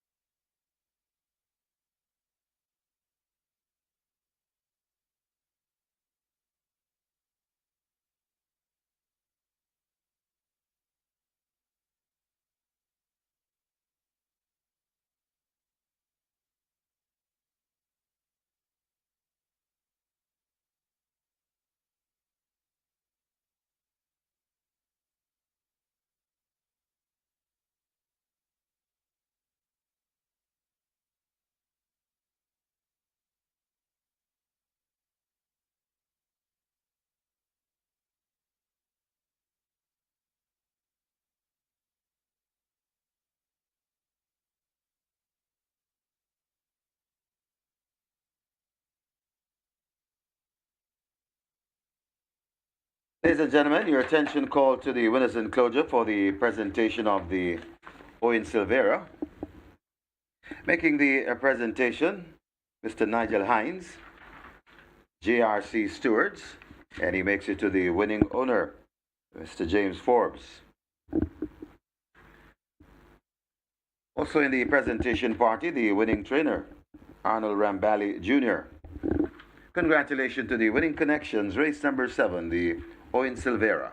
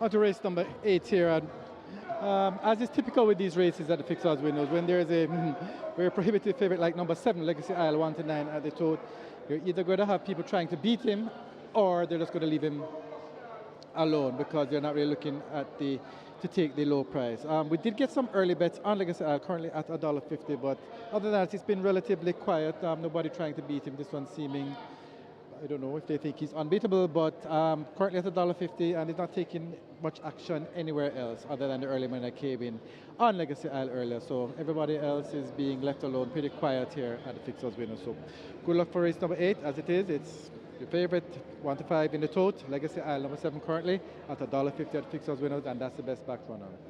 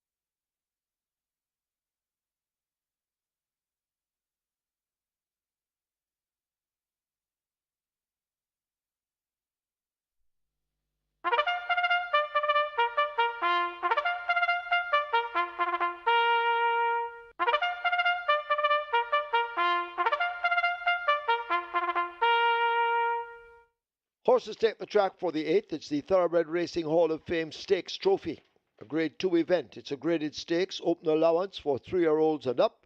The distance 1,200 meters or 6 furlongs. Number 3, Wall Street Trader, 46.5 kilos or 103 pounds. 5, Digital 1, 51 or 112. 6, Mahogany, 52 or 115. Wagering on double event, exacta, Quinella trifecta. This is where the late triple begins. The late triple on its way to 700,000. Get your wagers on.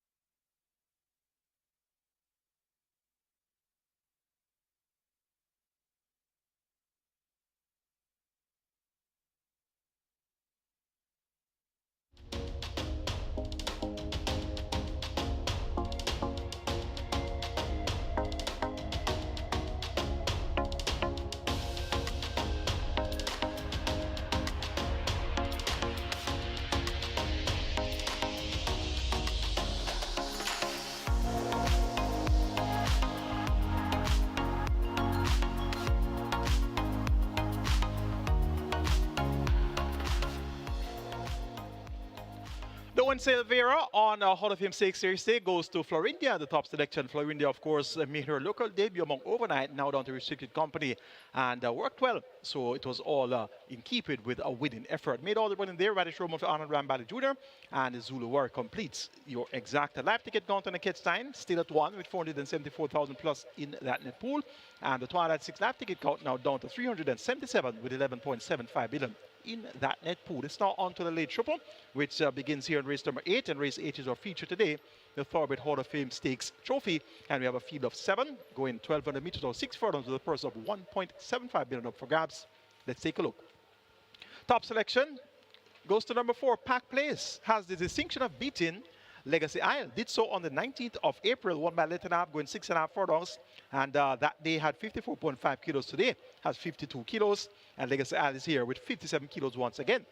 Back Place though has won at 6.5 furlongs on all 3 local wins, so yet to win at any other distance, but he's of great ability, won in 1:17.3 on his local debut, then won in 1:18 and a fifth of a second, beating Wall Street Trader, and his last win came in 1:19 and a fifth of a second, beating Inspire Force. So Pack Place can definitely go with all and sundry here.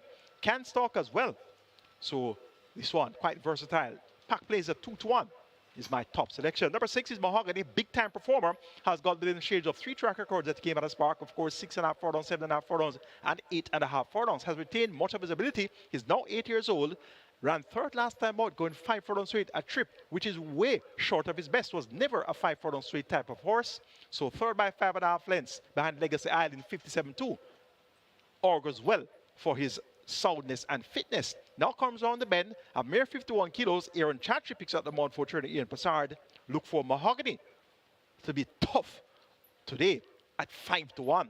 And number 3 is Wall Street Trader. This one gets a big price of 17-1. Ramon Appear aboard, and the allotted weight 48 kilos, and he's a very lightweight apprentice. And this Wall Street Trader, quite versatile, can lead, can stalk, can run on. His stablemate is here. Pack Place, also owned by Vincent Main. So look for a 2-pronged attack here in the Thoroughbred Racing Hall of Fame Stakes Trophy from the Vincent Main pair. And you're getting a bigger price here with Wall Street Trader, and he is going to be a live outsider, now 15-1 in a new flash in the betting. And number 7 is the favorite, of course, Legacy Isle. Has been going from strength to strength. Has carried 57 kilos on all of his local starts. And he has run some useful races. Won by 8 1/4 lengths last time out in 106 flat, beating Freda, Soul, and Chocamo. Not necessarily much to write home about. Won by 4 3/4 lengths, going 5 8 in 57 beating Champion Bubble and Mahogany. So he has been quite potent when going 5 furlongs straight, or even 5.5 furlongs. One going 5 round in a minute and a fifth of a second, beating Chocamo and Supremacy. So while he has been winning, he hasn't been totally convincing in terms of who he is beating. Now today, with this 57 kilo impost, allowing 11 kilos to Chocamo, John Post 1, allowing 10 kilos to California Crown, John Post 2. And look at the price at California Crown, 15-1.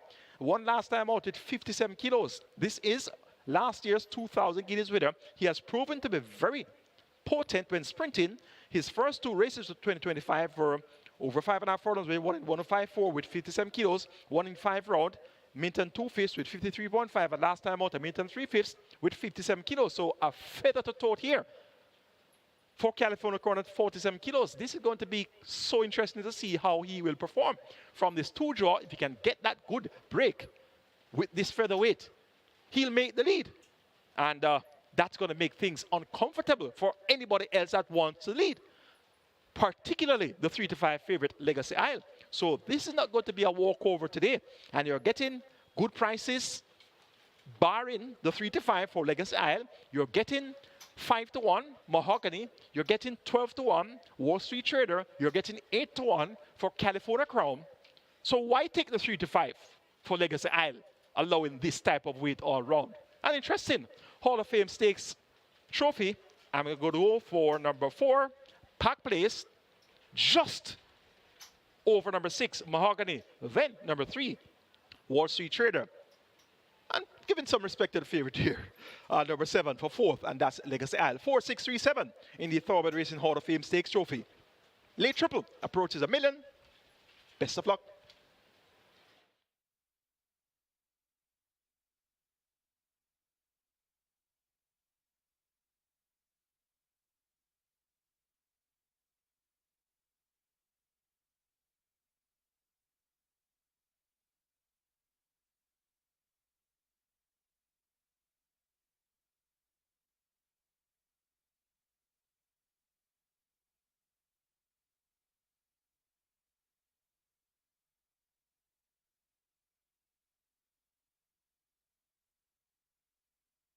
So the runners are at the post. Runners at the post, race number 8, the Thoroughbred Racing Hall of Fame Stakes Trophy. And the final triple, late triple, begins here. Late triple on its way to $1 million. So get your wagers on. This is the final chance you get to wager a triple on the card at Caymanas. So make the best of it. And I just saw graphics a while ago with the Catch 9 1 live ticket. And if that live ticket or that lucky punter can just hold on until the end, you'll get the jackpot bonus along with the entire pool. So we want to wish you the best of luck. And so about 377 Twilight 6 tickets. Want to wish you the best of luck as well, as you have 3 more hurdles to cross. Get your bets on here in race number 8, the Thoroughbred Racing Hall of Fame Stakes Trophy. And your late triple on its way to $1 million.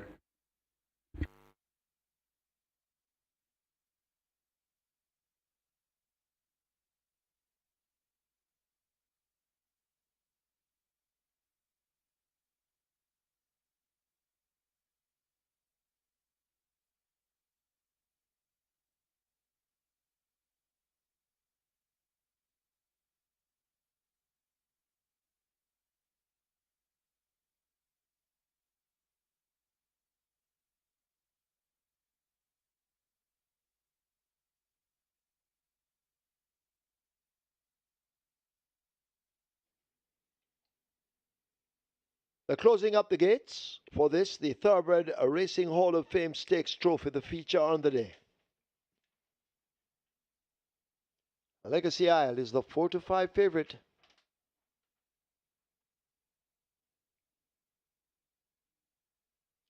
Runners circling around. They've opened the front of gate 2. That's where California Crown and Abigail Abel will go.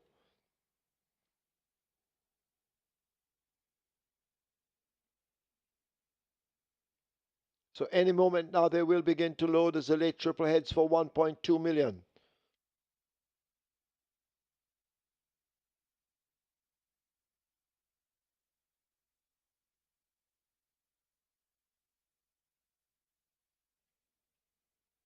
So still we wait on the loading up procedure to begin.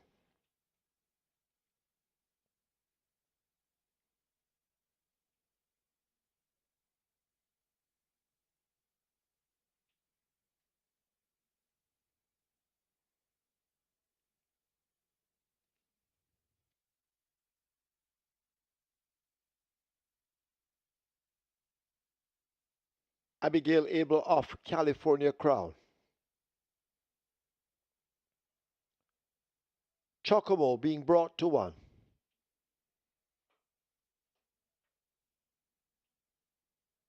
Chocomo goes in. Wall Street Trader in at 3.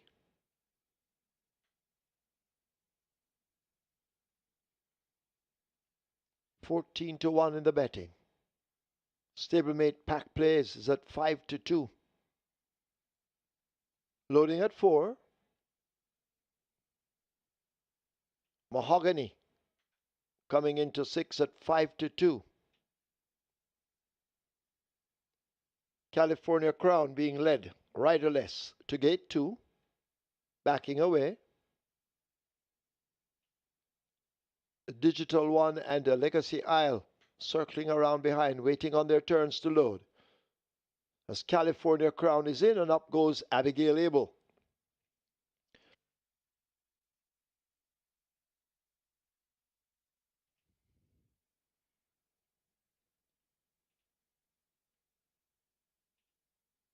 Digital One is in. We wait on Legacy Isle, the favorite, at 1-2.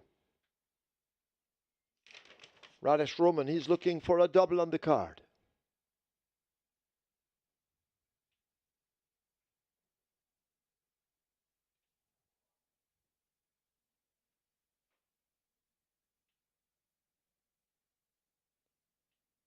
So they pull the 5-horse, a Digital One to gate 5. Rider will mount. And finally we wait on Legacy Isle, the favorite.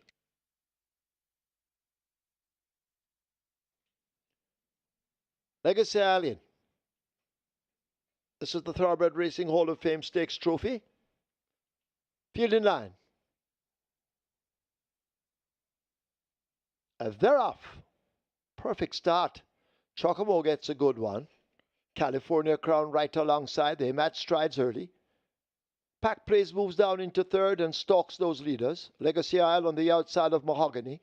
Wall Street Trader races second from the back, and Digital One is the last of the field as they're about to arrive at the half mile and go running into that turn. California Crown continues to battle for it.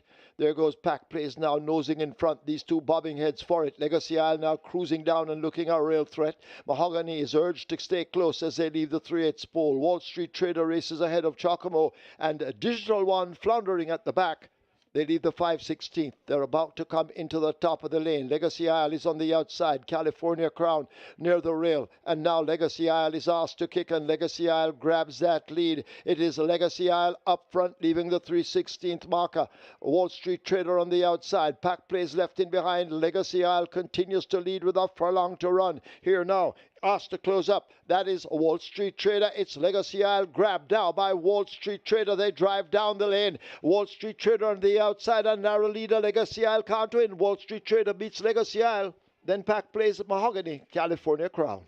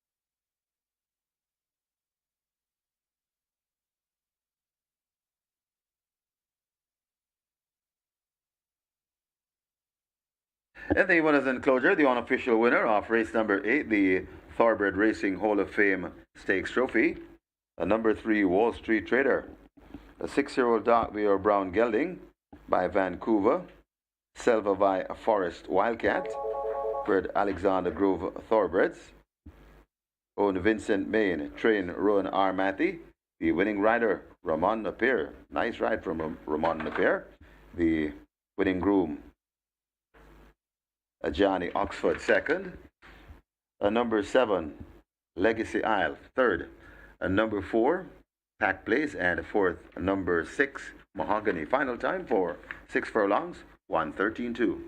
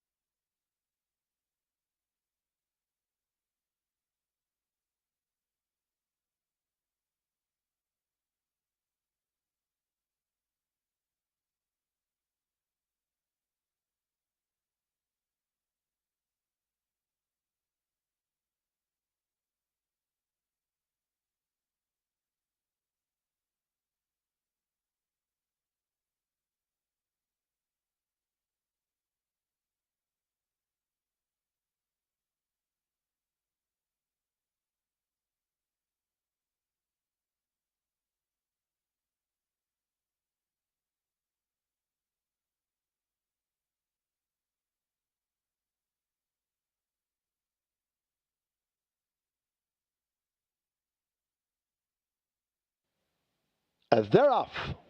Perfect start. Chocobo gets a good one. California Crown right alongside. They match strides early. Pack Place moves down into third and stalks those leaders. Legacy Isle on the outside of Mahogany. Wall Street Trader races second from the back, and Digital One is the last of the field as they're about to arrive at the half mile and go running into that turn. California Crown continues to battle for it. There goes Pack Place now nosing in front. These two bobbing heads for it. Legacy Isle now cruising down and looking a real threat. Mahogany is urged to stay close as they leave the 3/8 pole. Wall Street Trader races ahead of Chocomo, and Digital One floundering at the back. They leave the 5/16. They're about to come into the top of the lane. Legacy Isle is on the outside. California Crown near the rail. And now Legacy Isle is asked to kick, and Legacy Isle grabs that lead. It is Legacy Isle up front, leaving the 3/16 marker. Wall Street Trader on the outside. Pack Place left in behind. Legacy Isle continues to lead with a furlong to run. Here now, asked to close up. That is Wall Street Trader. It's Legacy Isle grabbed now by Wall Street Trader. They drive down the lane. Wall Street Trader on the outside, a narrow leader. Legacy Isle can't win. Wall Street Trader beats Legacy Isle. Then Pack Place Mahogany, California Crown.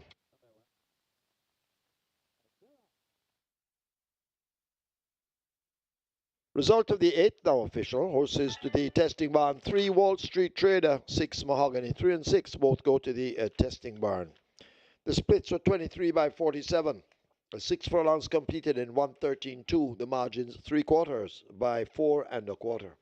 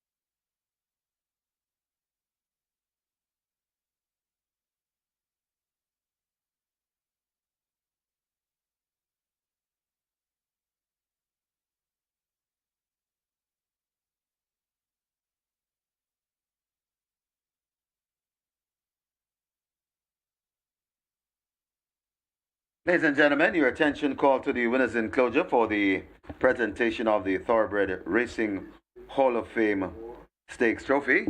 Making the presentation, Mr. Clovis Metcalf, CDOD, and he's the chairman of the JRC and also the chairman of the CGC.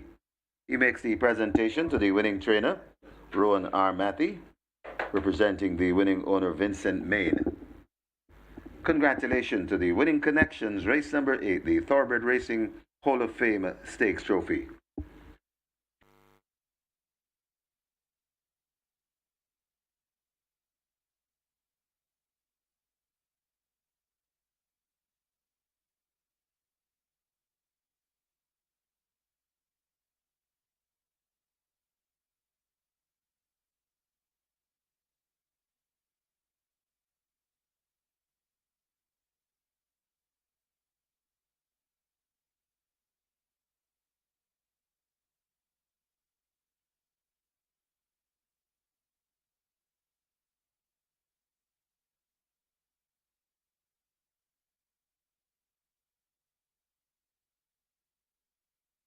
And once again, your attention called to the winners' enclosure for the ceremonial cake cutting.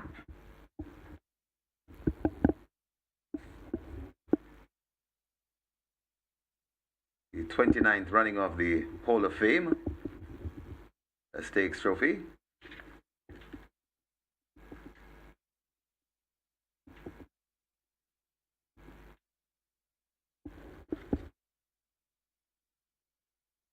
Winning Connection getting ready to cut the cake.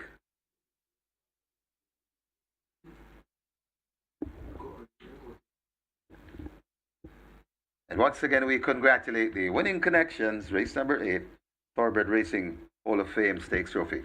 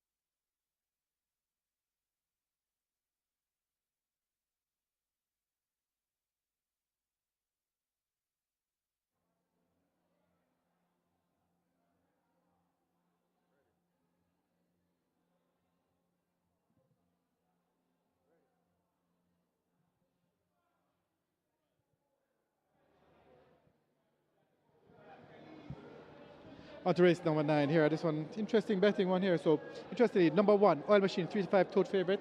$1.90 at fixed odds windows. Oil Machine is very cold. We opened at 160.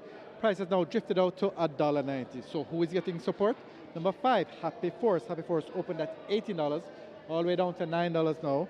And number 9, Playfair. This one opened at 11. It's also at $9, and there is still support coming in for Playfair. Currently at $9. This one is at 6 to 1 in the total. So, Oil Machine number 1. Total favorite, very, very cold at fixed odds windows, and Happy Force and Playfair are the ones that are taking the money at fixed odds windows. So good luck for race number 9.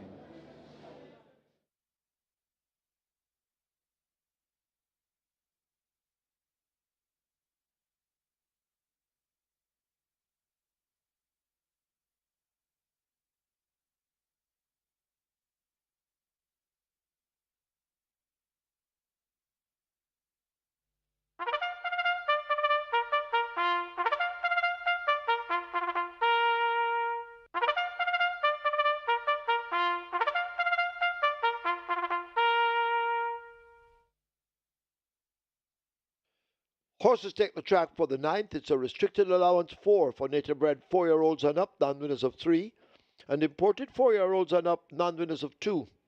The distance 7 furlongs. It's named for Kadula. Number 2, Matuso, 53.5 or 118 pounds. 4, Train of Thought, 54.5 or 120 pounds.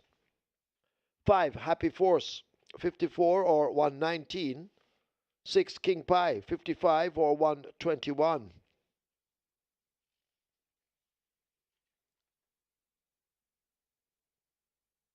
8, Linstead Market, 52.5 or 116. 11, Hit and Run, 49.5 or 109. Wagering on double event. This is the late double. Exacta, Quinella Trifecta, Superfecta, High 5. Get your wagers on.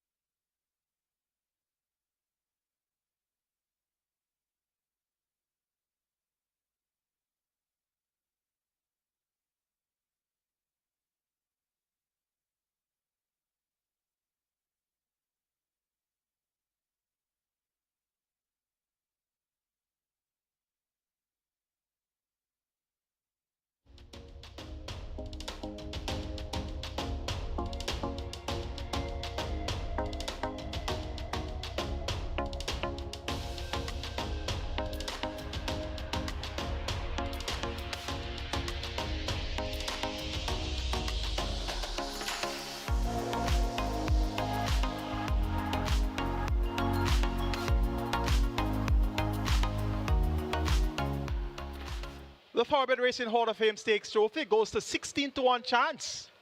Wall Street Trader gave that one 3 to 1 in the morning line, gave that one as my third choice.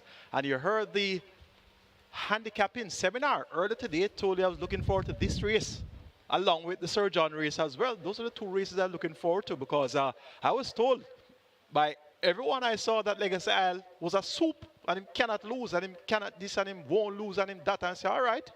When I went and looked at the handicaps, looked at the lightweights in the race, California Crown, 47 kilos, Wall Street Trader, 48 kilos allotted weight, 2 kilo Claimer, Raman up here aboard. Told you about pack plays that beat Legacy Isle, so I wasn't convinced about Legacy Isle. What a brave race. ran a brave race and was second by 3/4 of a length in the end. And I almost threw the handicapping books out the window. As I said, handicapping seminar, if Legacy Isle wins today, I won't bother handicap horses again. I just take a program and start pick horse and just pick numbers. Because the handicapping dictated that Legacy Isle would have had a hard time to win the race today. So 1-2 in the end and 16-1 for Wall Street Trader. So you know I was right in Wall Street Trader. Bring him come. Ramon appear at 16-1 to beef up all dividends. I gave you numbers there, 4, 6, 3, 7. The race came back 3, 7, 4, and 6. So you got the exacta, just box the numbers, 1,982. You got the trifecta, 2,414. Wall Street Trader, well done. After the pace was prompted by stablemate pack plays, both horses owned by Vincent Main. And of course, when you mark multiple horses on your exotics, you want the long shots to come in. So 16-1, quite a pleasure indeed. Pleasant surprise. Live ticket count on the Twilight 6 now down to 49 with 11.75 million in that net pool. It's now time for the late double. Races 9 and 10. And race number 9 is for Kadula. Hall of Fame racehorse. Let's take a look. Top selection goes to number 1, Oil Machine. Radish Roman, the sneaky fox rider of Philip Elliott and owner's son and father. Second by half a length last time out, beaten by Providence. Two starter back, second by Shorted, beat by J Speed. So any of those two efforts reproduce here will see Oil Machine being hard to deny. Not seeing much pace in the race to go with him. The likes of King Pie will be coming on from off it. He's paceless. We have number 7, Princess Fiani, who showed good enough pace last time out, chasing runaway winner Zulu Warrior. And possibly from the outside, hit and run can prompt the issue. But from a level break and a trouble-free run from this one draw, Oil Machine is going to be hard to deny your even money choice. King Pie should find a path to run on, coming from well off the pace. He's void of early pace and speed, but he has a good late turn of foot, and he has the right jockey aboard to try to peg them in deep stretch. For third, taking number 4, Train of Thought, 6-2 on the price here. She's fairly inconsistent, but one of her better efforts would be good enough to earn a share here. And for fourth, making number 7, Princess Fiani is going to be the possible speed to try to go with Oil Machine. Oil Machine doesn't have to lead, though. He can stalk and pounce. But from the one draw, he needs to get a good dispatch. 1-6-4-7 in the Kadula. Oil Machine over King Pie, Train of Thought, and Princess Fiani. Late double begins here. Best of luck.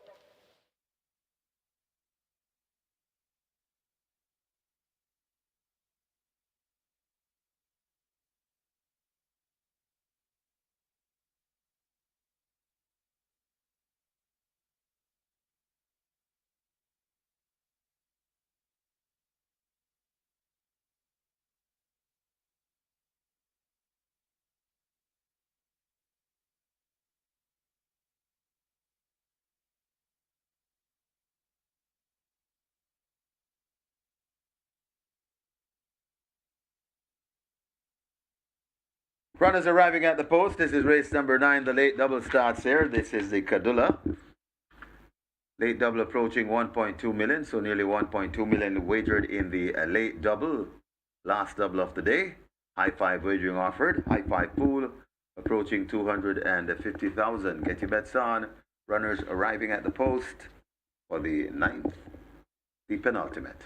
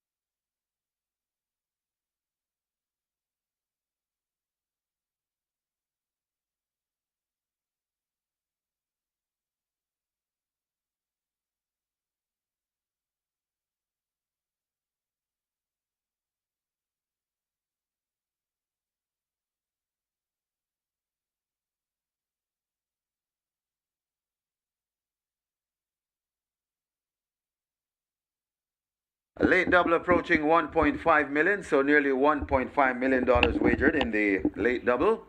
High five pool approaching 300,000. They're closing the front of the gates for the loading process. Get your bets on. This is race number 9, the Kadula. Loading up, very near. Hurry and make your wagers.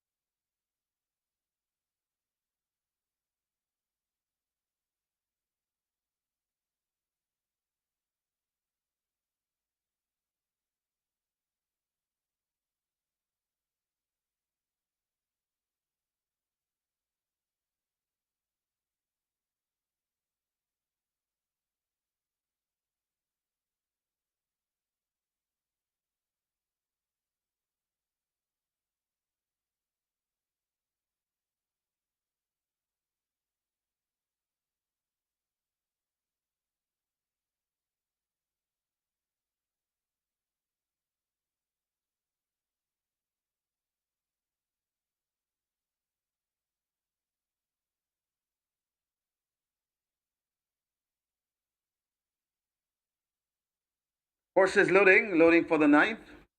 Oil Machine, the first one in. Even money favorite. Sneaky Fox Radish Roman, he looks for a double on the card. He has one already. Matuso in at 2. Ryder climbs aboard. That's from Aria Spencer. He's looking for a double as well. Blood Moon is in at 3. A Train of Thought. Heads to gate 4. Goes in. Happy Force.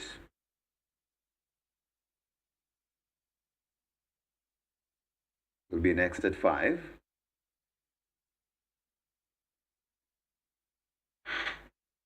Happy Force goes in.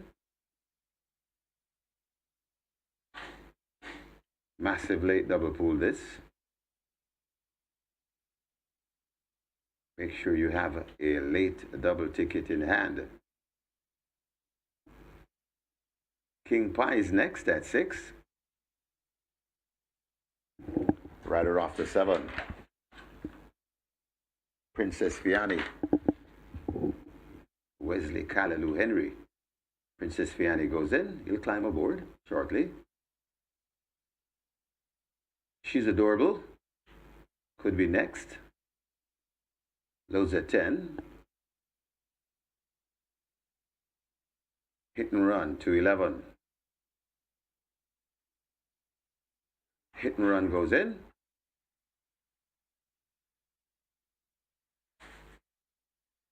Play Fair might be next at 9.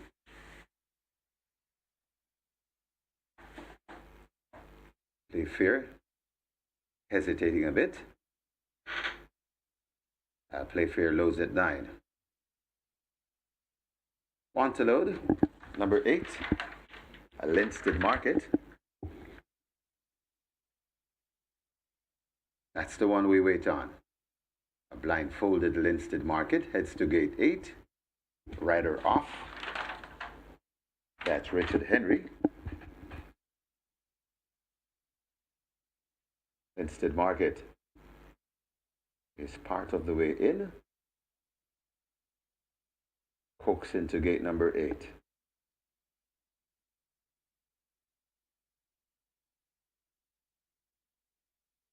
Still working on Linsted Market to complete the line.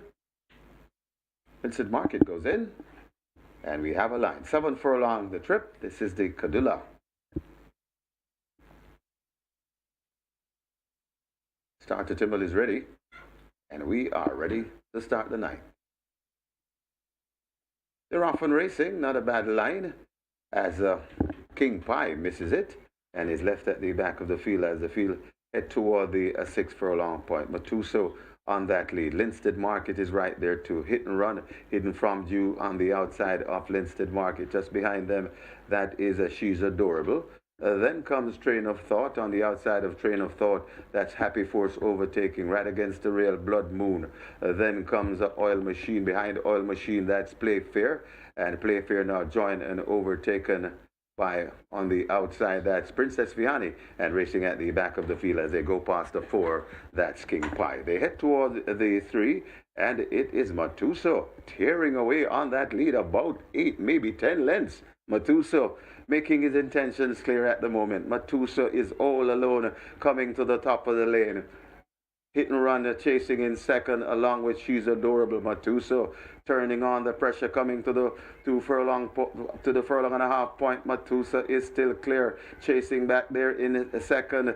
That is Blood Moon on the inside. That's Hit and Run out wide and coming on. That Train of Thought. Matuso tying up a bit, coming to the furlong pole, but still has a good cushion. Matuso is turning it on. It's Matuso in front, and Matuso and Romario Spencer is in front, but Oil Machine is flying on the outside, and I don't think the jockey and Matuso see it. Matuso just beating Oil Machine, and the jockey could have given it away. Back in third, that's Blood Moon. Got tied for fourth. Train of Thought or King Pie. What a drama here in race number 9, the Kadula.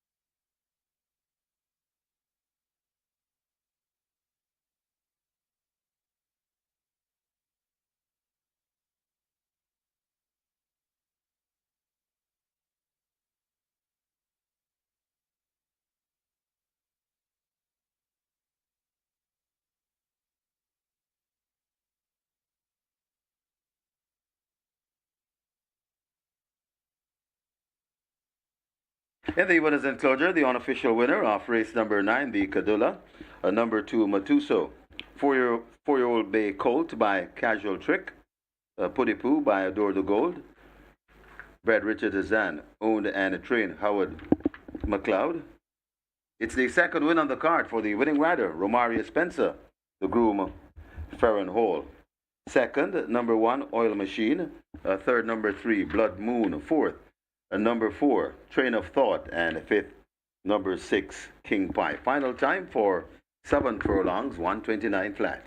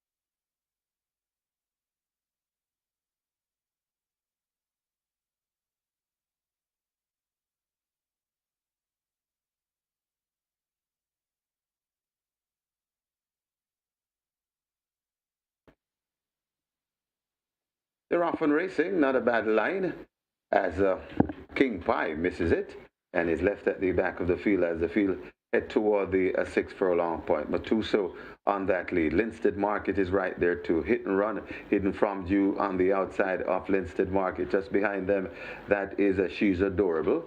Then comes Train of Thought on the outside of Train of Thought. That's Happy Force overtaking right against the rail, Blood Moon. Then comes Oil Machine. Behind Oil Machine, that's Playfair. And Playfair now joined and overtaken by, on the outside, that's Princess Vianney, and racing at the back of the field as they go past the 4, that's King Pie. They head toward the 3, and it is Matuso tearing away on that lead about 8, maybe 10 lengths. Matuso making his intentions clear at the moment. Matuso is all alone coming to the top of the lane. Hit and Run chasing in second along with She's Adorable. Matuso turning on the pressure coming to the furlong and a half point. Matuso is still clear, chasing back there in second. That is Blood Moon on the inside. That's Hit and Run out wide and coming on. That's Train of Thought. Matuso tying up a bit, coming to the furlong pole, but still has a good cushion. Matuso is turning it on. It's Matuso in front, and Matuso and Romaria Spencer is in front, but Oil Machine is flying on the outside, and I don't think the jockey and Matuso see it. Matuso just beating Oil Machine, and the jockey could have given it away. Back in third, that's Blood Moon. Got tied for fourth. Train of Thought.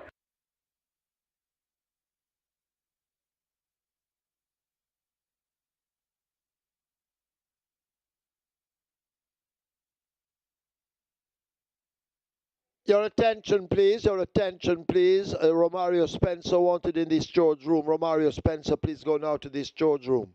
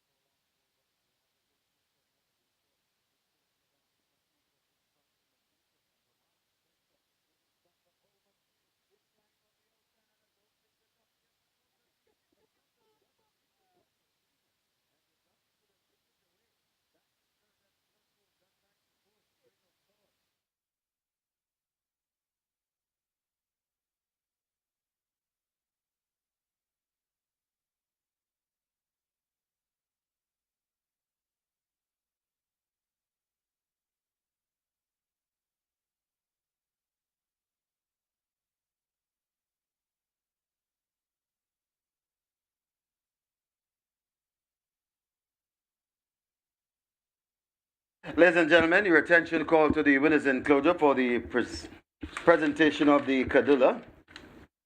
Making the presentation, Racing Secretary Denzel Miller, and he presents to the winning owner-trainer, Howard McLeod, winning the Kadula here in race number 9.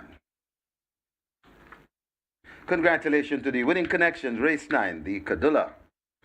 And on your screen, the photograph for the win, Matuso. Getting there in the nick of time from the fast closing oil machine on the outside. So that's the win print on your screens.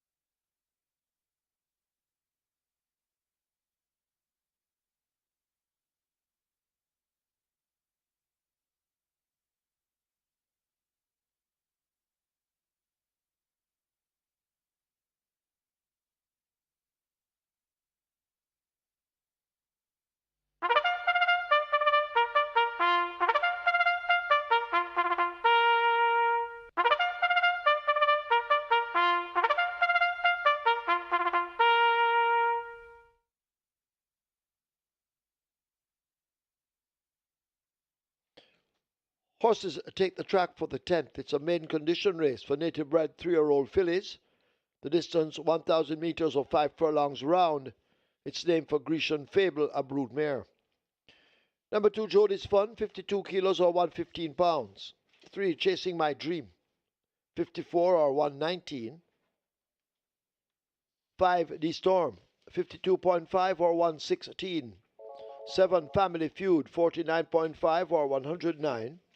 8, Proudest Vision, 53 or 117. 10, Altogether, 53 or 117. 11, Sparkling Fire, 52 or 115. Wagering on Exacta, Quinella Trifecta, Superfecta High 5. Get your wagers on.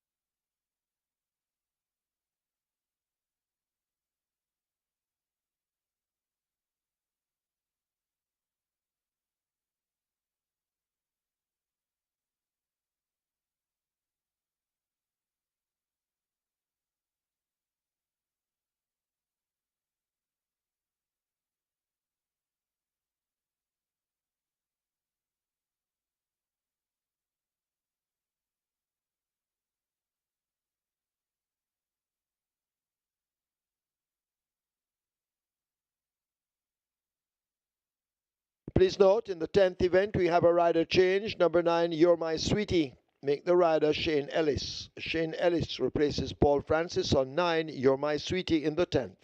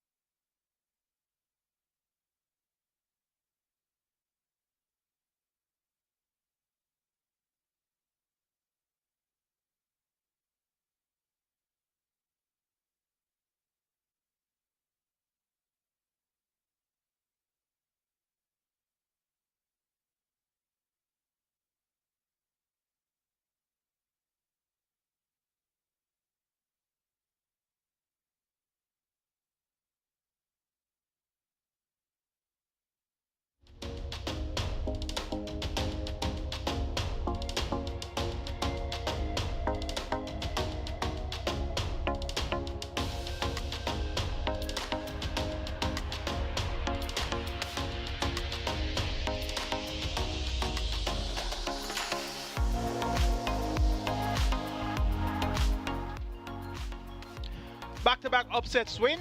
We had a 16-1 winner in race number 8, the Thoroughbred Racing Hall of Fame Stakes Trophy, and that was with Wall Street Trader. And another 16-1 winner right away, Matuso. Romario Spencer on the double. He's more popular known as Turtleback. Had a win earlier with Mr. Senator. So that was a fine win with Mr. Senator early on the card. That was in race number 3 for Romario Spencer. And in race number 9, he gets the job done again. And started celebrating a long time before the winning post, and was very lucky that Oil Machine didn't get there. And we're certainly going to hear more about that. Congrats though, Romario Spencer on a double, and he rode there for Hard McLeod. 16-1 winner, getting the better of the favorite Oil Machine, who got shuffled back, drawn post 1, and that was going to be the problem. Drawn post 1 didn't really have all that great of an early speed, and was shuffled back through the pack. And had a lot of run to do and got rolling when it was all over. We're now down to 8 live tickets on the Twilight 6 with 11.75 million in that net pool. So you're into some big dividends already. And depending what happens here in the 10th and final, we could very well be in carryover mode. So let's see how the Grecian Fable would unfold. Grecian Fable, of course, a Hall of Fame broodmare. A field of 13 going 1,000 meters round. It's a maiden condition race, so fillies only. Top selection goes to number 10 altogether. Jamal Williams riding for Ryan Darby. This one showed good speed last time out, led for a long way, but finished third by 2.5 lengths, weakened quite dramatically to give up a 2.5 length lead after passing the Furlong pole. Looking strong. So hopefully she'll be a lot more resolute today. Jamal Williams chips off 3 kilos off the allotted 56 kilo weight, so it's going to be 53 kilos there for altogether. Hoping altogether can keep it together up to the winning post. Number 13 is Joyful Surprise. Comes in for good support at 2-1. Went up at 9-1 second time out. Showed good speed behind Native Flyer, Enthusiasm, and Prima Suprema. Tongue tied taken off, figured now fitted. Was the Henry maintains the ball for the third consecutive occasion for trainer Tencent Chong. 2-1. Your lukewarm favorite is now Joyful Surprise. Number 12, Miss Brayton gets 5-2. Radish Roman rides to Ricardo Brown. Has been thereabouts on all 5 career starts. Figure it now, take it off. Look for another encouraging run from Miss Brayton. And number 4, Prima Suprema, 5-2. Seldomly called jockey Charlton Riley, riding for Jason Acosta. And Charlton Riley goes way back to the days of Wayne DaCosta OD, or 18-time champion trainer here at Caymanas Park. And you know they go really far back. So it's quite fitting to see Jason Acosta give Charlton Riley a chance here. And 5-2 speaks volumes for the stable confidence in the chances of Prima Suprema, who was third on debut by 7.25 lengths in that same Native Flyer Enthusiasm event. So Prima Suprema, with second time lay 6, looks ready to give a brave effort here. Make it 10, 13, 12, and 4 in the Grecian Fable all together over Joyful Surprise. Joyful Surprise now your favorite at 95. For third, make it number 12, Miss Brayton. For fourth, number 4, Prima Suprema. 10, 13, 12, 4 in the 10th and final.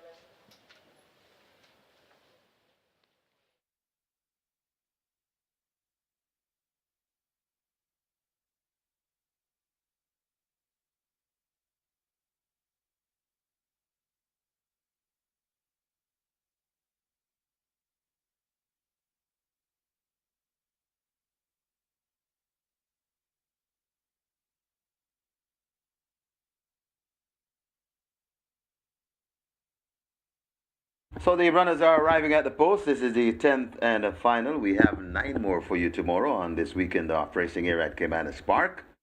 It's the Grecian Fable in race number 10. High five wagering offer, the high five pool, approaching 300,000. Get your bets on as the runners are making their way to post. When this one is over here at Caymanas Park, the live racing is done after this. But rest assured, we have you covered.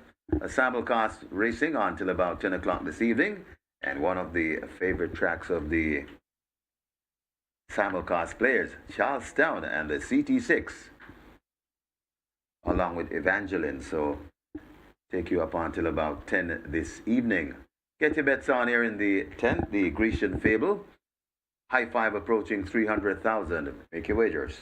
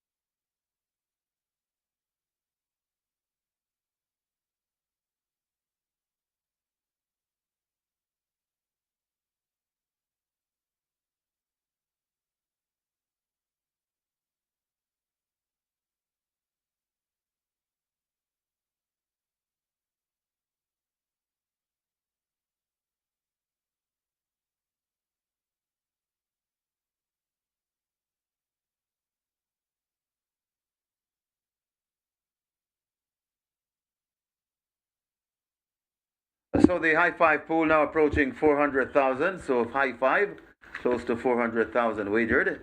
And I just saw the graphics a while ago with the Twilight 6. 8 live tickets remain in the Twilight 6. And a net pool of nearly $12 million. So that's instant millionaire status if those 8 live tickets can survive this final leg of the Twilight 6. Want to wish you the best of luck as always. Make your wagers. High five pool approaching 400,000.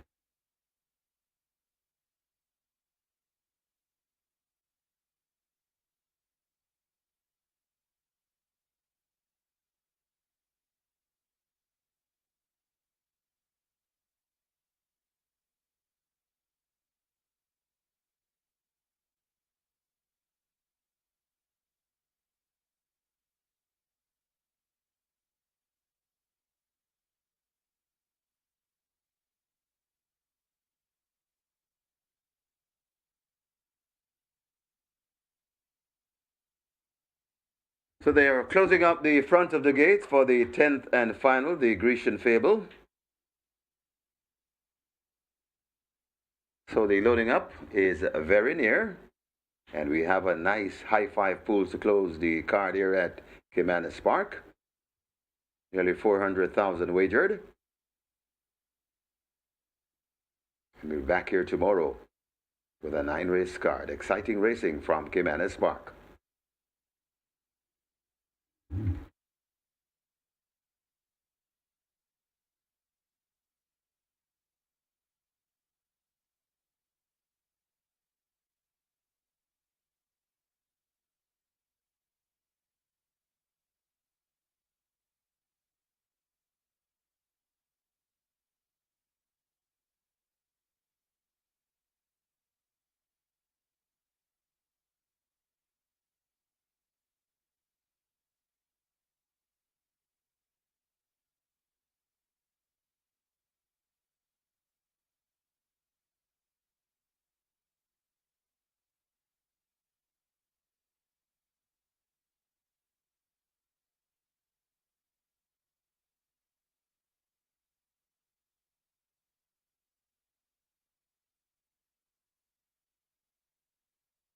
So the loading up about to start as a number 1 money mission. Heads to gate 1. So horses loading. Loading for the 10th and final. The Grecian Fable.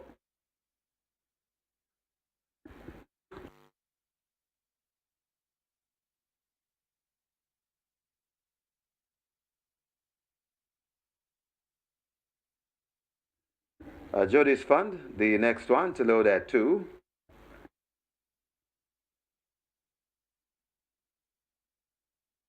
Chasing My Dream could be next at 3. 5 furlongs round, a quick dash. Chasing My Dream, hesitating, needs a little encouragement. To load at 3.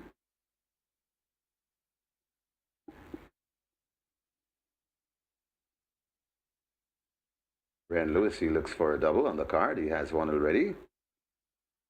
And he rides Chasing My Dream, backing away from gate number 3. Rider comes down as the starter's assistant, along with starter Michael Sims, getting this one into gate 3. Chasing My Dream is in. A Dreamer, the first timer, heads to gate 6.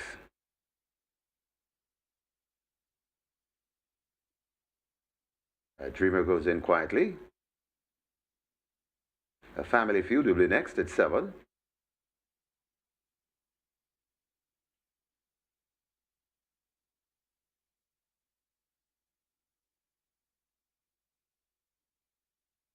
A Family Feud goes in. Proudest Division led to gate number 8.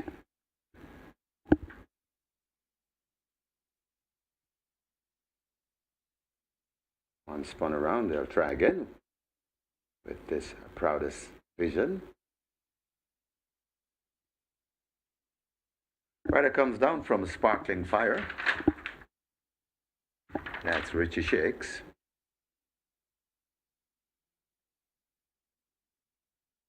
Rider also off the 9. You're My Sweetie, Shane Ellis.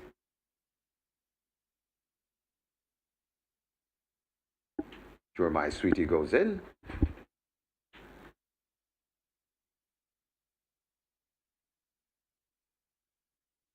Ellis climbing on the gate. Proudest Vision lows at 8.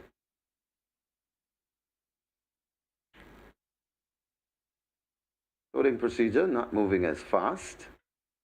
So that's maybe some good news for the late betters. Sparkling Fires in at 11. A D-Storm comes to gate 5. D-Storm goes in. All together. That charge is from Ryan Darby. He's nearing a milestone of 500 wins. Let's wish him all the best. Primo Suprema lows at 4. Joyful Surprise at 13.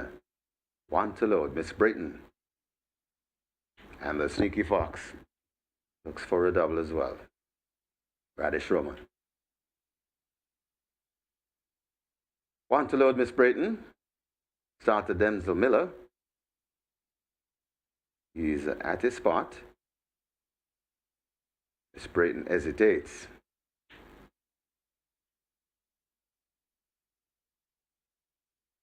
Miss Brayton goes in. 5 furlongs round the trip. And we are ready. Ready for race number 10.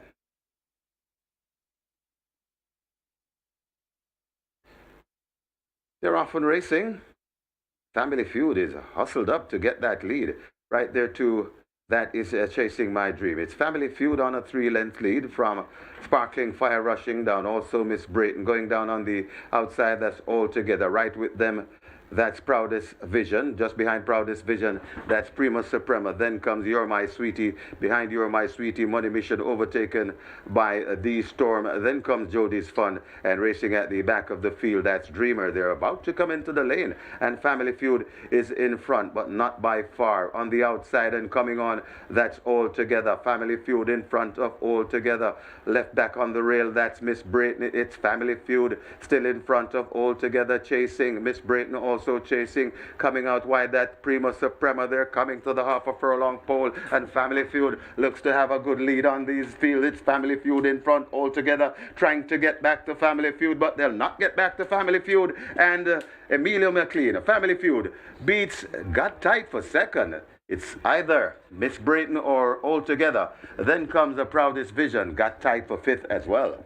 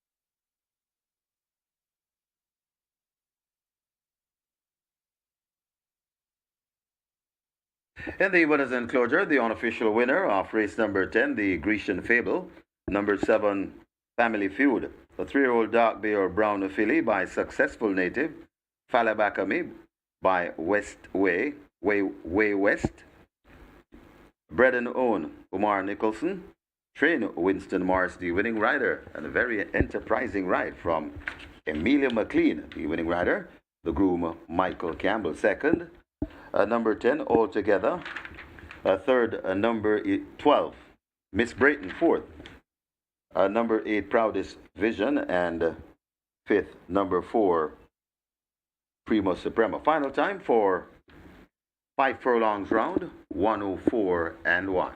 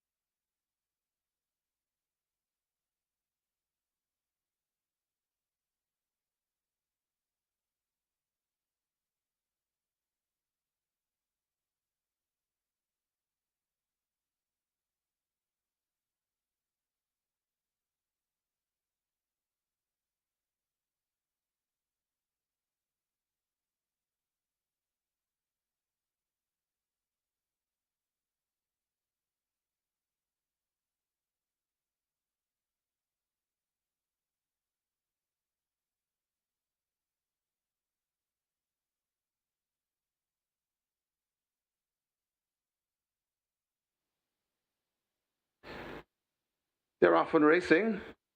Family Feud is hustled up to get that lead.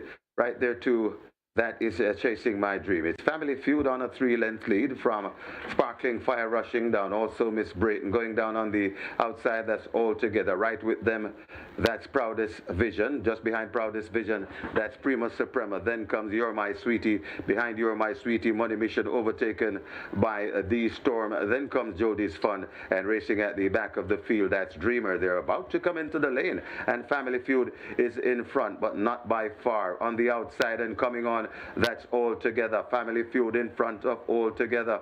Left back on the rail, that's Miss Brayton. It's Family Feud still in front of All Together, chasing. Miss Brayton also chasing. Coming out wide, that Prima Suprema. They're coming to the half a furlong pole, and Family Feud looks to have a good lead on these fields. It's Family Feud in front, All Together, trying to get back to Family Feud, but they'll not get back to Family Feud. And Emilio McLean, Family Feud beats Got Tight for second. It's either Miss Brayton or All Together. Then comes the Proudest Vision, Got Tight for fifth as well.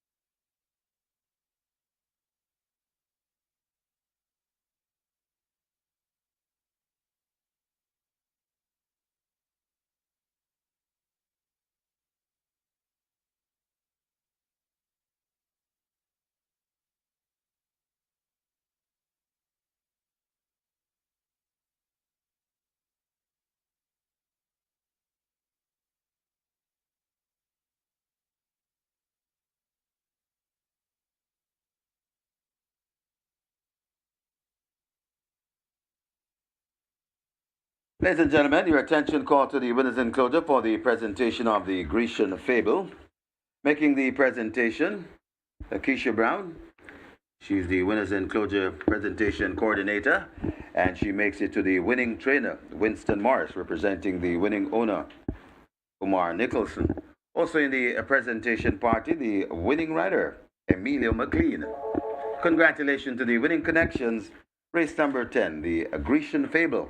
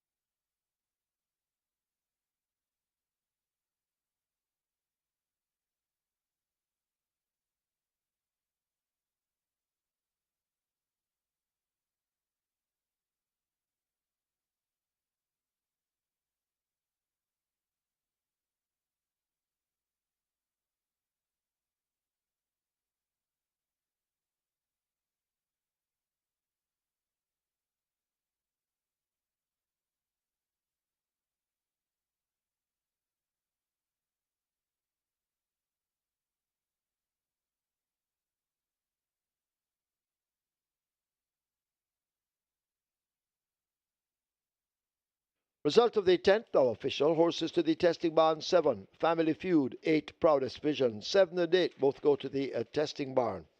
Splits 24-3, 49-4. They raced 5 furlongs round in 104. The margins 4 and a quarter by a short head. Nobody won the late 5-star carryover in the late 5-star 750,000, 723 and 63 cents. Single winner bonus $349,000, $48.65. The Twilight 6.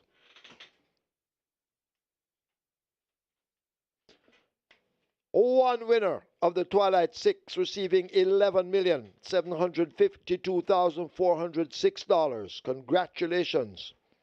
Play spot 8 carryover $493,186.50. Single winner bonus $94,568.18. And nobody catched 9. The jackpot now $1,153,839 and 32 cents. So we have come to the end of today's race meet. We'll have more racing for you tomorrow. Stand by for a recap. Of course, you'll have it when ready from Michael Kane. See you tomorrow.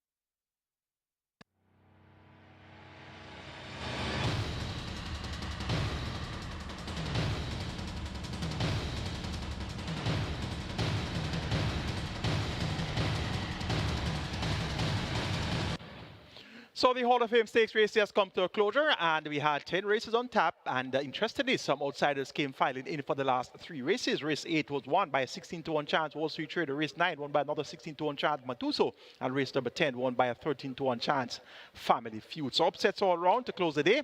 And one lucky person walked away with 11.7 million plus on the Twilight 6 side of things. Congratulations to that load winner of the Twilight 6. And we had a carryover of over 3.6 million going into the Twilight 6 today. So big dividends there. Congrats to our Reggae 6 winners as well. And indeed, congrats to Romario Spencer, more popular than a Turtleback. He started the show in the Jockeys Colony today. So usually it would be Radish Roman and other of the popular riders that got more rides as usual. But today it wasn't about our big jocks. It was about Romario Spencer. On a double, he had the first winner there, Mr. Senator, at 2-1 for Anthony Nudes and a 16-1 winner in Matuso for trainer Howard McLeod.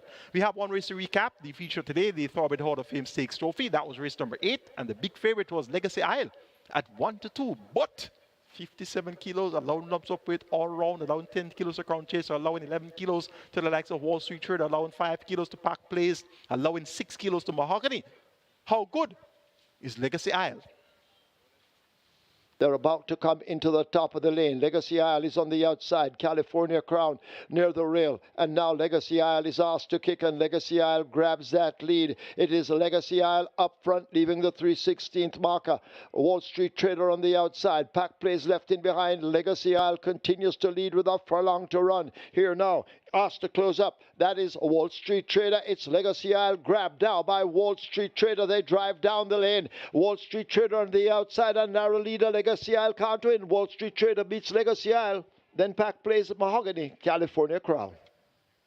So Legacy Isle is indeed good, 57 kilos, and goes down by 3/4 of a length, but just couldn't allow 11 kilos to Wall Street Trader. Wall Street Trader got a nice hot pace after Pack Plays and Crown, that California Crown did the dirty work up front and softened up Legacy Isle. Legacy Isle, though, stopped the pace before making that move, but still didn't have enough in the tank to hold on from the late running Wall Street Trader. That's going to be it another from us here at Caymanas Park today. It was a pleasure taking to live and direct on the Thoroughbred Hall of Fame race day, and indeed the Jamaica Racing Commission made it a very pleasurable day for our racing fans here. Tomorrow we have 9 races in store for you, and our first post will be at 12:15. I'm your analyst Michael Kane on behalf of the team of the Women Champion Sportsmac, also on behalf of our promoters Supreme Ventures Racing and Entertainment Limited. Have a good evening and see you in a few hours time for Sunday Racing.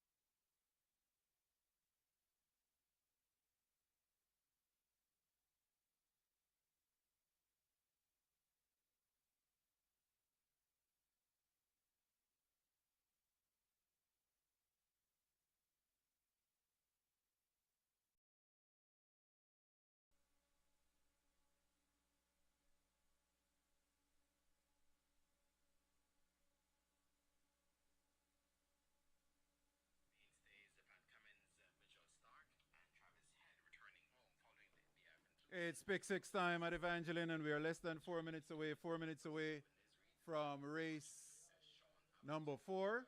Start of the pick six at Evangeline. Pick six pool approaching 35,000. Only 4 minutes to make your wagers. Do be reminded, the pick six carry over 30,000.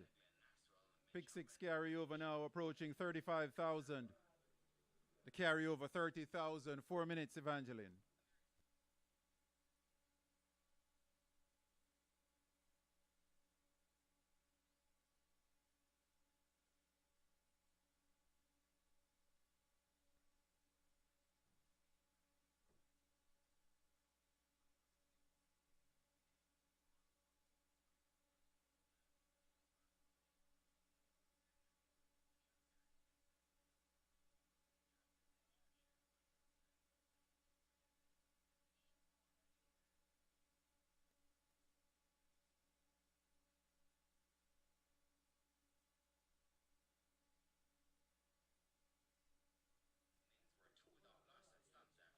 Dividends at Charlestown, cash your tickets at Charlestown. Just about 17 minutes away from the pick six at Charlestown. Minimum guaranteed payout of 100,000 in the pick six at Charlestown. Pick six pool already 250,000. 2 minutes, Evangeline. Get your wagers on, Evangeline.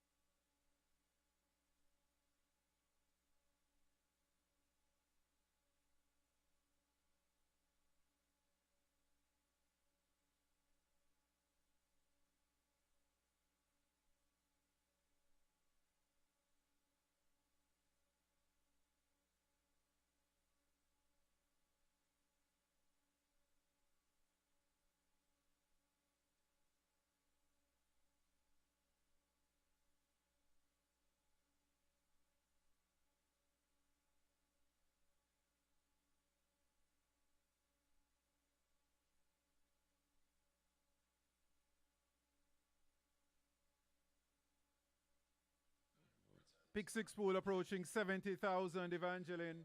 Pick six, Evangeline, approaching 70,000.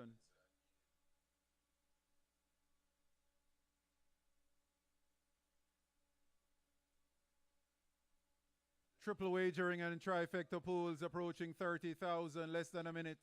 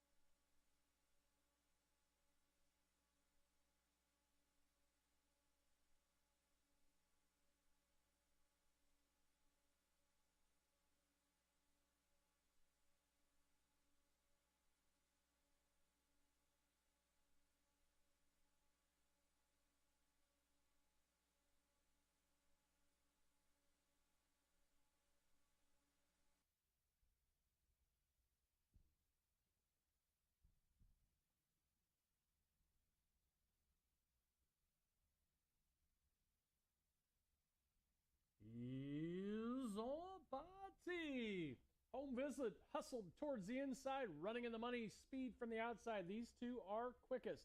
Got a Deal came away in third. From between, City Park is right there in fourth, with Smooth Deanie moving up to his outside. So as they bend into the clubhouse turn, it's Home Visit, just a long neck ahead of Running in the Money. Smooth Deanie away in third. City Park travels fourth. Next up is Dino's Cape. Then it's 3 lengths back to Got a Deal, and the early trailer is Keys Included. As they head down the backside, Running in the Money now a narrow advantage, but Home Visit comes right back on the rail, and this pair noses apart as they move midway down the backside, with Smooth Deanie tracking them from just a length and a half behind. Dino's Cape moves up. He's in fourth, just a length ahead of City Park. 4 lengths back to Keys Included and Got a Deal. As they put the half-mile marker behind them, it's Home Visit and Running in the Money. Side by side, stride for stride as they head into the turn. Smooth Deanie is third. Dino's Cape, City Park being asked to pick up 6 lengths from the front. Keys Included. And a big gap back to Got a Deal. Running in the Money pokes his nose in front, but Home Visit comes right back on the rail. They're 3 in front of Dino's Cape. City Park points towards the rail to try to come up with a bid. To the far outside, Keys Included rolling from the back of the pack. Running in the Money is dispatched of Home Visit. Dino's Cape, Keys Included, City Park all chasing for the minors, but Running in the Money is getting away, and Running in the Money now running up the score inside the final 16th, and Running in the Money is 3 clear. It's a good battle that'll go to Keys Included over Dino's Cape and City Park.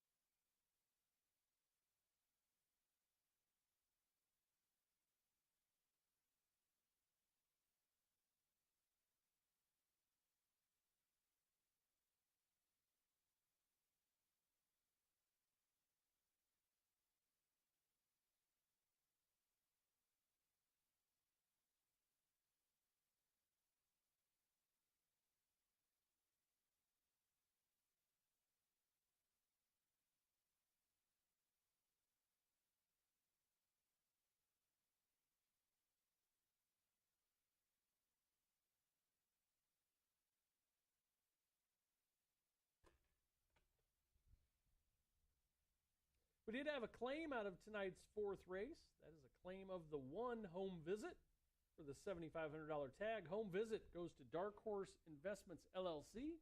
David T. Ray will be the new trainer. Claim of the 1, Home Visit.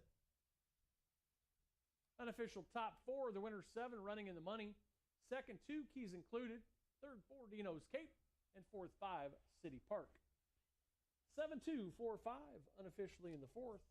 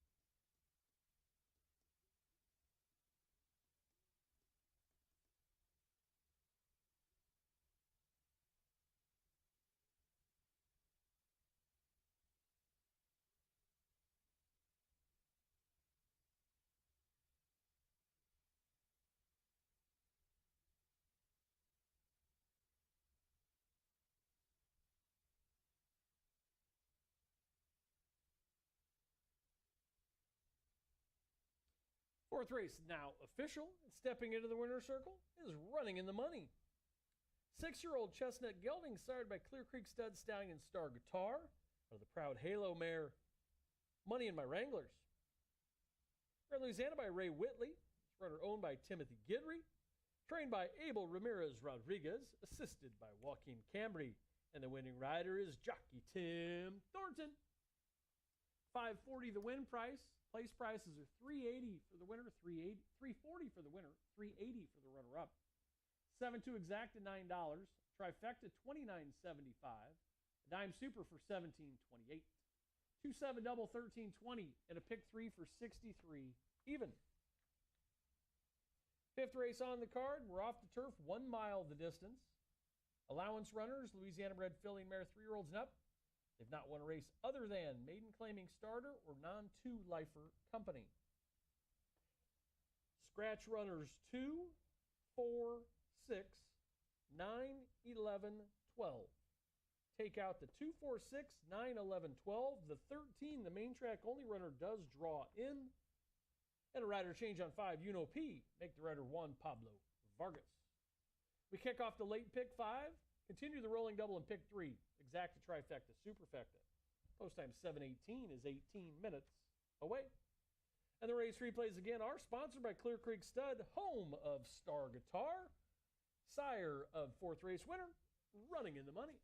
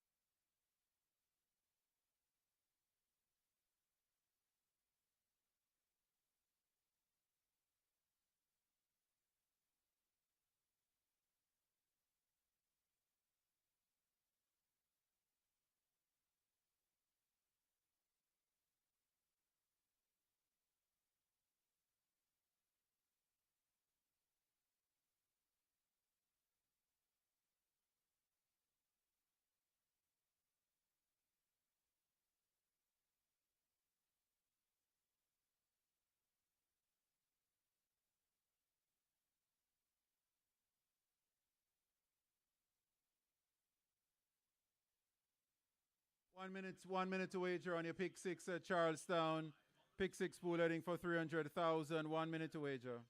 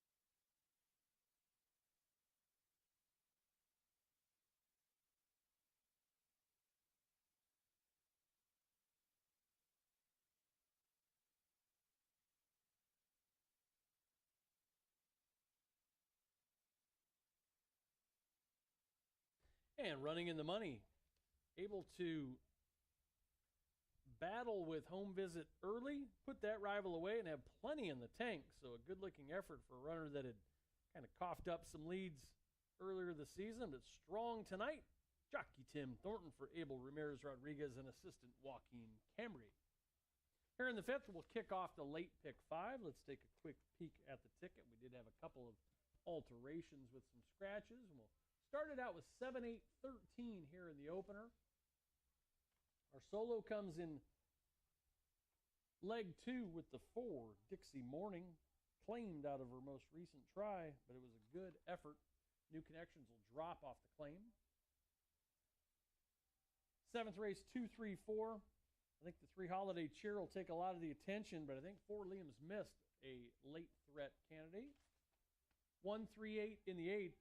I like Behemoth Star down on the rail with Jose Luis Rodriguez. If they can rake sharply, I think they can be in command of that 8th race. And if we're live to the 9th, it's 5, 8, 5 Diamond Country. Poor start in the last. We'll look to make amends for that effort. Here in the 5th, top pick, we're going to look to the 8. That is Precious Money. Colby Hernandez for Brett Calhoun with Precious Money. A couple of starts on the season. Won a race that was washed off the turf. The next race, they caught a sloppy racetrack. Both of them, they ran into a couple of good-looking runners. Rusty Sunrise was an impressive winner that night, and then Khalil was an 8-length winner in the most recent try over the slop. Khalil really handled the slop. But Precious Money was 3 clear of the 3rd-place runner. Now the 3rd start off a brief layoff, 3rd start at the distance, and I think Precious Money, think the time is right for this runner to be strong in the stretch to get the job done. Colby Hernandez looking for his second on the card. For second, we'll look to the runner drawing in off the main track only list. Again, we already saw one tonight. We'll give CC Cola a look as she draws in from the main track only list. Tries the route for the second time. Was in the Legends Soiree her first time at the route, and it was not a terrible effort. Finished fourth in that one out of the five, but she actually ran on nicely. You'll note that the runner-up in that one was Khalil. Khalil, who had dusted Precious Money, was just about 4 lengths ahead of CC Cola. And again, that was her first time at the route, so we would think she'll be a little bit stronger in her second try at the route. You get the combination of Pompel and Brinkman trying to team up. And again, the main track only runners will always give them an extra look when they do get into off the turf races. And for third, we're going to look to the 7 production meeting. A well-beaten second in her most recent try. A winner going 7 furlongs. First time against winners, she ran into a buzzsaw as Rising Inflation won by the length of the stretch. But we'll give her a look to fill up some of the exotics in her second time against winners. Runs for very, very popular connections of Set Hut LLC of Jake Delhomme. Production meeting, Emmanuel Nieves in the irons. I like the second, this be the third start at the distance, and we'll see if Colby Hernandez can get his second on the card with Precious Money here in the 5th. They'll head to the track. Just a couple minutes. Good luck.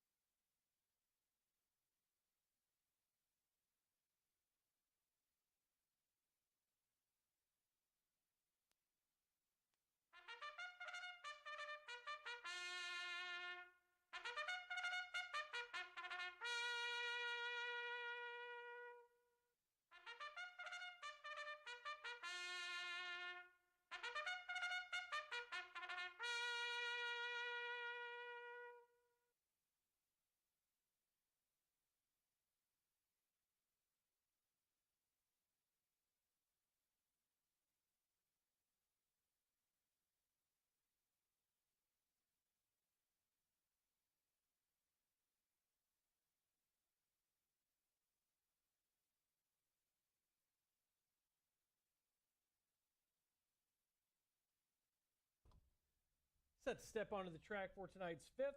Allowance runners, Louisiana bred filly and mare, 3-year-olds and up. They've not won a race other than maiden claiming or starter, or they've not won 2 races lifetime.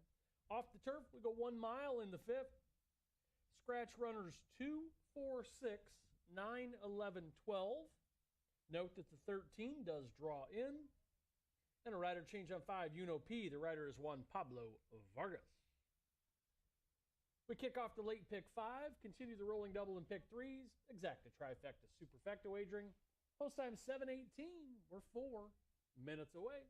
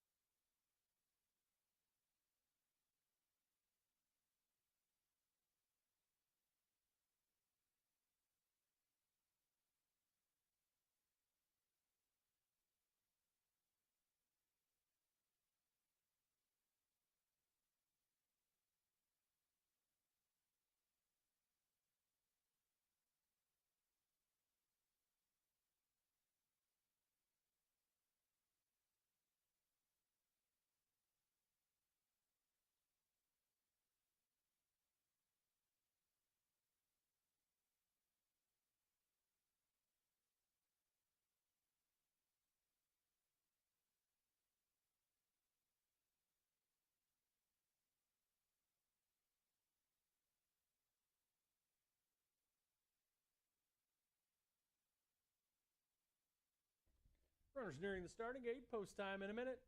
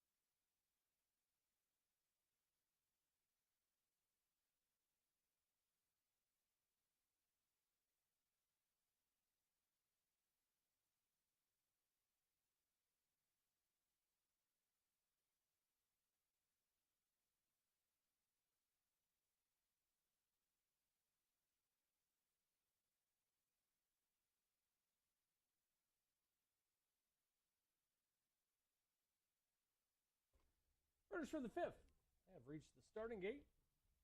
It is post time.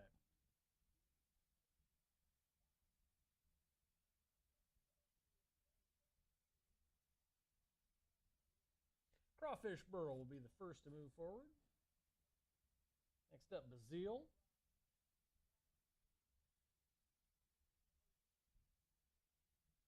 There's Juno P.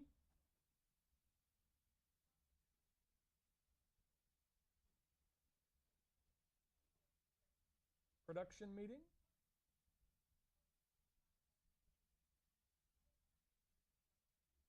Precious Money. Last coupler, JoJo Bean and CC Cola. CC Cola off the main track only list, bet down to even money as she heads into the gate.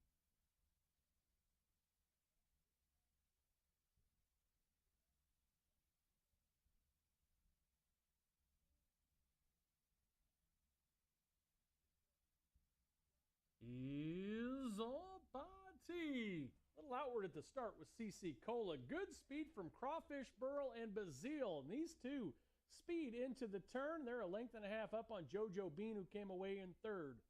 Production meeting, saving all the ground, rides the rail from fourth. Out wide is CC Cola. A length back to Precious Money in the early trailers. Juno P. They head to the backside. Not a lot of pace up front, but they are side by side. That is Bazille and Crawfish Burl.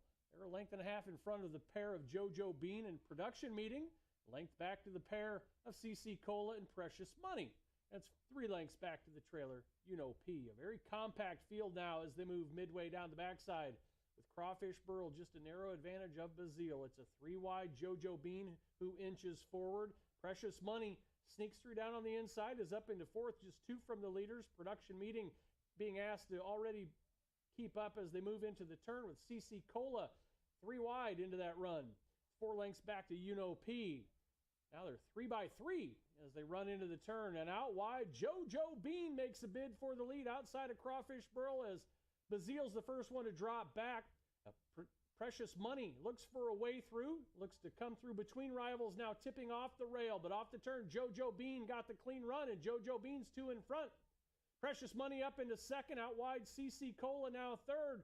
But there are 3 back from JoJo Bean, who kicks clear, and JoJo Bean is running away. JoJo Bean now 5 in front. It's a good battle for second, CC Cola and Precious Money, but this one's all JoJo Bean. JoJo Bean, CC Cola, Precious Money, and Crawfish Burl.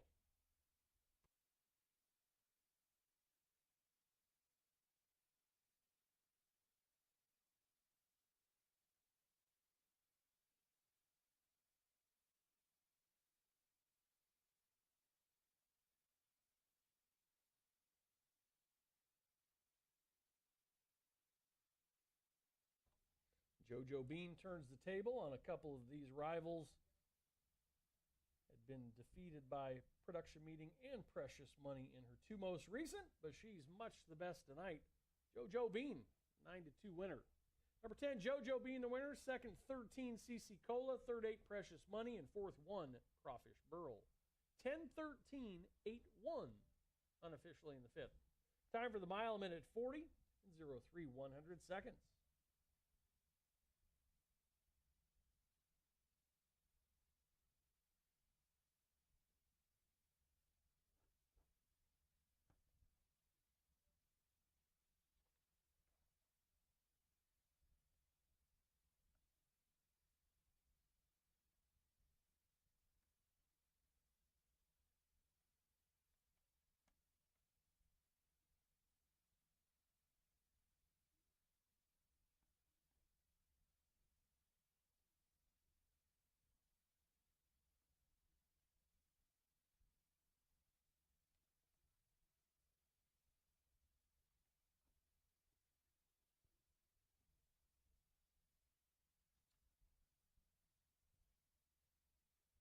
Fifth race now official.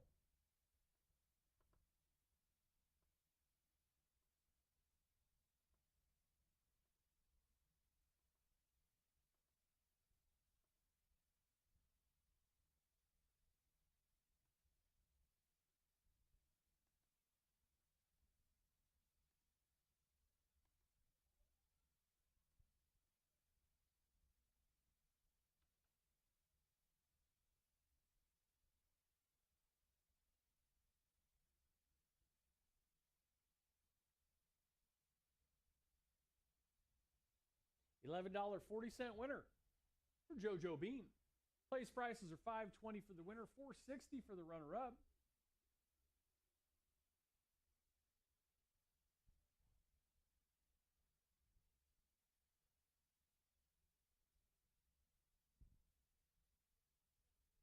And now set to step into the winner's circle is JoJo Bean, 3-year-old bay filly sired by Midshipman out of the Not For Love mare Vera Bell. This runner bred in Louisiana by Barone Farms LLC, runs for Barone Farms LLC of Lon Barone, trained by Alan Landry, and the winning rider is Jensen Melanson. Leading trainer Alan Landry gets a winner on the Saturday card.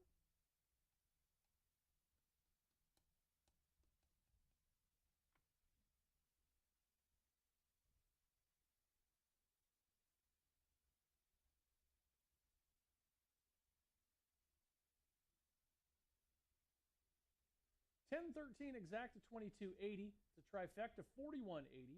A dime super for $107.22. A double for $21.10. Pick 3 for $28.10. Early pick 4 is worth $324.60, and the early pick 5, if you add all 5, for $18.75 and a dime.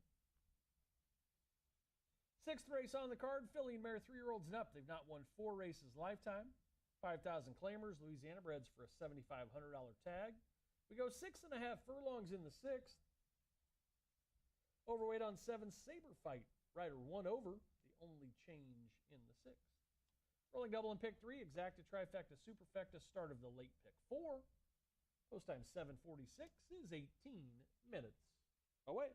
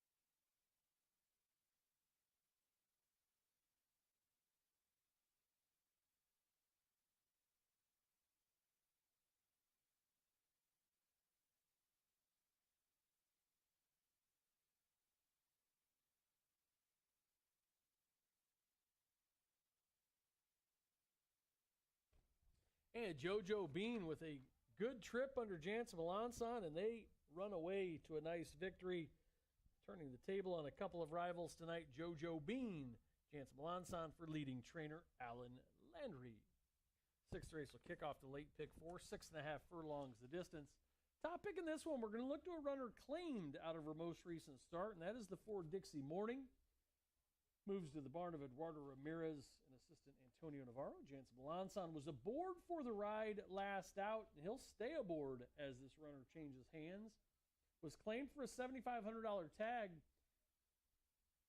They get a turn right around and run for a $5,000 tag tonight. So coming in for less than what this runner was purchased for, but it was a solid effort. Going 5.5 furlongs may have just run out of ground. This is a 6.5 furlong event. Dixie Morning had routed and gone 7 furlongs in a couple of starts, so now kind of splitting the difference, and maybe this is the right distance for her to put her best finishing punch together. We're going to try to get Dixie Morning, see if Jansen Melanson can go back-to-back on the card. Second choice, we're going to look to the 3 right now, the favorite on the board, Jaden Cat. Jaden Cat got out of the non-3 lifer company in her most recent start with a strong start-to-finish win over a sloppy track.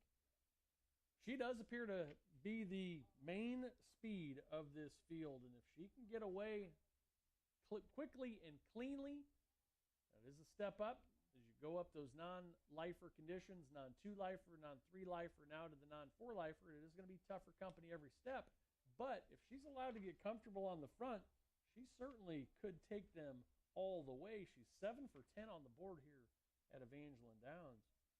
The third, we're going to look to the 8. A little bit of a long shot in this one is Rosie Edge, who does cut back after a string of route efforts, one on the turf and a couple over the main track. One of her better efforts in the most recent starts was at 6.5 at Delta, where she rallied from off the pace. And again, might be up against it as far as a pace standpoint, but I think she could have a nice, solid finish in this cut back in distance. One runner I didn't mention that I think might hold the key to a lot of this, and that is the 6 for Olivia. Olivia faced Allowance Company and Allowance Optional Claiming Company. Hit the board a few times last summer. Has been a well-beaten favorite in 2 trips so far this season.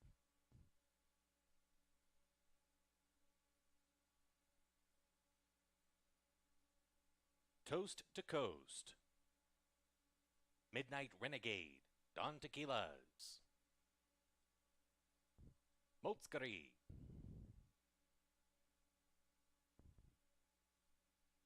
Never Pop the Cork.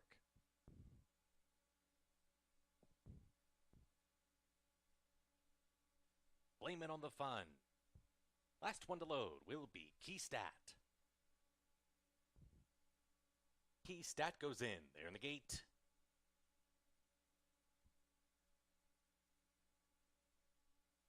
And they're off.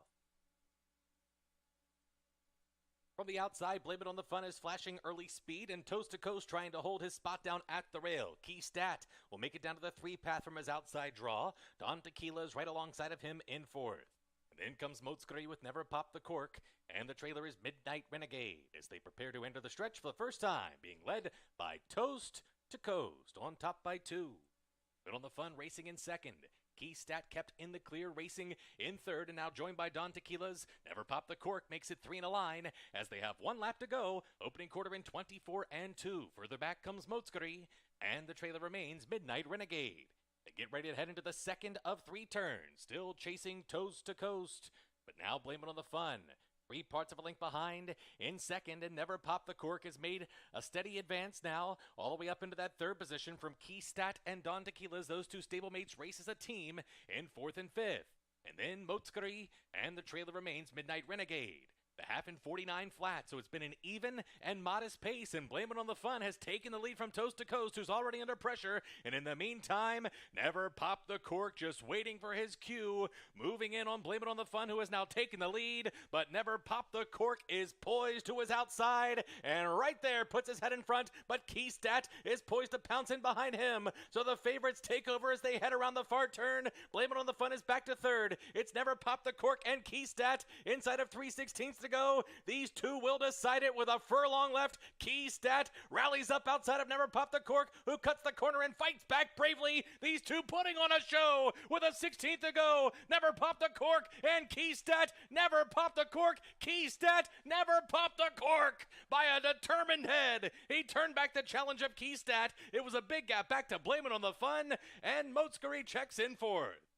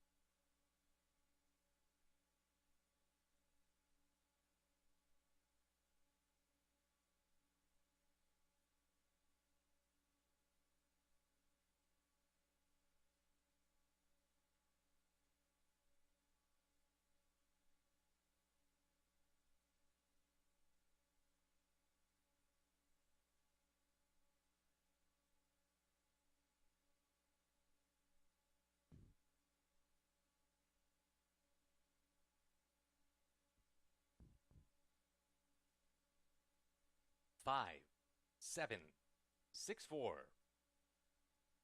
The winner, number 5, Never Popped the Cork. Second was the 7, Keystat. Third was the 6, Blame It on the Fun. And fourth was the 4, Motskery. 5, 7, 6, 4.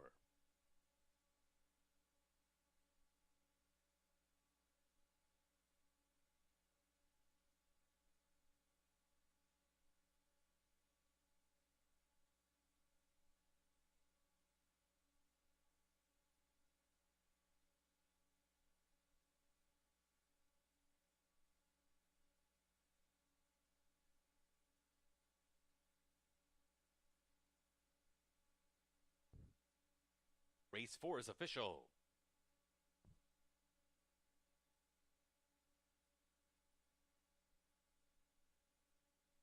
Now returning to the winner's circle, the official winner of tonight's fourth race. It's number 5, Never Pop the Cork. He's a 5-year-old dark bear brown gelding by Dennis of Cork out of the Lonhro mare, Never Break the Chain. The winner was bred in West Virginia by John Casey. Never Pop the Cork, owned by KP Racing Stables LLC, trained by Christy Petty, and written to victory by Antonio Lopez.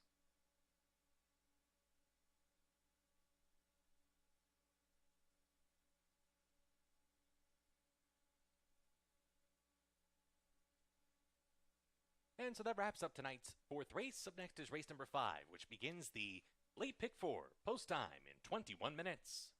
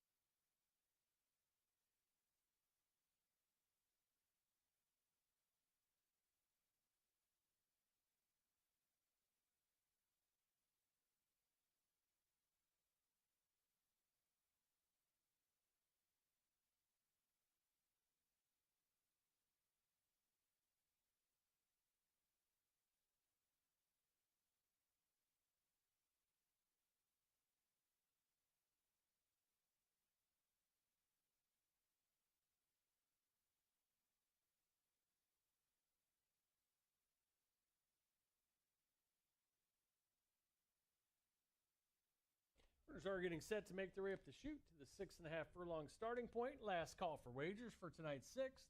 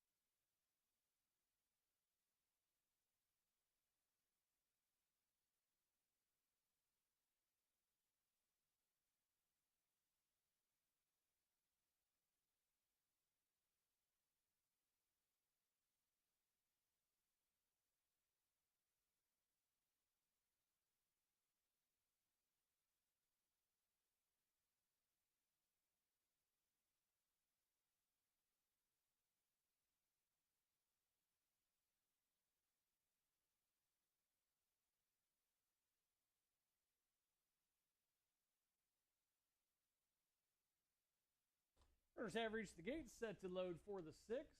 Agami, Maximum Moxie, Jaden Catter in. Dixie Morning, Deal Me a Penny. For Olivia steps up in the last couple are Saber Fight and Rosie Edge.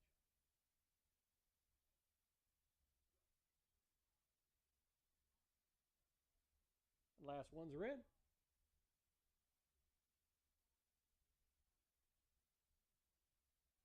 Is all party. A good start from between. Jaden Cat sets out for the lead. Deal Me a Penny. Dixie Morning comes away in third. Out wide, Rosie Edge from the inside. Here's Maximum Moxie up a couple of spots for Olivia. Agami, and the early trailer is Saber Fight. The speed of Jaden Cat on display. It's 3 parts of a length to Dixie Morning right off this leader's flank. They're a length ahead of Deal Me a Penny with Maximum Moxie riding the rail fourth. Length and a half back. Out wide, Rosie Edge is fifth. For Olivia, from between is Saber Fight, and Agami is the trailer. They make their way into the turn. Jaden Cat, 3 parts of a length. Dixie Morning, this pair now 2 in front. Deal Me a Penny tries to inch forward from third. Maximum Moxie under pressure on the rail. Out wide, Rosie Edge, Saber Fight. Nothing from For Olivia or Agami. Past the quarter pole, and Jaden Cat kicks clear. Jaden Cat cuts the corner and opens up a length and a half on Dixie Morning. Deal Me a Penny. Out wide, Rosie Edge looks to gain. Down towards the inside, Maximum Moxie. Saber Fight also tries to gain ground. Inside the final furlong, Jaden Cat the leader, but the stride shortening, and Dixie Morning is up to challenge with Rosie Edge arriving late. Dixie Morning gets the front. Jaden Cat battles Rosie Edge outside. Dixie Morning and Jaden Cat with a nose bob at the wire. It is oh so tight. Dixie Morning had her for a stride, but Jaden Cat may have put her nose back down on the wire. Takes a photo to split them in the sixth. Rosie Edge was third, but it's a photo for the top two.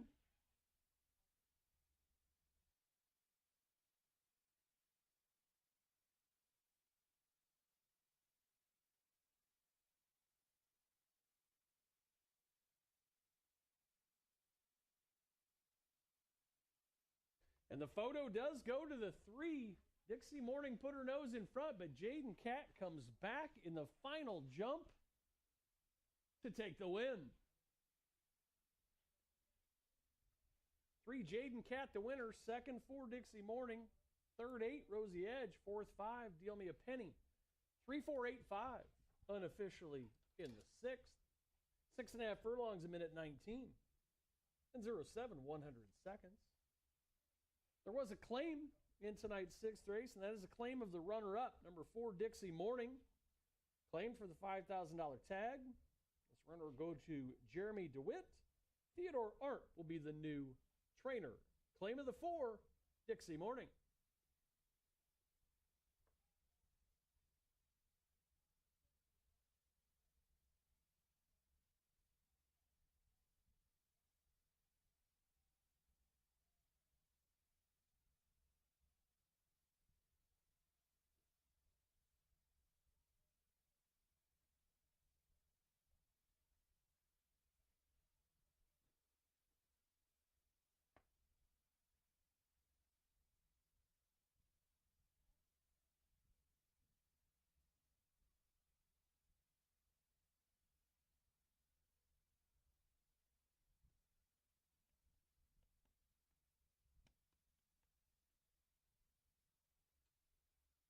Sixth race, now official.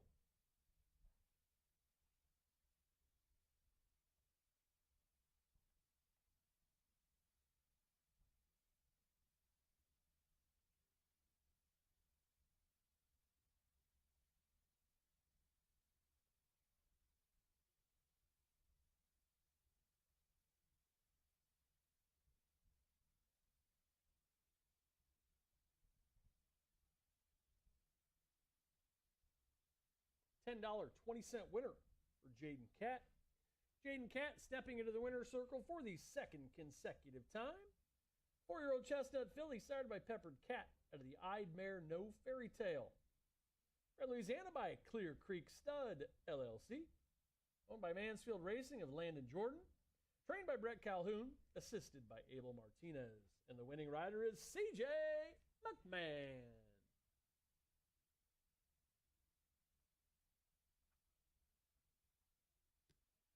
Place prize is $440 for the winner, $260 for the runner-up.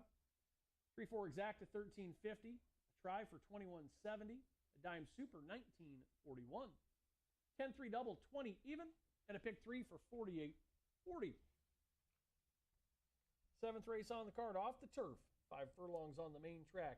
Allowance runners, Louisiana bred filly and mare 3-year-olds and up. They've not won a race other than maiden claiming starter or non-2-lifer company. Scratch the 6 and the 8. We kick off the late pick 3, continue the rolling double. Exacta trifecta superfecta wagering. Post time 8:13 is 18 minutes away. And again, the race replays sponsored by our friends down at Clear Creek Stud, and they bred the 6th race winner, Jaden Catt.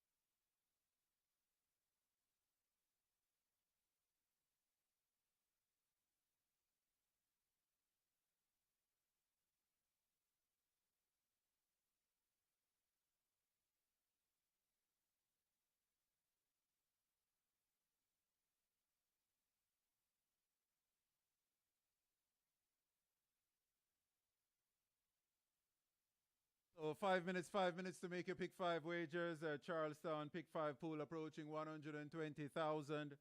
5 minutes to wager.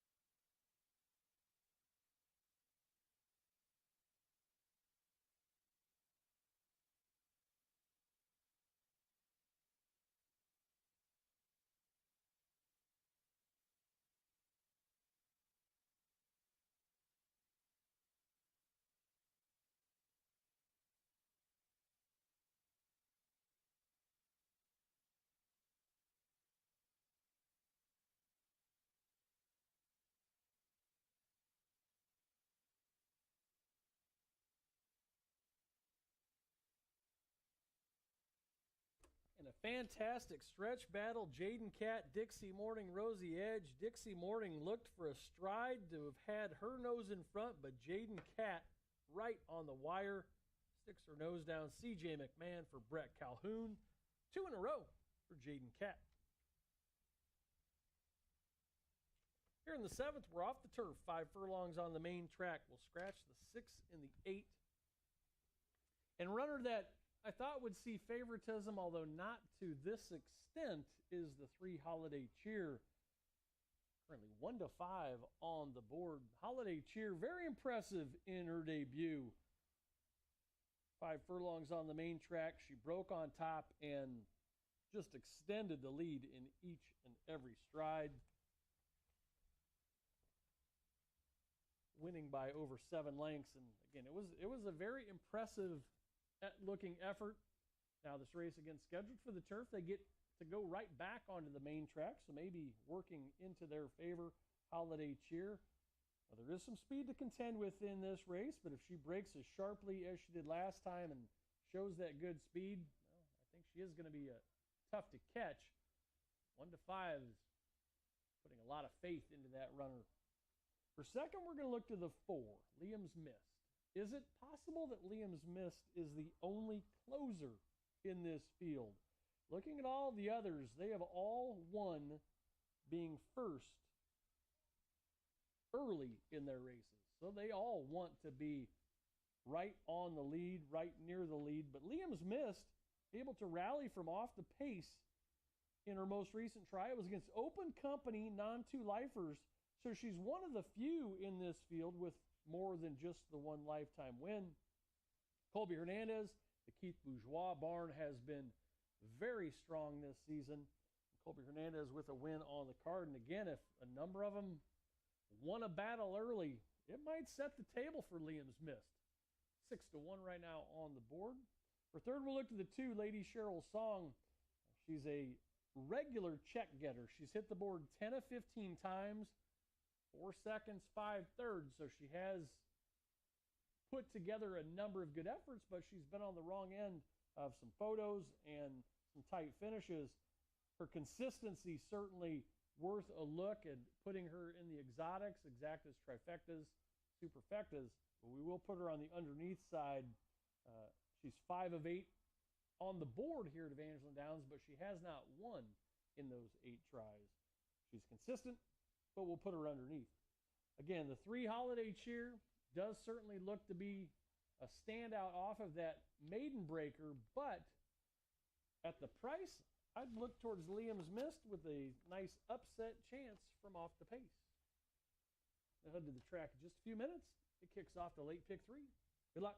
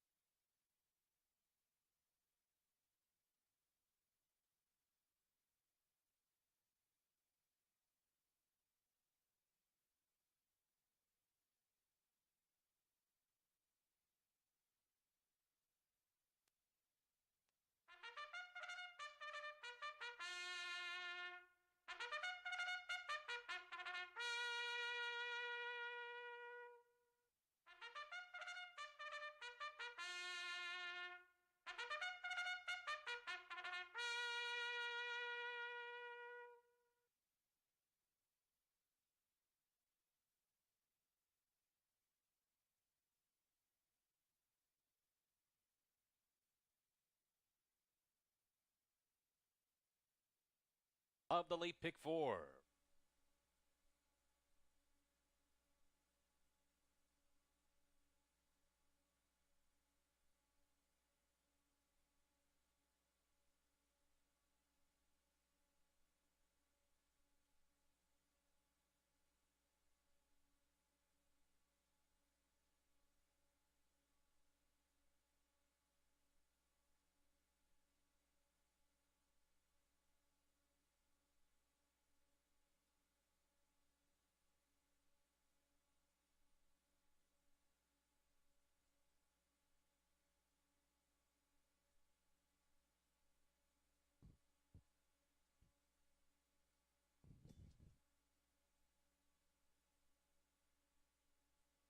Smooth Sailor, Buzz Bunny, Mexicali Mike, and Entice Me. Super Mountaineers, Jungle Boogie, Renee Rabbit, Swift Waters. 2 left to load. Shook Me All Night.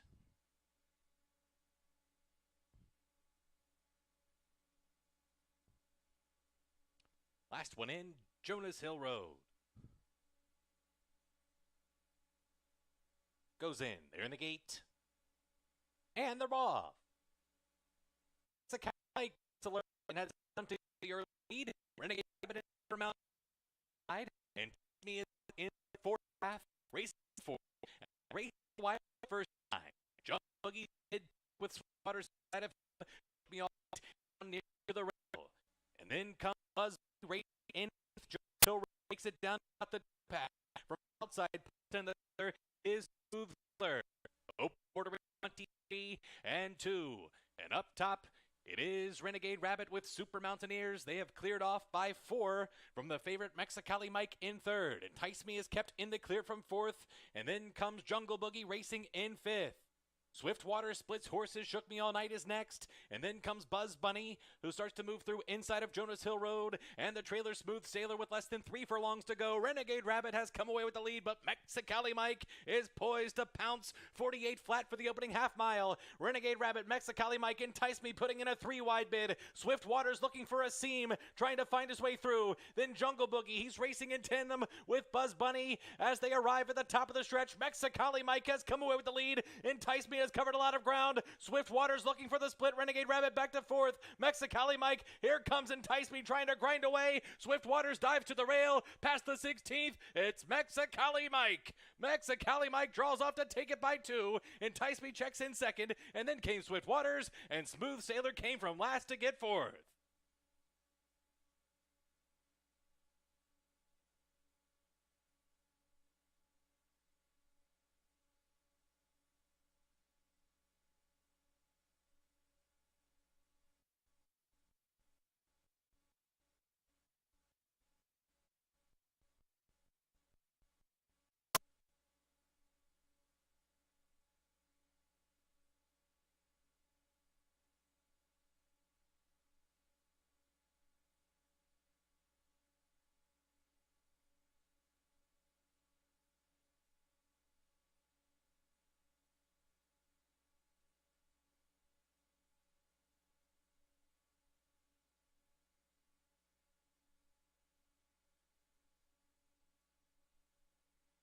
Get your wages on, Evangeline. Final triple pool approaching 40,000. Final triple approaching 40,000.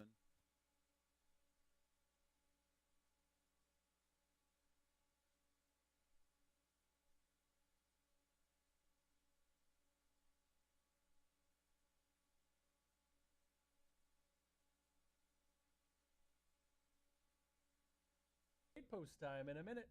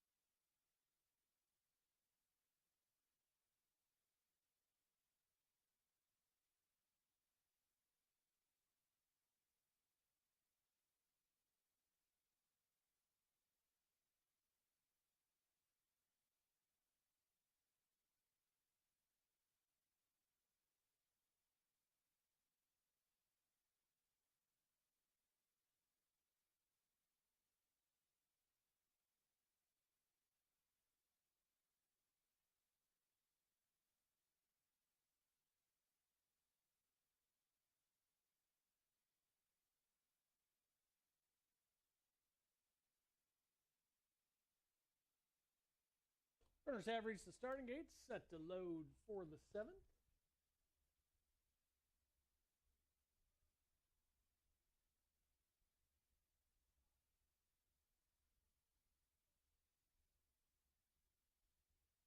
Lady Cheryl Song and One Line Ruler, first pair to move forward. Holiday Cheer, off of the impressive debut, 4 to 5 on the board. There's Liam's Mist. Semino Storm.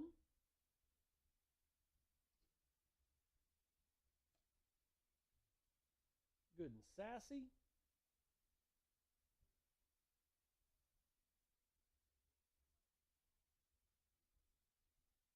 Sweet Morgan Lee. And last up is Debbie's Passage.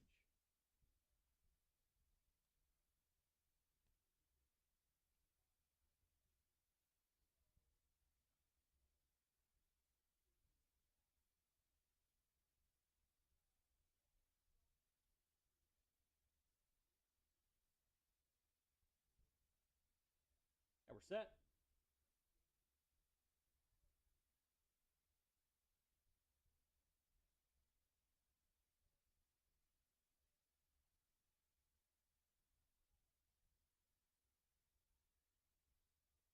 We've got a runner in the middle of the gate.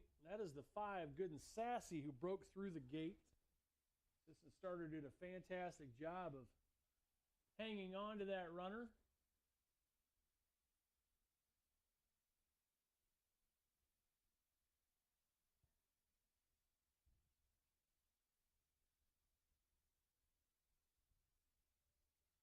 Good and Sassy will get a once-over by the track veterinarian to make sure that she is still ready to run.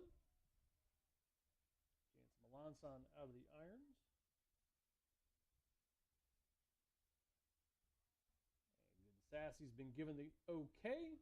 Chance Melanson hops back aboard.